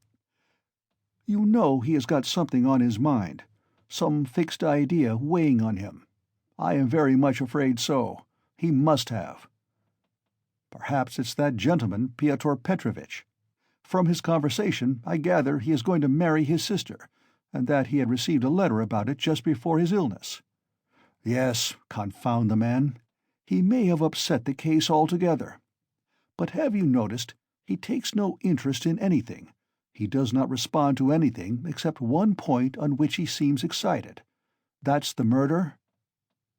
"Yes, yes," Razumihin agreed. "I noticed that too. He is interested, frightened. It gave him a shock on the day he was ill in the police office. He fainted. Tell me more about that this evening, and I'll tell you something afterwards. He interests me very much. In half an hour I'll go and see him again. There'll be no inflammation, though." "Thanks. And I'll wait with Pashenka meantime, and we'll keep watching him through Nastasia." Raskolnikov, left alone, looked with impatience and misery at Nastasia, but she still lingered. "Won't you have some tea now?" she asked. "Later. I am sleepy. Leave me." He turned abruptly to the wall. Nastasia went out. End of Part 2, Chapter 5. Part 2, Chapter 6. But as soon as she went out, he got up, latched the door, undid the parcel which Razumihin had brought in that evening and had tied up again, and began dressing. Strange to say, he seemed immediately to have become perfectly calm, not a trace of his recent delirium nor of the panic fear that had haunted him of late. It was the first moment of a strange, sudden calm. His movements were precise and definite. A firm purpose was evident in them. Today, he muttered to himself. He understood that he was still weak, but his intense spiritual concentration gave him strength and self-confidence. He hoped, moreover, that he would not fall down in the street. When he had dressed in entirely new clothes, he looked at the money lying on the table, and after a moment's thought put it in his pocket. It was 25 rubles. He took also all the copper change from the 10 rubles spent by Razumihin on the clothes. Then he softly unlatched the door, went out, slipped downstairs, and glanced in at the open kitchen door. Nastasia was standing with her back to him, blowing up the landlady's samovar. She heard nothing. Who would have dreamed of his going out, indeed? A minute later he was in the street. It was nearly 8 o'clock. The sun was setting. It was as stifling as before, but he eagerly drank in the stinking, dusty town air. His head felt rather dizzy. A sort of savage energy gleamed suddenly in his feverish eyes and his wasted, pale and yellow face.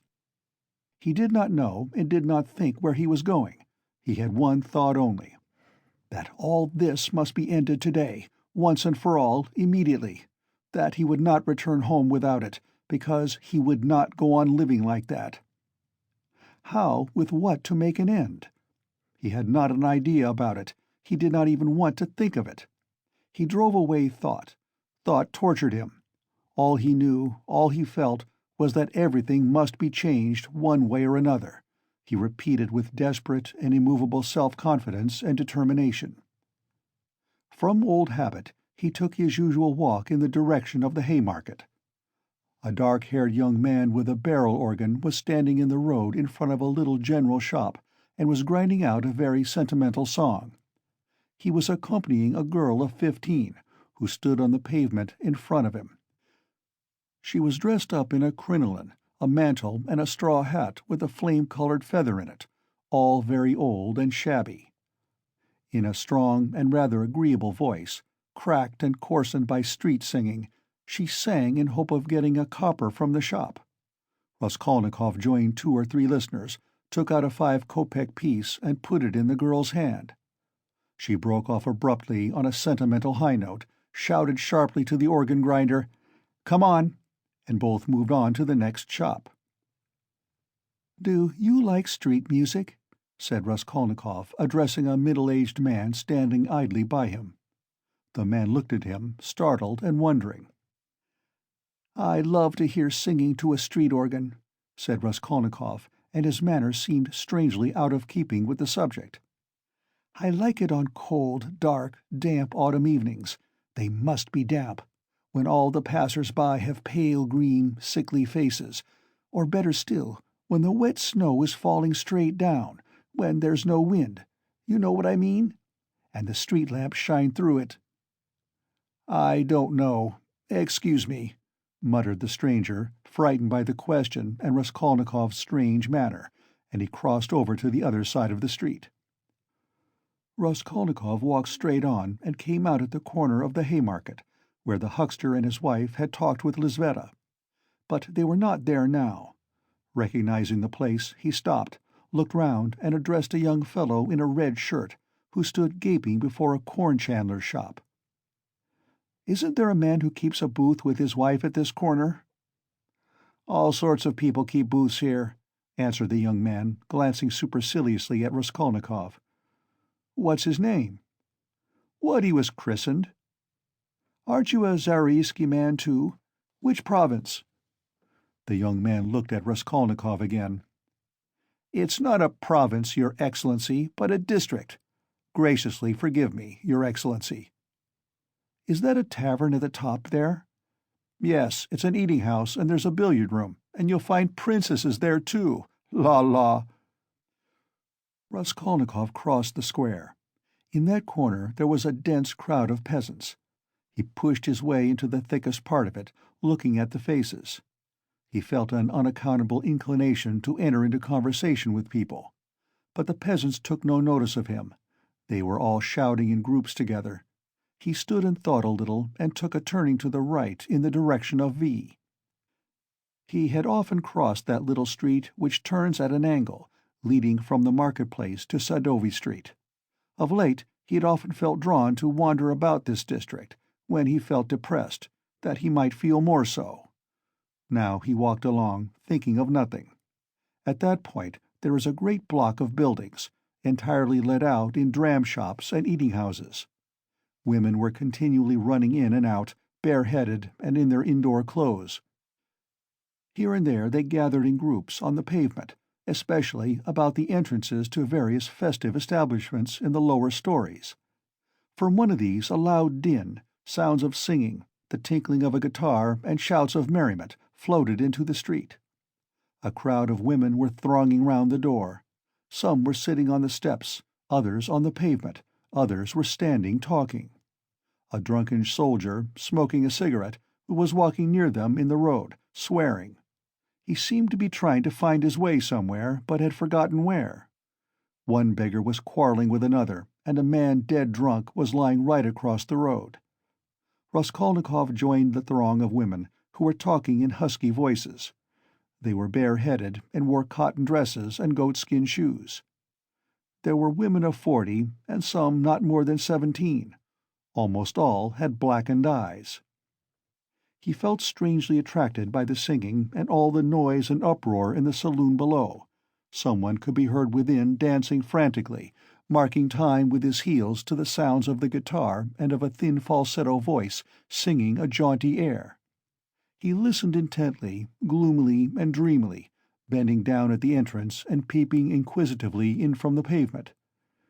"Oh, my handsome soldier, don't beat me for nothing," trilled the thin voice of the singer.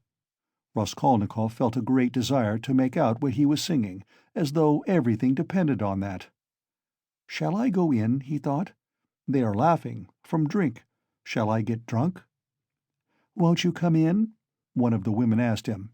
Her voice was still musical and less thick than the others. She was young and not repulsive, the only one of the group. "Why, she's pretty," he said, drawing himself up and looking at her. She smiled, much pleased at the compliment. "You're very nice-looking yourself," she said. "Isn't he thin, though?" observed another woman, in a deep bass. "Have you just come out of a hospital?" "They're all generals' daughters, it seems, but they have all snub noses," interposed a tipsy peasant with a sly smile on his face, wearing a loose coat. "See how jolly they are. Go along with you. I'll go, sweetie." And he darted down into the saloon below. Raskolnikov moved on. "I say, sir," the girl shouted after him. "What is it?" She hesitated. "I'll always be pleased to spend an hour with you, kind gentleman, but now I feel shy. Give me 6 kopecks for a drink, there's a nice young man." Raskolnikov gave her what came first, 15 kopecks. "Ah, what a good-natured gentleman." "What's your name?" "Ask for Duklida." "Well, that's too much," one of the women observed, shaking her head at Duklida. "I don't know how you can ask like that. I believe I should drop with shame." Raskolnikov looked curiously at the speaker. She was a pock-marked wench of 30, covered with bruises, with her upper lip swollen. She made her criticism quietly and earnestly. "Where is it," thought Raskolnikov, "where is it I've read that someone condemned to death says or thinks, an hour before his death, that if he had to live on some high rock, on such a narrow ledge that he'd only room to stand, and the ocean, everlasting darkness, everlasting solitude, everlasting tempest around him, if he had to remain standing on a square yard of space all his life, 1,000 years, eternity, it were better to live so than to die at once. Only to live and live. Life, whatever it may be. How true it is. Good God, how true! Man is a vile creature, and vile is he who calls him vile for that," he added a moment later. He went into another street. Bah, the Palais de Cristal. Razumihin was just talking of the Palais de Cristal. But what on earth was it I wanted? Yes, the newspapers. Zosimov said he read it in the papers. "Have you the papers?" he asked, going into a very spacious and positively clean restaurant, consisting of several rooms, which were, however, rather empty. 2 or 3 people were drinking tea, and in a room further away were sitting 4 men drinking champagne. Raskolnikov fancied that Zametov was one of them, but he could not be sure at that distance. "What if it is?" he thought. "Will you have vodka?" asked the waiter.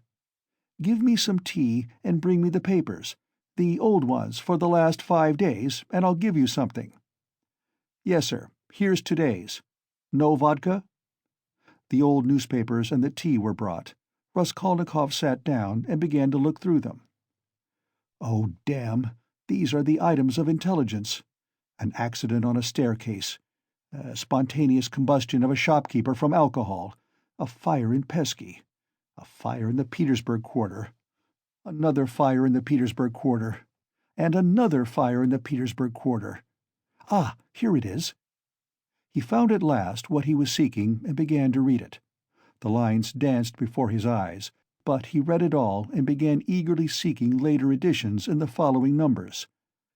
His hands shook with nervous impatience as he turned the sheets. Suddenly someone sat down beside him at his table. He looked up. It was the head clerk, Zametov, looking just the same, with the rings on his fingers and the watch-chain, with the curly black hair, parted and pomaded, with the smart waistcoat, rather shabby coat, and doubtful linen. He was in a good humor, at least he was smiling very gaily and good-humoredly. His dark face was rather flushed from the champagne he had drunk. "What, you here?" he began in surprise, speaking as though he'd known him all his life. "Why, Razumian told me only yesterday you were unconscious. How strange! And do you know I've been to see you?" Raskolnikov knew he would come up to him. He laid aside the papers and turned to Zametov. There was a smile on his lips, and a new shade of irritable impatience was apparent in that smile. "I know you have," he answered. "I've heard it. You looked for my sock. And you know Razumian has lost his heart to you. He says you've been with him to Louise Ivanovna's. You know, the woman you tried to befriend, for whom you winked to the explosive lieutenant, and he would not understand. Do you remember? How could he fail to understand? It was quite clear, wasn't it? What a hothead he is." "The explosive one?" "No, your friend Razumian." "You must have a jolly life, Mr. Zametov. Entrance fee to the most agreeable places. Who's been pouring champagne into you just now?" "We've just been having a drink together. You talk about pouring it into me." "By way of a fee. You profit by everything." Raskolnikov laughed. "It's all right, my dear boy," he added, slapping Zametov on the shoulder. "I am not speaking from temper, but in a friendly way. For sport, as that workman of yours said when he was scuffling with Dmitri, in the case of the old woman." "How do you know about it?" "Perhaps I know more about it than you do." "How strange you are. I am sure you are still very unwell. You oughtn't to have come out." "Oh, do I seem strange to you?" "Yes. What are you doing, reading the papers?" "Yes." "There's a lot about the fires." "No, I am not reading about the fires." Here he looked mysteriously at Zametov. His lips were twisted again in a mocking smile. "No, I am not reading about the fires," he went on, winking at Zametov. "But confess now, my dear fellow, you're awfully anxious to know what I am reading about." "I am not in the least. Mayn't I ask a question? Why do you keep on?" "Listen, you are a man of culture and education?" "I was in the 6th class at the gymnasium," said Zametov with some dignity. 6th class? Ah, my cock-sparrow! With your parting and your rings, you are a gentleman of fortune. Phoo, what a charming boy!" Here Raskolnikov broke into a nervous laugh right in Zametov's face. The latter drew back, more amazed than offended. "Phoo, how strange you are!" Zametov repeated very seriously. "I can't helping you are still delirious." "I am delirious? You are fibbing, my cock-sparrow. So I am strange? You find me curious, do you?" "Yes, curious." "Shall I tell you what I was reading about? What I was looking for? See what a lot of papers I've made them bring me. Suspicious, eh?" "Well, what is it?" "You prick up your ears?" "How do you mean, prick up my ears?" "I'll explain that afterwards. But now, my boy, I declare to you— No, better, I confess— No, that's not right either. I make a deposition, and you take it. I depose that I was reading, that I was looking and searching." He screwed up his eyes and paused. "I was searching, and came here on purpose to do it, for news of the murder of the old pawnbroker woman," he articulated at last, almost in a whisper, bringing his face exceedingly close to the face of Zametov. Zametov looked at him steadily, without moving or drawing his face away. What struck Zametov afterwards as the strangest part of it all was that silence followed for exactly a minute, and that they gazed at one another all the while. "What if you have been reading about it?" he cried at last, perplexed and impatient. "That's no business of mine. What of it?" "The same old woman," Raskolnikov went on in the same whisper, not heeding Zametov's explanation, "about whom you were talking in the police office. You remember, when I fainted." Well, do you understand now?" "What do you mean? Understand what?" Zametov brought out, almost alarmed. Raskolnikov's set and earnest face was suddenly transformed, and he suddenly went off into the same nervous laugh as before, as though utterly unable to restrain himself. And in one flash he recalled with extraordinary vividness of sensation a moment in the recent past, that moment when he stood with the axe behind the door, while the latch trembled and the men outside swore and shook it, and he had a sudden desire to shout at them, to swear at them, to put out his tongue at them, to mock them, to laugh and laugh and laugh. "You are either mad, or—" began Zametov, and he broke off, as though stunned by the idea that had suddenly flashed into his mind. "Or what? What? Come, tell me." "Nothing," said Zametov, getting angry. "It's all nonsense." Both were silent. After his sudden fit of laughter, Raskolnikov became suddenly thoughtful and melancholy. He put his elbow on the table and leaned his head on his hand. He seemed to have completely forgotten Zametov. The silence lasted for some time. "Why don't you drink your tea? It's getting cold," said Zametov. "What? Tea? Oh, yes." Raskolnikov sipped the glass, put a morsel of bread in his mouth, and suddenly looking at Zametov, seemed to remember everything and pulled himself together. At the same moment his face resumed its original mocking expression. He went on drinking tea. "There have been a great many of these crimes lately," said Zametov. "Only the other day I read in the Moscow news that a whole gang of false coiners had been caught in Moscow. It was a regular society. They used to forge tickets." "Oh, but it was a long time ago. I read about it a month ago," Raskolnikov answered calmly. "So you consider them criminals?" he added, smiling. "Of course they are criminals." "They? They are children, simpletons, not criminals. Why, 100 people meeting for such an object, what an idea! 3 would be too many, and then they want to have more faith in one another than in themselves. One has only to blab in his cups and it all collapses. Simpletons! They engaged untrustworthy people to change the notes. What a thing to trust to a casual stranger! Well, let us suppose that these simpletons succeed and each makes 1,000,000, and what follows for the rest of their lives? Each is dependent on the others for the rest of his life. Better hang oneself at once.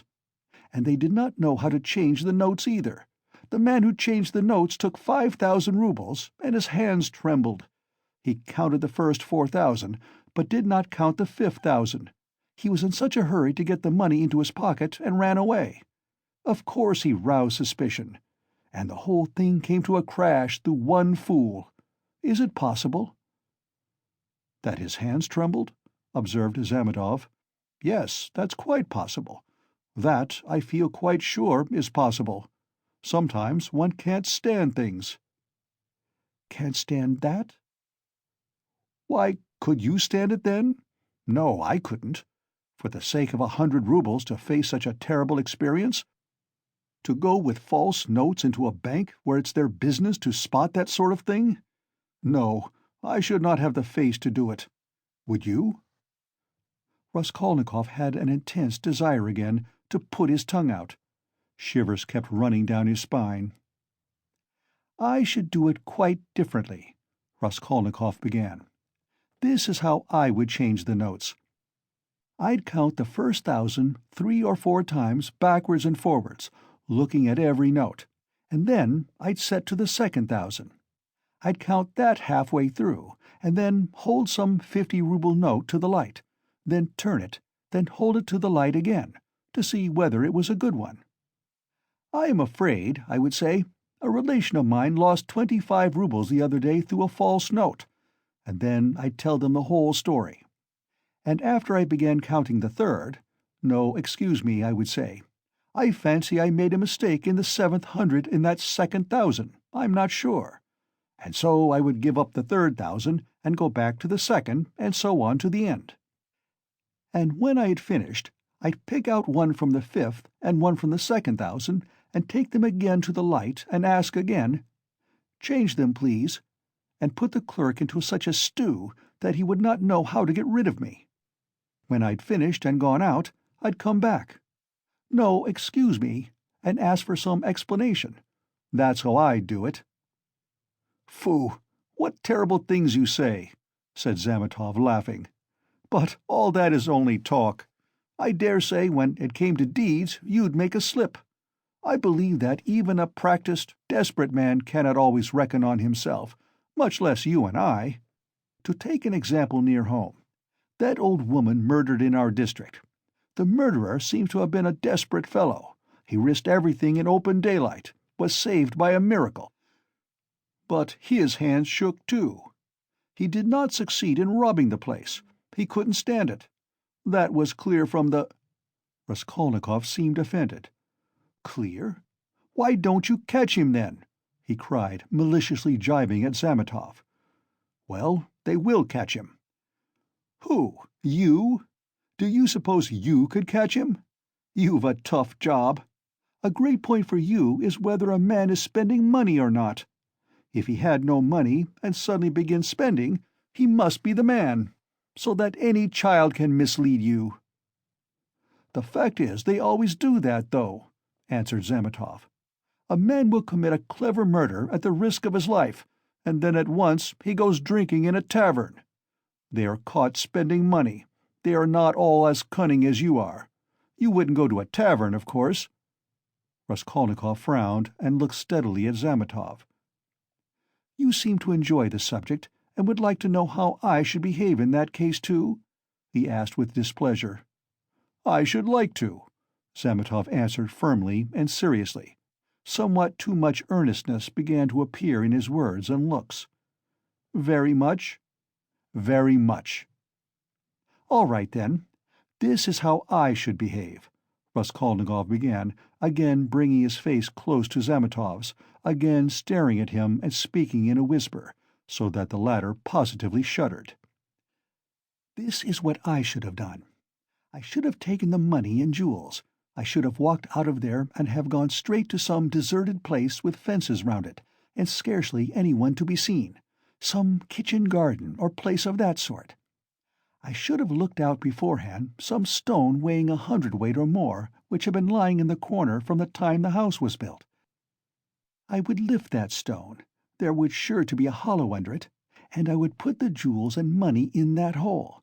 Then I'd roll the stone back so that it would look as before, would press it down with my foot and walk away. And for a year or 2, 3 maybe, I would not touch it. And, well, they could search. There'd be no trace." "You are a madman," said Zametov, and for some reason he too spoke in a whisper, and moved away from Raskolnikov, whose eyes were glittering. He had turned fearfully pale, and his upper lip was twitching and quivering. He bent down as close as possible to Zametov, and his lips began to move without uttering a word. This lasted for half a minute. He knew what he was doing, but could not restrain himself. The terrible word trembled on his lips, like the latch on that door. In another moment it will break out. In another moment he will let it go. He will speak out. "And what if it was I who murdered the old woman and Lizaveta?" he said suddenly, and realized what he had done. Zametov looked wildly at him and turned white as the tablecloth. His face wore a contorted smile. "But is it possible?" he brought out faintly. Raskolnikov looked wrathfully at him.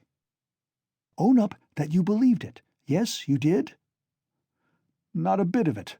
I believe it less than ever now," Zametov cried hastily. "I've caught my cock-sparrow. So you did believe it before, if now you believe it less than ever." "Not at all," cried Zametov, obviously embarrassed. "Have you been frightening me so as to lead up to this?" "You don't believe it, then? What were you talking about behind my back when I went out of the police office? And why did the explosive lieutenant question me after I fainted?" "Hey there!" he shouted to the waiter, getting up and taking his cap. "How much?" 30 kopecks, the latter replied, running up. "And there is 20 kopecks for vodka. See what a lot of money!" He held out his shaking hand to Zametov with notes in it. "Red notes and blue, 25 roubles. Where did I get them? And where did my new clothes come from? You know I had not a kopeck. You've cross-examined my landlady, I'll be bound. Well, that's enough, as it goes, till we meet again." He went out, trembling all over from a sort of wild hysterical sensation, in which there was an element of insufferable rapture. Yet he was gloomy and terribly tired. His face was twisted as after a fit. His fatigue increased rapidly. Any shock, any irritating sensation stimulated and revived his energies at once, but his strength failed as quickly when the stimulus was removed. Zametov, left alone, sat for a long time in the same place, plunged in thought. Raskolnikov had unwittingly worked a revolution in his brain on a certain point, and had made up his mind for him conclusively.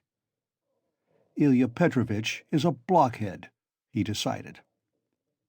Raskolnikov had hardly opened the door of the restaurant when he stumbled against Razumian on the steps. They did not see each other till they almost knocked against each other. For a moment they stood looking each other up and down.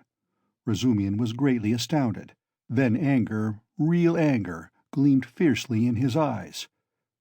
"So here you are!" he shouted at the top of his voice. "You ran away from your bed! And here I've been looking for you under the sofa! We went up to the garret. I almost beat Nastasia on your account. And here he is after all. Rodya, what is the meaning of it? Tell me the whole truth. Confess. Do you hear?" "It means that I'm sick to death of you all and I want to be alone," Raskolnikov answered calmly. "Alone? When you are not able to walk? When your face is as white as a sheet, and you are gasping for breath? Idiot! What have you been doing in the Palais de Cristal? Own up at once." "Let me go," said Raskolnikov, and tried to pass him. This was too much for Razumian. He gripped him firmly by the shoulder. "Let you go? You dare tell me to let you go? Do you know what I'll do with you directly? I'll pick you up, tie you in a bundle, carry you home under my arm, and lock you up." "Listen, Razumian," Raskolnikov began quietly, apparently calm. "Can't you see that I don't want your benevolence? A strange desire you have to shower benefits on a man who curses them, who feels them a burden, in fact. Why did you seek me out at the beginning of my illness? Maybe I was very glad to die. Didn't I tell you plainly enough today that you were torturing me, that I was sick of you? You seem to want to torture people. I assure you that all that is seriously hindering my recovery, because it's continually irritating me. You saw Zosimov went away just now to avoid irritating me. You leave me alone too, for goodness sake. What right have you, indeed, to keep me by force? Don't you see that I am in possession of all my faculties now? How can I persuade you not to persecute me with your kindness? I may be ungrateful, I may be mean. Only let me be, for God's sake, let me be. Let me be, let me be." He began calmly, gloating beforehand over the venomous phrases he was about to utter, but finished, panting for breath, in a frenzy, as he had been with Luzhin. Razumian stood a moment, thought, and let his hand drop. "Well, go to hell, then," he said gently and thoughtfully. "Stay!" he roared, as Raskolnikov was about to move. "Listen to me. Let me tell you that you are all a set of babbling, posing idiots. If you've any little trouble, you brood over it like a hen over an egg. And you're plagiarists even at that. There isn't a sign of independent life in you. You are made of spermaceti ointment, and you've lymph in your veins instead of blood. I don't believe in any one of you. In any circumstances, the first thing for all of you is to be unlike a human being. Stop!" he cried with redoubled fury, noticing that Raskolnikov was again making a movement. "Hear me out. You know I'm having a housewarming this evening. I dare say they've arrived by now, but I left my uncle there. I just ran in to receive the guests. And if you weren't a fool, a common fool, a perfect fool, if you were an original instead of a translation— You see, Rodya, I recognize you're a clever fellow, but you're a fool. And if you weren't a fool, you'd come round to me this evening instead of wearing out your boots in the street. Since you have gone out, there's no help for it. I'd give you a snug easy-chair, my landlady has one, a cup of tea, company, or you could lie on the sofa. Any way you would be with us. Zosimov will be there too. Will you come?" "No." "Rubbish!" Razumian shouted, out of patience. "How do you know? You can't answer for yourself. You don't know anything about it. Thousands of times I've fought tooth and nail with people and run back to them afterwards. One feels ashamed and goes back to a man. So remember, Pochinkov's house on the 3rd story. Why, Mr. Razumian, I do believe you'd let anybody beat you from sheer benevolence." "Beat? Whom? Me? I'd twist off his nose at the mere idea. Pochinkov's house, 47 Babushkin's flat." "I shall not come, Razumian." Raskolnikov turned and walked away. "I'll bet you will!" Razumian shouted after him. "I refuse to know you if you don't. Stay! Hey, is Zametov in there?" "Yes." "Did you see him?" "Yes." "Talk to him?" "Yes." "What about?" "Confound you, don't tell me then.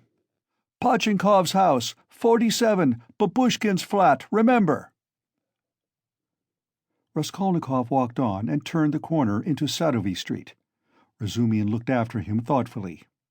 Then, with a wave of his hand, he went into the house, but stopped short of the stairs. "Confound it!" he went on almost aloud. "He talked sensibly, but yet— I am a fool. As if madmen didn't talk sensibly. And this was just what Zosimov seemed afraid of." He struck his finger on his forehead. "What if— How could I let him go off alone? He may drown himself. Ah, what a blunder! I can't." And he ran back to overtake Raskolnikov, but there was no trace of him. With a curse he returned with rapid steps to the Palais de Cristal to question Zametov. Raskolnikov walked straight to X Bridge, stood in the middle, and, leaning both elbows on the rail, stared into the distance. On parting with Razumian, he felt so much weaker that he could scarcely reach this place. He longed to sit or lie down somewhere in the street. Bending over the water, he gazed mechanically at the last pink flush of the sunset, at the row of houses growing dark in the gathering twilight, at one distant attic window on the left bank, flashing as though on fire in the last rays of the setting sun, at the darkening water of the canal, and the water seemed to catch his attention. At last red circles flashed before his eyes. The houses seemed moving. The passers-by, the canal banks, the carriages all danced before his eyes. Suddenly he started, saved again perhaps from swooning by an uncanny and hideous sight. He became aware of someone standing on the right side of him. He looked and saw a tall woman with a kerchief on her head, with a long, yellow, wasted face and red, sunken eyes. She was looking straight at him, but obviously she saw nothing and recognized no one. Suddenly she leaned her right hand on the parapet, lifted her right leg over the railing, then her left, and threw herself into the canal. The filthy water parted and swallowed up its victim for a moment. Then, an instant later, the drowning woman floated to the surface, moving slowly with the current, her head and legs in the water, her skirt inflated like a balloon over her back. "A woman drowning! A woman drowning!" shouted dozens of voices. People ran up. Both banks were thronged with spectators. On the bridge, people crowded about Raskolnikov, pressing up behind him. "Mercy on it! It's our Afrosinya!" a woman cried tearfully close by. "Mercy! Save her! Kind people, pull her out!" "A boat! A boat!" was shouted in the crowd. But there was no need of a boat. A policeman ran down the steps to the canal, threw off his greatcoat and his boots, and rushed into the water. It was easy to reach her. She floated within a couple of yards of the steps. He caught hold of her clothes with his right hand, and with his left seized a pole which a comrade held out to him. The drowning woman was pulled out at once. They laid her on the granite pavement of the embankment. She soon recovered consciousness, raised her head, sat up and began sneezing and coughing, stupidly wiping her wet dress with her hands. She said nothing. "She's drunk herself out of her senses," the same woman's voice wailed at her side. "Out of her senses. The other day she tried to hang herself. We cut her down. I ran out to the shop just now, left my little girl to look after her, and here she's in trouble again. A neighbor, gentlemen, a neighbor. We live close by. The second house from the end. See, yonder." The crowd broke up. The police still remained round the woman. Someone mentioned the police station. Raskolnikov looked on with a strange sensation of indifference and apathy. He felt disgusted. "No, that's loathsome. Water. It's not good enough," he muttered to himself. "Nothing will come of it," he added. "No use to wait. What about the police office? And why isn't Zametov at the police office?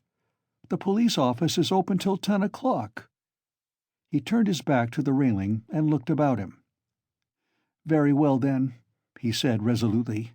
He moved from the bridge and walked in the direction of the police office. His heart felt hollow and empty. He did not want to think. Even his depression had passed. There was not a trace now of the energy with which he had set out to make an end of it all. Complete apathy had succeeded to it. "Well, it's a way out of it," he thought, walking slowly and listlessly along the canal bank. "Anyway, I'll make an end, for I want to. But is it a way out? What does it matter? There'll be the square yard of space. Ha! But what an end! Is it really the end? Shall I tell them or not? Ah, damn, how tired I am. If I could find somewhere to sit or lie down soon. What I am most ashamed of is its being so stupid. But I don't care about that either. What idiotic ideas come into one's head." To reach the police office, he had to go straight forward and take the second turning to the left. It was only a few paces away.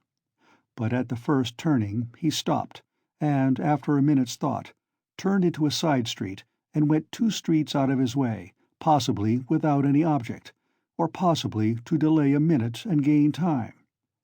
He walked, looking at the ground. Suddenly someone seemed to whisper in his ear. He lifted his head and saw that he was standing at the very gate of the house. He had not passed it. He had not been near it since that evening. An overwhelming, unaccountable prompting drew him on. He went into the house, passed through the gateway, then into the first entrance on the right, and began mounting the familiar staircase to the 4th story. The narrow, steep staircase was very dark. He stopped at each landing and looked round him with curiosity. On the first landing, the framework of the window had been taken out. That wasn't so, then, he thought. Here was the flat on the 2nd story where Nikolai and Dmitri had been working. It's shut up, and the door newly painted. So it's to let. Then the 3rd story and the 4th. Here. He was perplexed to find the door of the flat wide open. There were men there. He could hear voices. He had not expected that. After brief hesitation, he mounted the last stairs and went into the flat. It, too, was being done up. There were workmen in it. This seemed to amaze him.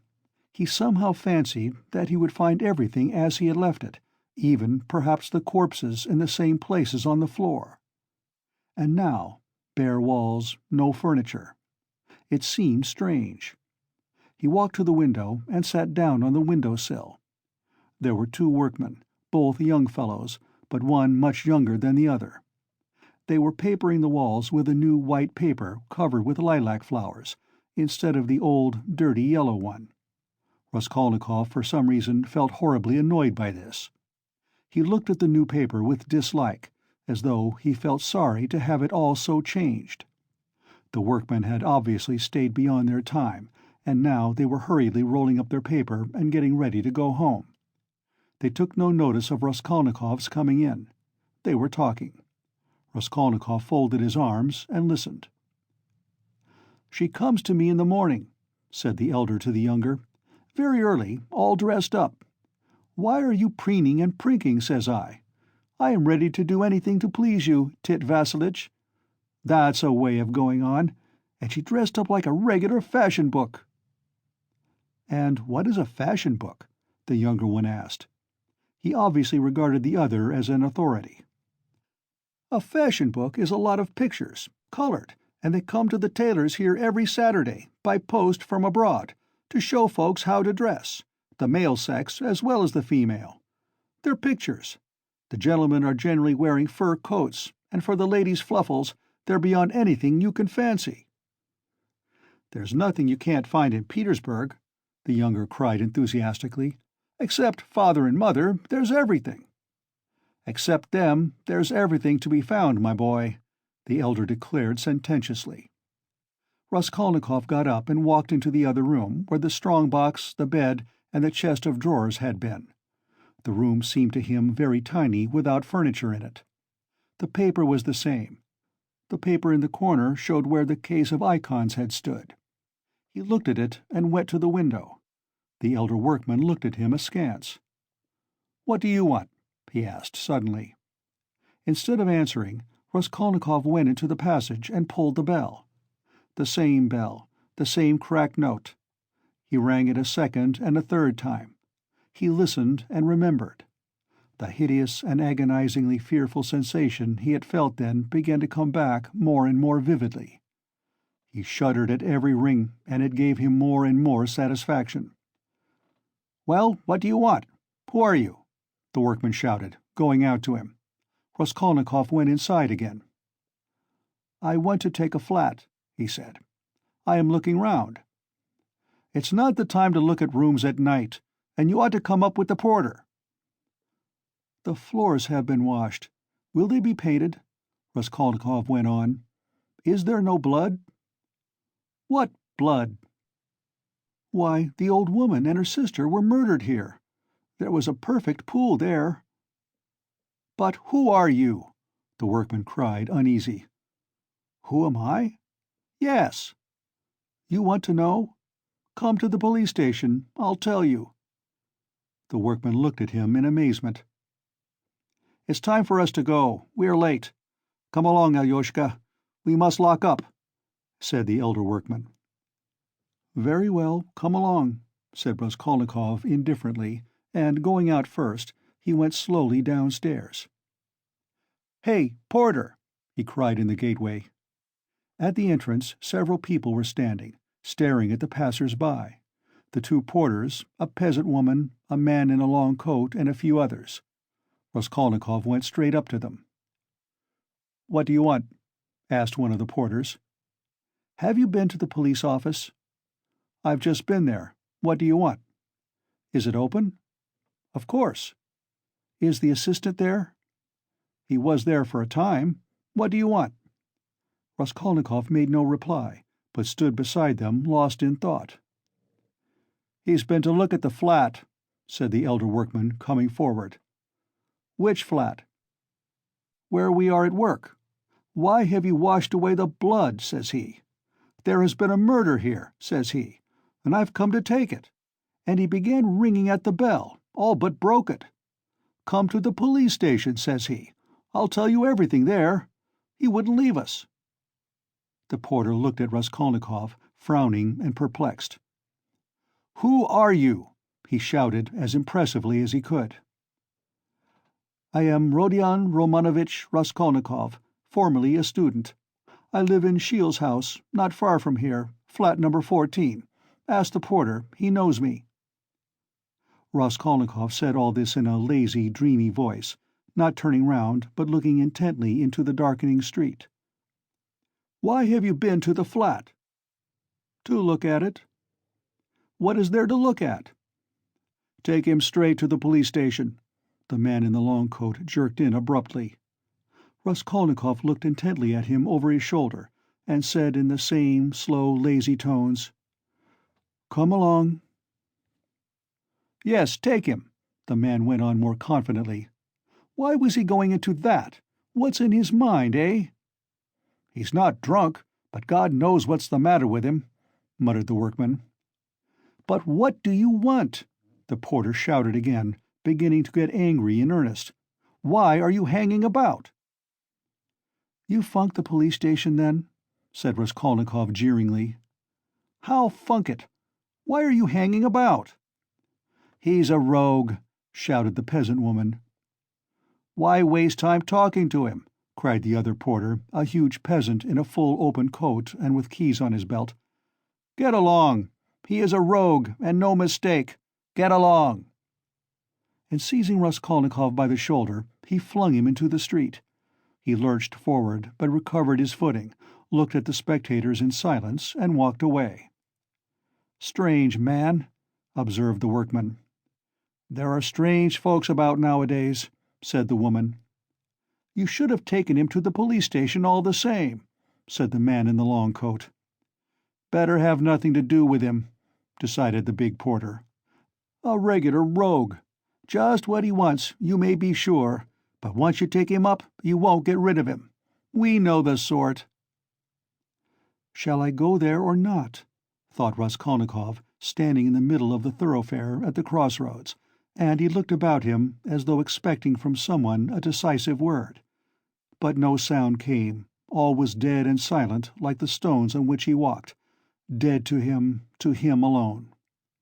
All at once, at the end of the street, 200 yards away, in the gathering dusk, he saw a crowd and heard talk and shouts.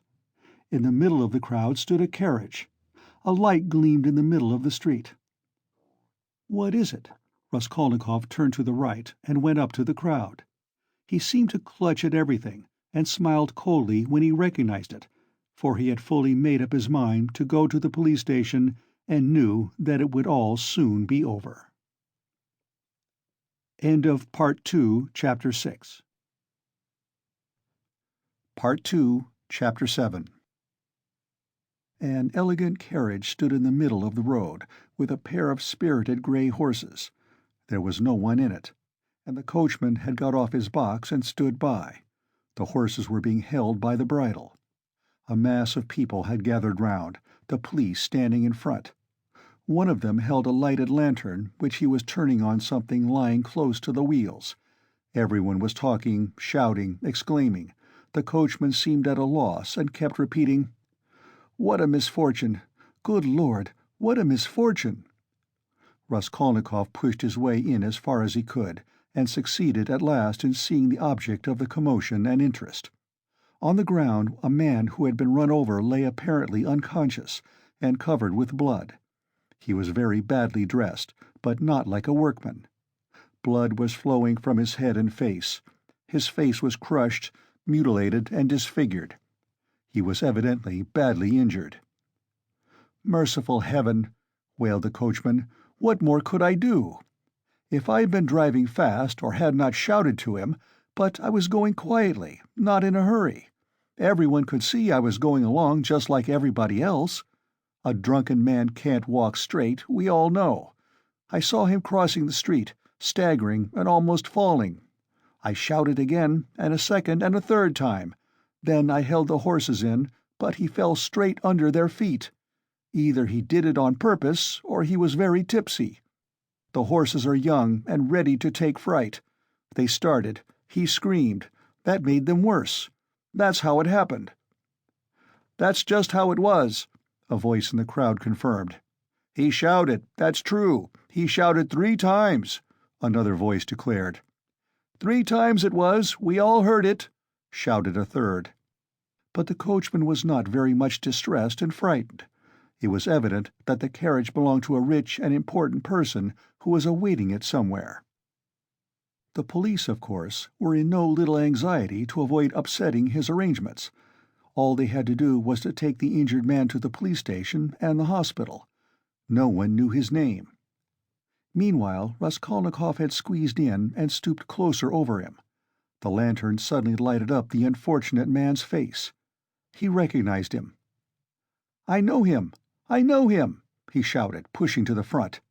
It's a government clerk retired from the service, Marmeladov.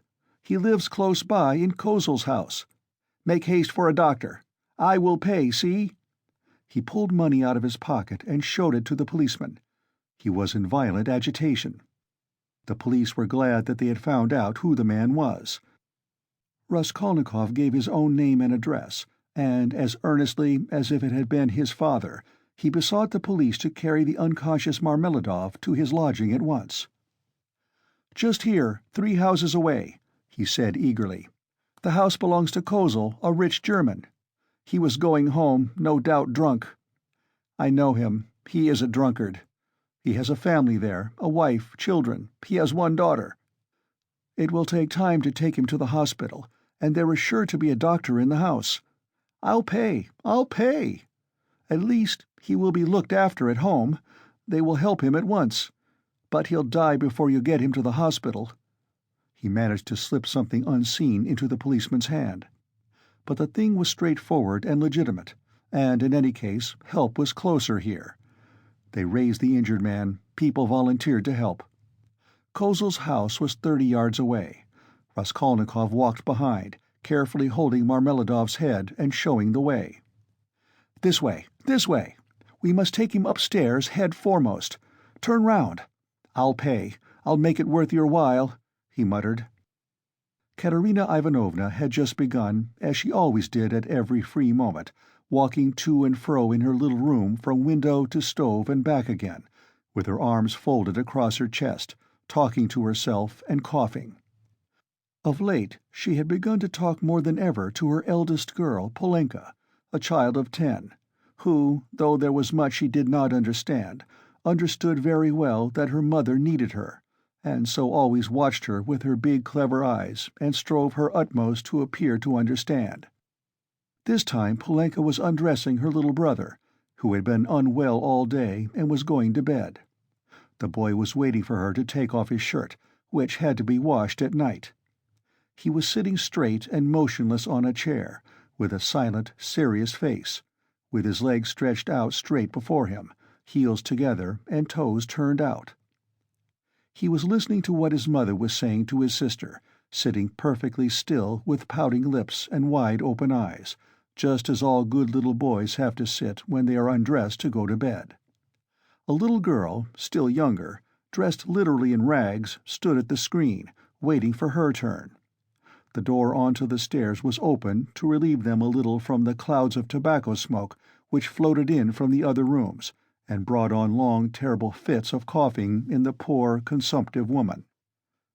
Katerina Ivanovna seemed to have grown even thinner during that week, and the hectic flush on her face was brighter than ever. "You wouldn't believe, you can't imagine, Polenka," she said, walking about the room, "what a happy, luxurious life we had in my papa's house, and how this drunkard has brought me, and will bring you all, to ruin. Papa was a civil colonel, and only a step from being a governor, so that everyone who came to see him said, 'We look upon you, Ivan Mihalovitch, as our governor.' When—" She coughed violently. "Oh, cursed life!" she cried, clearing her throat and pressing her hands to her breast. When at the last ball, at the Marshal's, Princess Bezmelny saw me, who gave me the blessing when your father and I were married, Polenka. She asked at once, 'Isn't that the pretty girl who danced the shawl dance at the breaking up? You must mend that tear. You must take your needle and darn it as I showed you, or tomorrow—' Cough, cough, cough! He will make the hole bigger," she articulated with effort. "Prince Shigolskoy, a hammer-junker, had just come from Pittsburgh then. He danced the mazurka with me and wanted to make me an offer next day, but I thanked him in flattering expressions and told him that my heart had long been another's. That other was your father, Polya. Papa was fearfully angry. Is the water ready? Give me the shirt and the stockings. Lida," said she to the youngest one, "you must manage without your chemise tonight, and lay your stockings out with it. I'll wash them together. How is it that drunken vagabond doesn't come in? He has worn his shirt till it looks like a dish-clout. He has torn it to rags. I do it all together, so as to not have to work 2 nights running. Oh, dear. Cough, cough, cough, cough. Again. What's this? She cried, noticing a crowd in the passage, and the men who were pushing into her room, carrying a burden. What is it? What are they bringing? Mercy on us! Where are we to put him? Asked the policeman, looking round when Marmeladov, unconscious and covered with blood, had been carried in. On the sofa. Put him straight on the sofa, with his head this way, Raskolnikov showed him. Run over in the road. Drunk, someone shouted in the passage. Katerina Ivanovna stood, turning white and gasping for breath.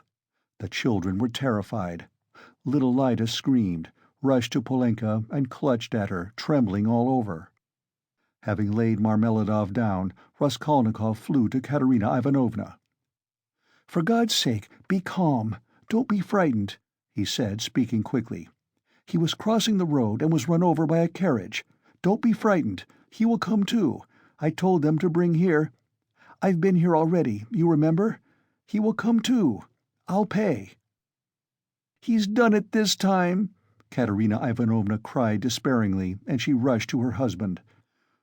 Raskolnikov noticed at once that she was not one of those women who swoon easily. She instantly placed under the luckless man's head a pillow, which no one had thought of, and began undressing and examining him. She kept her head, forgetting herself, biting her trembling lips and stifling the screams which were ready to break from her. Raskolnikov, meanwhile, induced someone to run for a doctor. There was a doctor, it appeared, next door but one. "I've sent for a doctor," he kept assuring Katerina Ivanovna. "Don't be uneasy. I'll pay. Haven't you water? And give me a napkin or a towel, anything, as quick as you can.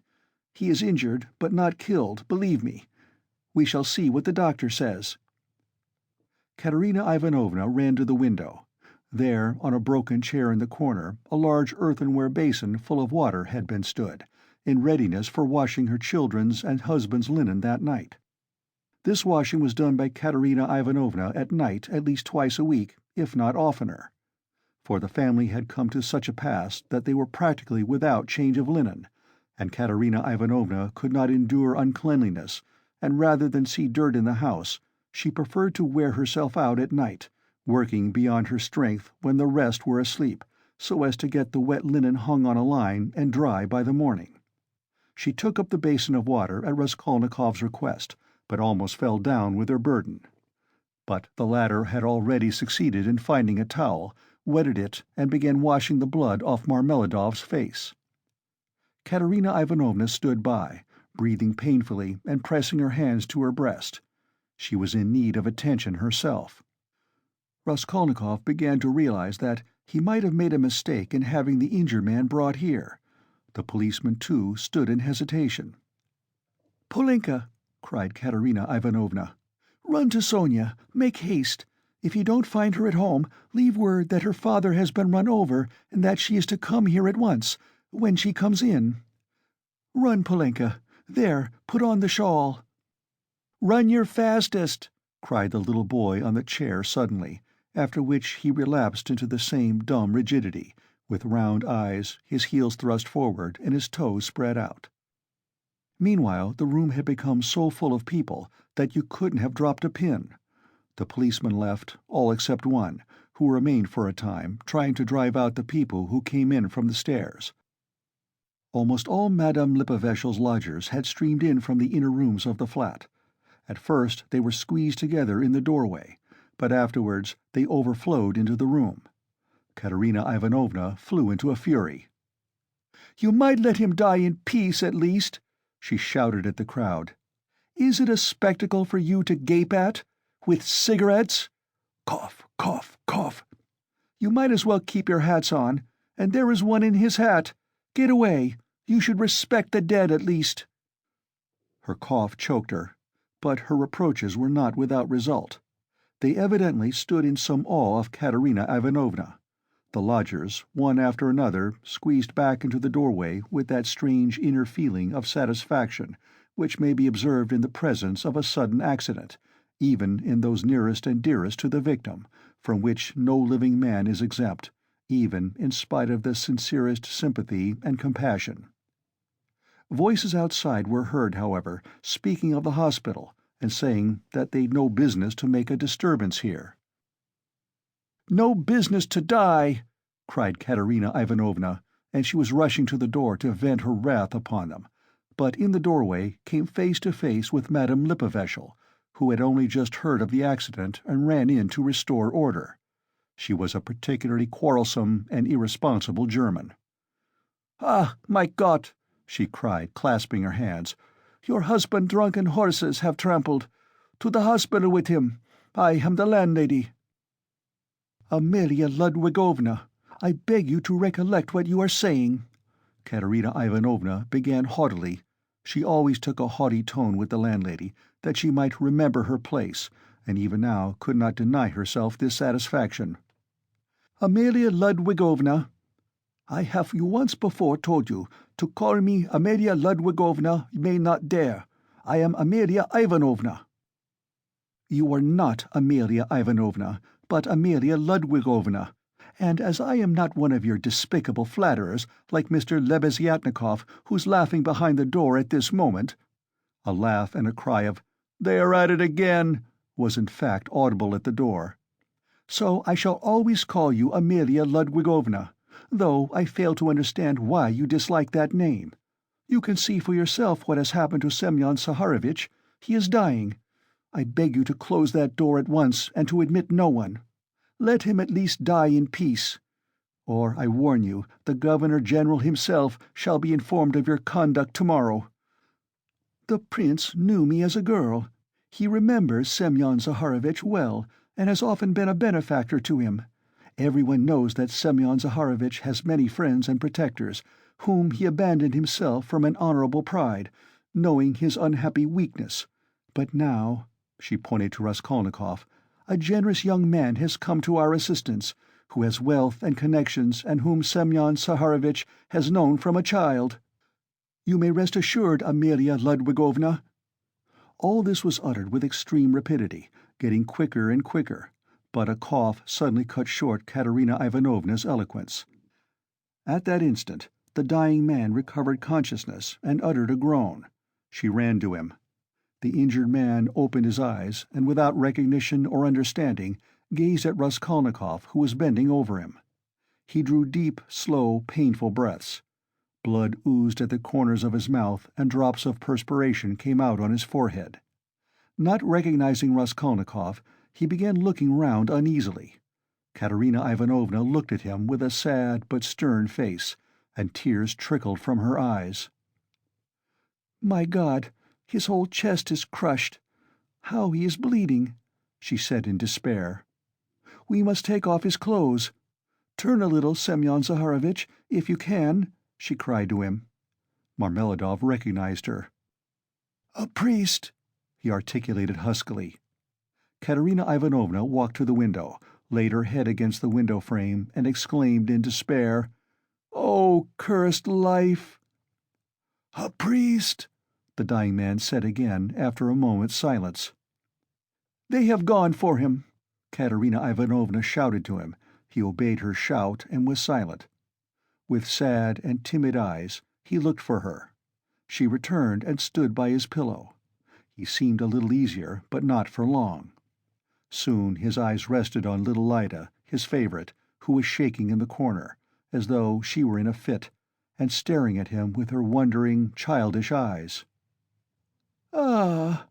He signed towards her uneasily. He wanted to say something. "What now?" cried Katerina Ivanovna. "Barefoot, barefoot," he muttered, indicating with frenzied eyes the child's bare feet. "Be silent!" Katerina Ivanovna cried irritably. "You know why she is barefooted." "Thank God, the doctor!" exclaimed Raskolnikov, relieved. The doctor came in, a precise little old man, a German, looking about him mistrustfully. He went up to the sick man, took his pulse, carefully felt his head, and with the help of Katerina Ivanovna he unbuttoned the blood-stained shirt, and bared the injured man's chest. It was gashed, crushed, and fractured. Several ribs on the right side were broken. On the left side, just over the heart, was a large, sinister-looking yellowish-black bruise. A cruel kick from the horse's hoof. The doctor frowned. The policeman told him that he was caught in the wheel and turned round with it for 30 yards on the road. "It's wonderful that he has recovered consciousness," the doctor whispered softly to Raskolnikov. "What do you think of him?" he asked. "He will die immediately." "Is there really no hope?" "Not the faintest. He is at the last gasp. His head is badly injured, too. I could bleed him if you like, but it would be useless. He is bound to die within the next 5 or 10 minutes. "Better bleed him, then." "If you like, but I warn you it will be perfectly useless." At that moment other steps were heard. The crowd in the passage parted, and the priest, a little grey old man, appeared in the doorway bearing the sacrament. A policeman had gone for him at the time of the accident. The doctor changed places with him, exchanging glances with him. Raskolnikov begged the doctor to remain a little while. He shrugged his shoulders and remained. All stepped back. The confession was soon over. The dying man probably understood little. He could only utter indistinct, broken sounds.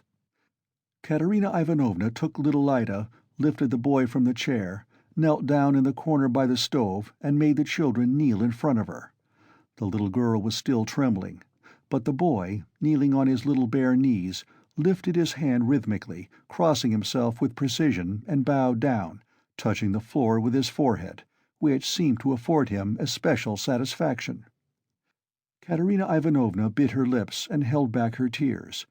She prayed too now, and then, pulling straight the boy's shirt, and managed to cover the girl's bare shoulders with a kerchief, which she took from the chest without rising from her knees or ceasing to pray.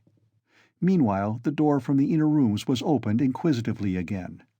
In the passage the crowd of spectators from all the flats on the staircase grew denser and denser, but they did not venture beyond the threshold. A single candle end lighted up the scene. At that moment Polenka forced her way through the crowd at the door. She came in panting from running so fast, took off her kerchief, looked for her mother, went up to her and said, "She is coming. I met her in the street." Her mother made her kneel beside her. Timidly and noiselessly a young girl made her way through the crowd, and strange was her appearance in that room, in the midst of want, rags, death, and despair. She, too, was in rags. Her attire was all of the cheapest, but decked out in gutter finery of a special stamp, unmistakably betraying its shameful purpose. Sonia stopped short in the doorway and looked about her bewildered, unconscious of everything. She forgot her fourth-hand, gaudy silk dress, so unseemly here with its ridiculous long train, and her immense crinoline that filled up the whole doorway, and her light-colored shoes, and the parasol she brought with her, though it was no use at night, and the absurd round straw hat with its flaring, flame-colored feather. Under this rakishly tilted hat was a pale, frightened little face, with lips parted and eyes staring in terror. Sonia was a small, thin girl of 18, with fair hair, rather pretty, with wonderful blue eyes. She looked intently at the bed and the priest. She, too, was out of breath with running. At last, whispers, some words in the crowd probably, reached her. She looked down and took a step forward into the room, still keeping close to the door. The service was over. Katerina Ivanovna went up to her husband again. The priest stepped back and turned to say a few words of admonition and consolation to Katerina Ivanovna on leaving. "What am I to do with these?" she interrupted sharply and irritably, pointing to the little ones. "God is merciful. Look to the Most High for succor," the priest began. "Ah, he is merciful, but not to us." "That's a sin, madam," observed the priest, shaking his head. "And isn't that a sin?" cried Katerina Ivanovna, pointing to the dying man. "Perhaps those who have involuntarily caused the accident will agree to compensate you, at least for the loss of his earnings." "You don't understand!" cried Katerina Ivanovna, angrily waving her hand. "And why should they compensate me? Why, he was drunk and threw himself under the horses. What earnings? He brought us nothing but misery. He drank everything away, the drunkard. He robbed us to get drink. He wasted their lives and mine for drink. And thank God he's dying. One less to keep." "You must forgive in the hour of death. That's a sin, madam. Such feelings are a great sin." Katerina Ivanovna was busy with the dying man. She was giving him water, wiping the blood and sweat from his head, setting his pillow straight, and had only turned now and then for a moment to address the priest. Now she flew at him almost in a frenzy. "Ah, father, that's words, and only words. Forgive? If he'd not been run over, he'd have come home to-day drunk, and his only shirt dirty and in rags, and he'd have fallen asleep like a log, and I should have been sousing and rinsing till daybreak, washing his rags and the children's, and then drying them by the window, and as soon as it was daylight I should have been darning them. That's how I spend my nights. What's the use of talking of forgiveness? I have forgiven as it is." A terrible hollow cough interrupted her words. She put her handkerchief to her lips and showed it to the priest, pressing her other hand to her aching chest. The handkerchief was covered with blood. The priest bowed his head and said nothing. Marmeladov was in the last agony. He did not take his eyes off the face of Katerina Ivanovna, who was bending over him again. He kept trying to say something to her. He began moving his tongue with difficulty and articulating indistinctly, but Katerina Ivanovna, understanding that he wanted to ask her forgiveness, called peremptorily to him, "Be silent. No need. I know what you want to say." And the sick man was silent, but at the same instant his wandering eyes strayed to the doorway and he saw Sonia. Till then he had not noticed her. She was standing in the shadow in a corner. "Who's that? Who's that?" he said suddenly in a thick, gasping voice, in agitation, turning his eyes in horror towards the door, where his daughter was standing and trying to sit up. "Lie down! Lie down!" cried Katerina Ivanovna. With unnatural strength he had succeeded in propping himself on his elbow. He looked wildly and fixedly for some time on his daughter, as though not recognizing her. He had never seen her before in such attire. Suddenly he recognized her, crushed and ashamed in her humiliation and gaudy finery, meekly awaiting her turn to say good-bye to her dying father. His face showed intense suffering. "Sonia, daughter, forgive!" he cried, and he tried to hold out his hand to her, but losing his balance he fell off the sofa, face downwards on the floor. They rushed to pick him up. They put him on the sofa. But he was dying. Sonia with a faint cry ran up, embraced him, and remained so without moving. He died in her arms. "He's got what he wanted!" Katerina Ivanovna cried, seeing her husband's dead body. "Well, what's to be done now? How am I to bury him? What can I give them tomorrow to eat?" Raskolnikov went up to Katerina Ivanovna. "Katerina Ivanovna," he began, "last week your husband told me all his life and circumstances. Believe me, he spoke of you with passionate reverence. From that evening, when I learnt how devoted he was to you all, and how he loved and respected you especially, Katerina Ivanovna, in spite of his unfortunate weakness, from that evening we became friends. Allow me now to do something, to repay my debt to my dead friend. Here are 20 roubles, I think, and if that can be of any assistance to you, then in short, I will come again, and I will be sure to come again. I shall perhaps come again tomorrow. Good-bye." And he went quickly out of the room, squeezing his way through the crowd to the stairs. But in the crowd he suddenly jostled against Nicodim Fomitch, who had heard of the accident and had come to give instructions in person. They had not met since the scene at the police station, but Nicodim Fomitch knew him instantly. "Ah, is that you?" he asked him. "He's dead," answered Raskolnikov. "The doctor and the priest have been, and all as it should have been. Don't worry the poor woman too much. She is in consumption as it is. Try and cheer her up, if possible. You are a kind-hearted man, I know," he added with a smile, looking straight in his face. "But you are spattered with blood," observed Nicodim Fomitch, noticing in the lamplight some fresh stains on Raskolnikov's waistcoat. "Yes, I'm covered with blood," Raskolnikov said with a peculiar air. Then he smiled, nodded, and went downstairs. He walked down slowly and deliberately, feverish but not conscious of it, entirely absorbed in a new overwhelming sensation of life and strength that surged up suddenly within him. This sensation might be compared to that of a man condemned to death who has suddenly been pardoned. Halfway down the staircase he was overtaken by the priest on his way home. Raskolnikov let him pass, exchanging a silent greeting with him. He was just descending the last steps when he heard rapid footsteps behind him. Someone overtook him. It was Polenka. She was running after him, calling, "Wait! Wait!" He turned round. She was at the bottom of the staircase and stopped short a step above him. A dim light came in from the yard. Raskolnikov could distinguish the child's thin but pretty little face, looking at him with a bright, childish smile. She had run after him with a message which she was evidently glad to give. "Tell me, what is your name, and where do you live?" she said hurriedly in a breathless voice. He laid both hands on her shoulders and looked at her with a sort of rapture. It was such a joy to him to look at her, he could not have said why. "Who sent you?" "Sister Sonia sent me," answered the girl, smiling still more brightly. "I knew it was Sister Sonia sent you." "Mamma sent me too. When Sister Sonia was sending me, Mamma came up too and said, 'Run fast, Polenka.'" "Do you love Sister Sonia?"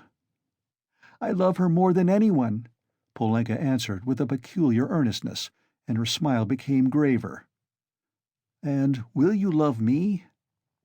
By way of answer, he saw the little girl's face approaching him, her full lips naively held out to kiss him.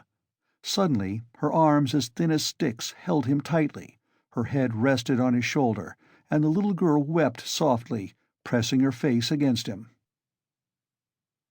"I am sorry for Father," she said a moment later, raising her tear-stained face and brushing away the tears with her hands. "It's nothing but misfortunes now," she added suddenly, with that peculiarly sedate air which children try hard to assume when they try to speak like grown-up people. "Did your father love you?" "He loved Lyda most," she went on very seriously, without a smile, exactly like grown-up people. "He loved her because she is little and because she is ill, too. And he always used to bring her presents. But he taught us to read, and me grammar and scripture, too," she added with dignity. "And Mother never used to say anything, but we knew that she liked it and Father knew it too. And Mother wants to teach me French, for it's time my education began." "And do you know your prayers?" "Of course we do. We knew them long ago. I say my prayers to myself, as I am a big girl now, but Kolya and Lyda say them aloud with Mother. First they repeat the Ave Maria, and then another prayer. 'Lord, forgive and bless Sister Sonia,' and then another, 'Lord, forgive and bless our second father.' For our elder father is dead, and this is another one, but we do pray for the other as well." "Polenka, my name is Rodion. Pray sometimes for me, too. And thy servant Rodion, nothing more." "I'll pray for you all the rest of my life," the little girl declared hotly, and suddenly smiling again, she rushed at him and hugged him warmly once more. Raskolnikov told her his name and address, and promised to be sure to come next day. The child went away quite enchanted with him. It was past 10 when he came out into the street. In 5 minutes he was standing on the bridge at the spot where the woman had jumped in. "Enough," he pronounced resolutely and triumphantly.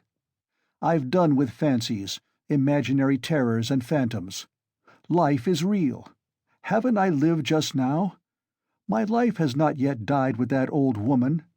The kingdom of heaven to her, and now enough, madam, leave me in peace. Now for the reign of reason and light, and of will and of strength, and now we will see.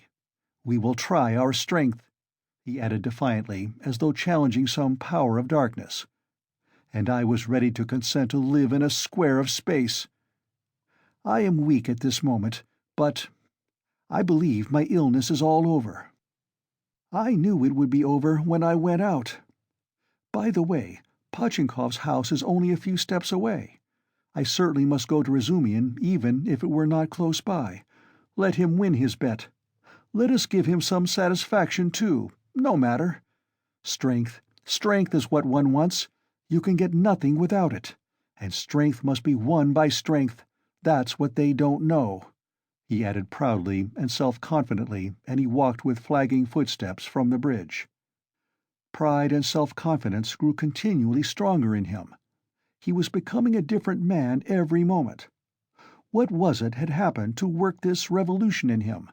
He did not know himself. Like a man catching at a straw, he suddenly felt that he too could live, that there was still life for him, that his life had not died with the old woman. Perhaps he was in too great a hurry with his conclusions, but he did not think of that. "But I did ask her to remember thy servant Rodion in her prayers," the idea struck him. "Well, that was in case of emergency," he added, and laughed himself at his boyish sally. He was in the best of spirits. He easily found Razumian. The new lodger was already known at Pochinkov's, and the porter at once showed him the way. Halfway upstairs, he could hear the noise and animated conversation of a big gathering of people. The door was wide open on the stairs. He could hear exclamations and discussion. Razumian's room was fairly large. The company consisted of 15 people. Raskolnikov stopped in the entry, where 2 of the landlady's servants were busy behind a screen with 2 samovars, bottles, plates, and dishes of pie and savories, brought up from the landlady's kitchen. Raskolnikov sent in for Razumian. He ran out delighted. At the first glance it was apparent that he had had a great deal to drink, and, though no amount of liquor made Razumian quite drunk, this time he was perceptibly affected by it. "Listen," Raskolnikov hastened to say. "I've only just come to tell you you've won your bet, and that no one really knows what may not happen to him. I can't come in. I am so weak that I shall fall down directly. And so good evening and good-bye. Come and see me tomorrow." "Do you know what? I'll see you home. If you say you're weak yourself, you must." "And your visitors? Who is the curly-headed one who has just peeped out?" "He? Goodness only knows. Some friend of Uncle's, I expect, or perhaps he has come without being invited. I'll leave Uncle with them. He is an invaluable person. Pity I can't introduce you to him now. But confound them all now. They won't notice me, and I need a little fresh air, for you've come just in the nick of time. Another 2 minutes, and I should have come to blows. They are talking such a lot of wild stuff. You simply can't imagine what men will say. Though, why shouldn't you imagine? Don't we talk nonsense ourselves? And let them. That's the way to learn not to. Wait a minute, I'll fetch Zosimov." Zosimov pounced upon Raskolnikov almost greedily. He showed a special interest in him. Soon his face brightened. "You must go to bed at once," he pronounced, examining the patient as far as he could. "And take something for the night. Will you take it? I've got it ready some time ago. A powder." "2, if you like," answered Raskolnikov. The powder was taken at once. "It's a good thing you are taking him home," observed Zosimov to Razumian. "We shall see how he is tomorrow. Today he's not at all amiss. A considerable change since the afternoon. Live and learn." "Do you know what Zosimov whispered to me when we were coming out?" Razumian blurted out as soon as they were in the street. "I won't tell you everything, brother, because they are such fools. Zosimov told me to talk freely to you on the way, and get you to talk freely to me, and afterwards I am to tell him about it, for he's got a notion in his head that you are mad or close on it. Only fancy, in the first place, you've 3 times the brains he has. In the second, if you are not mad, you needn't care a hang that he has got such a wild idea. And thirdly, that piece of beef whose specialty is surgery has gone mad on mental diseases, and what's brought him to this conclusion about you was your conversation today with Zametov." "Zametov told you all about it?" "Yes, and he did well.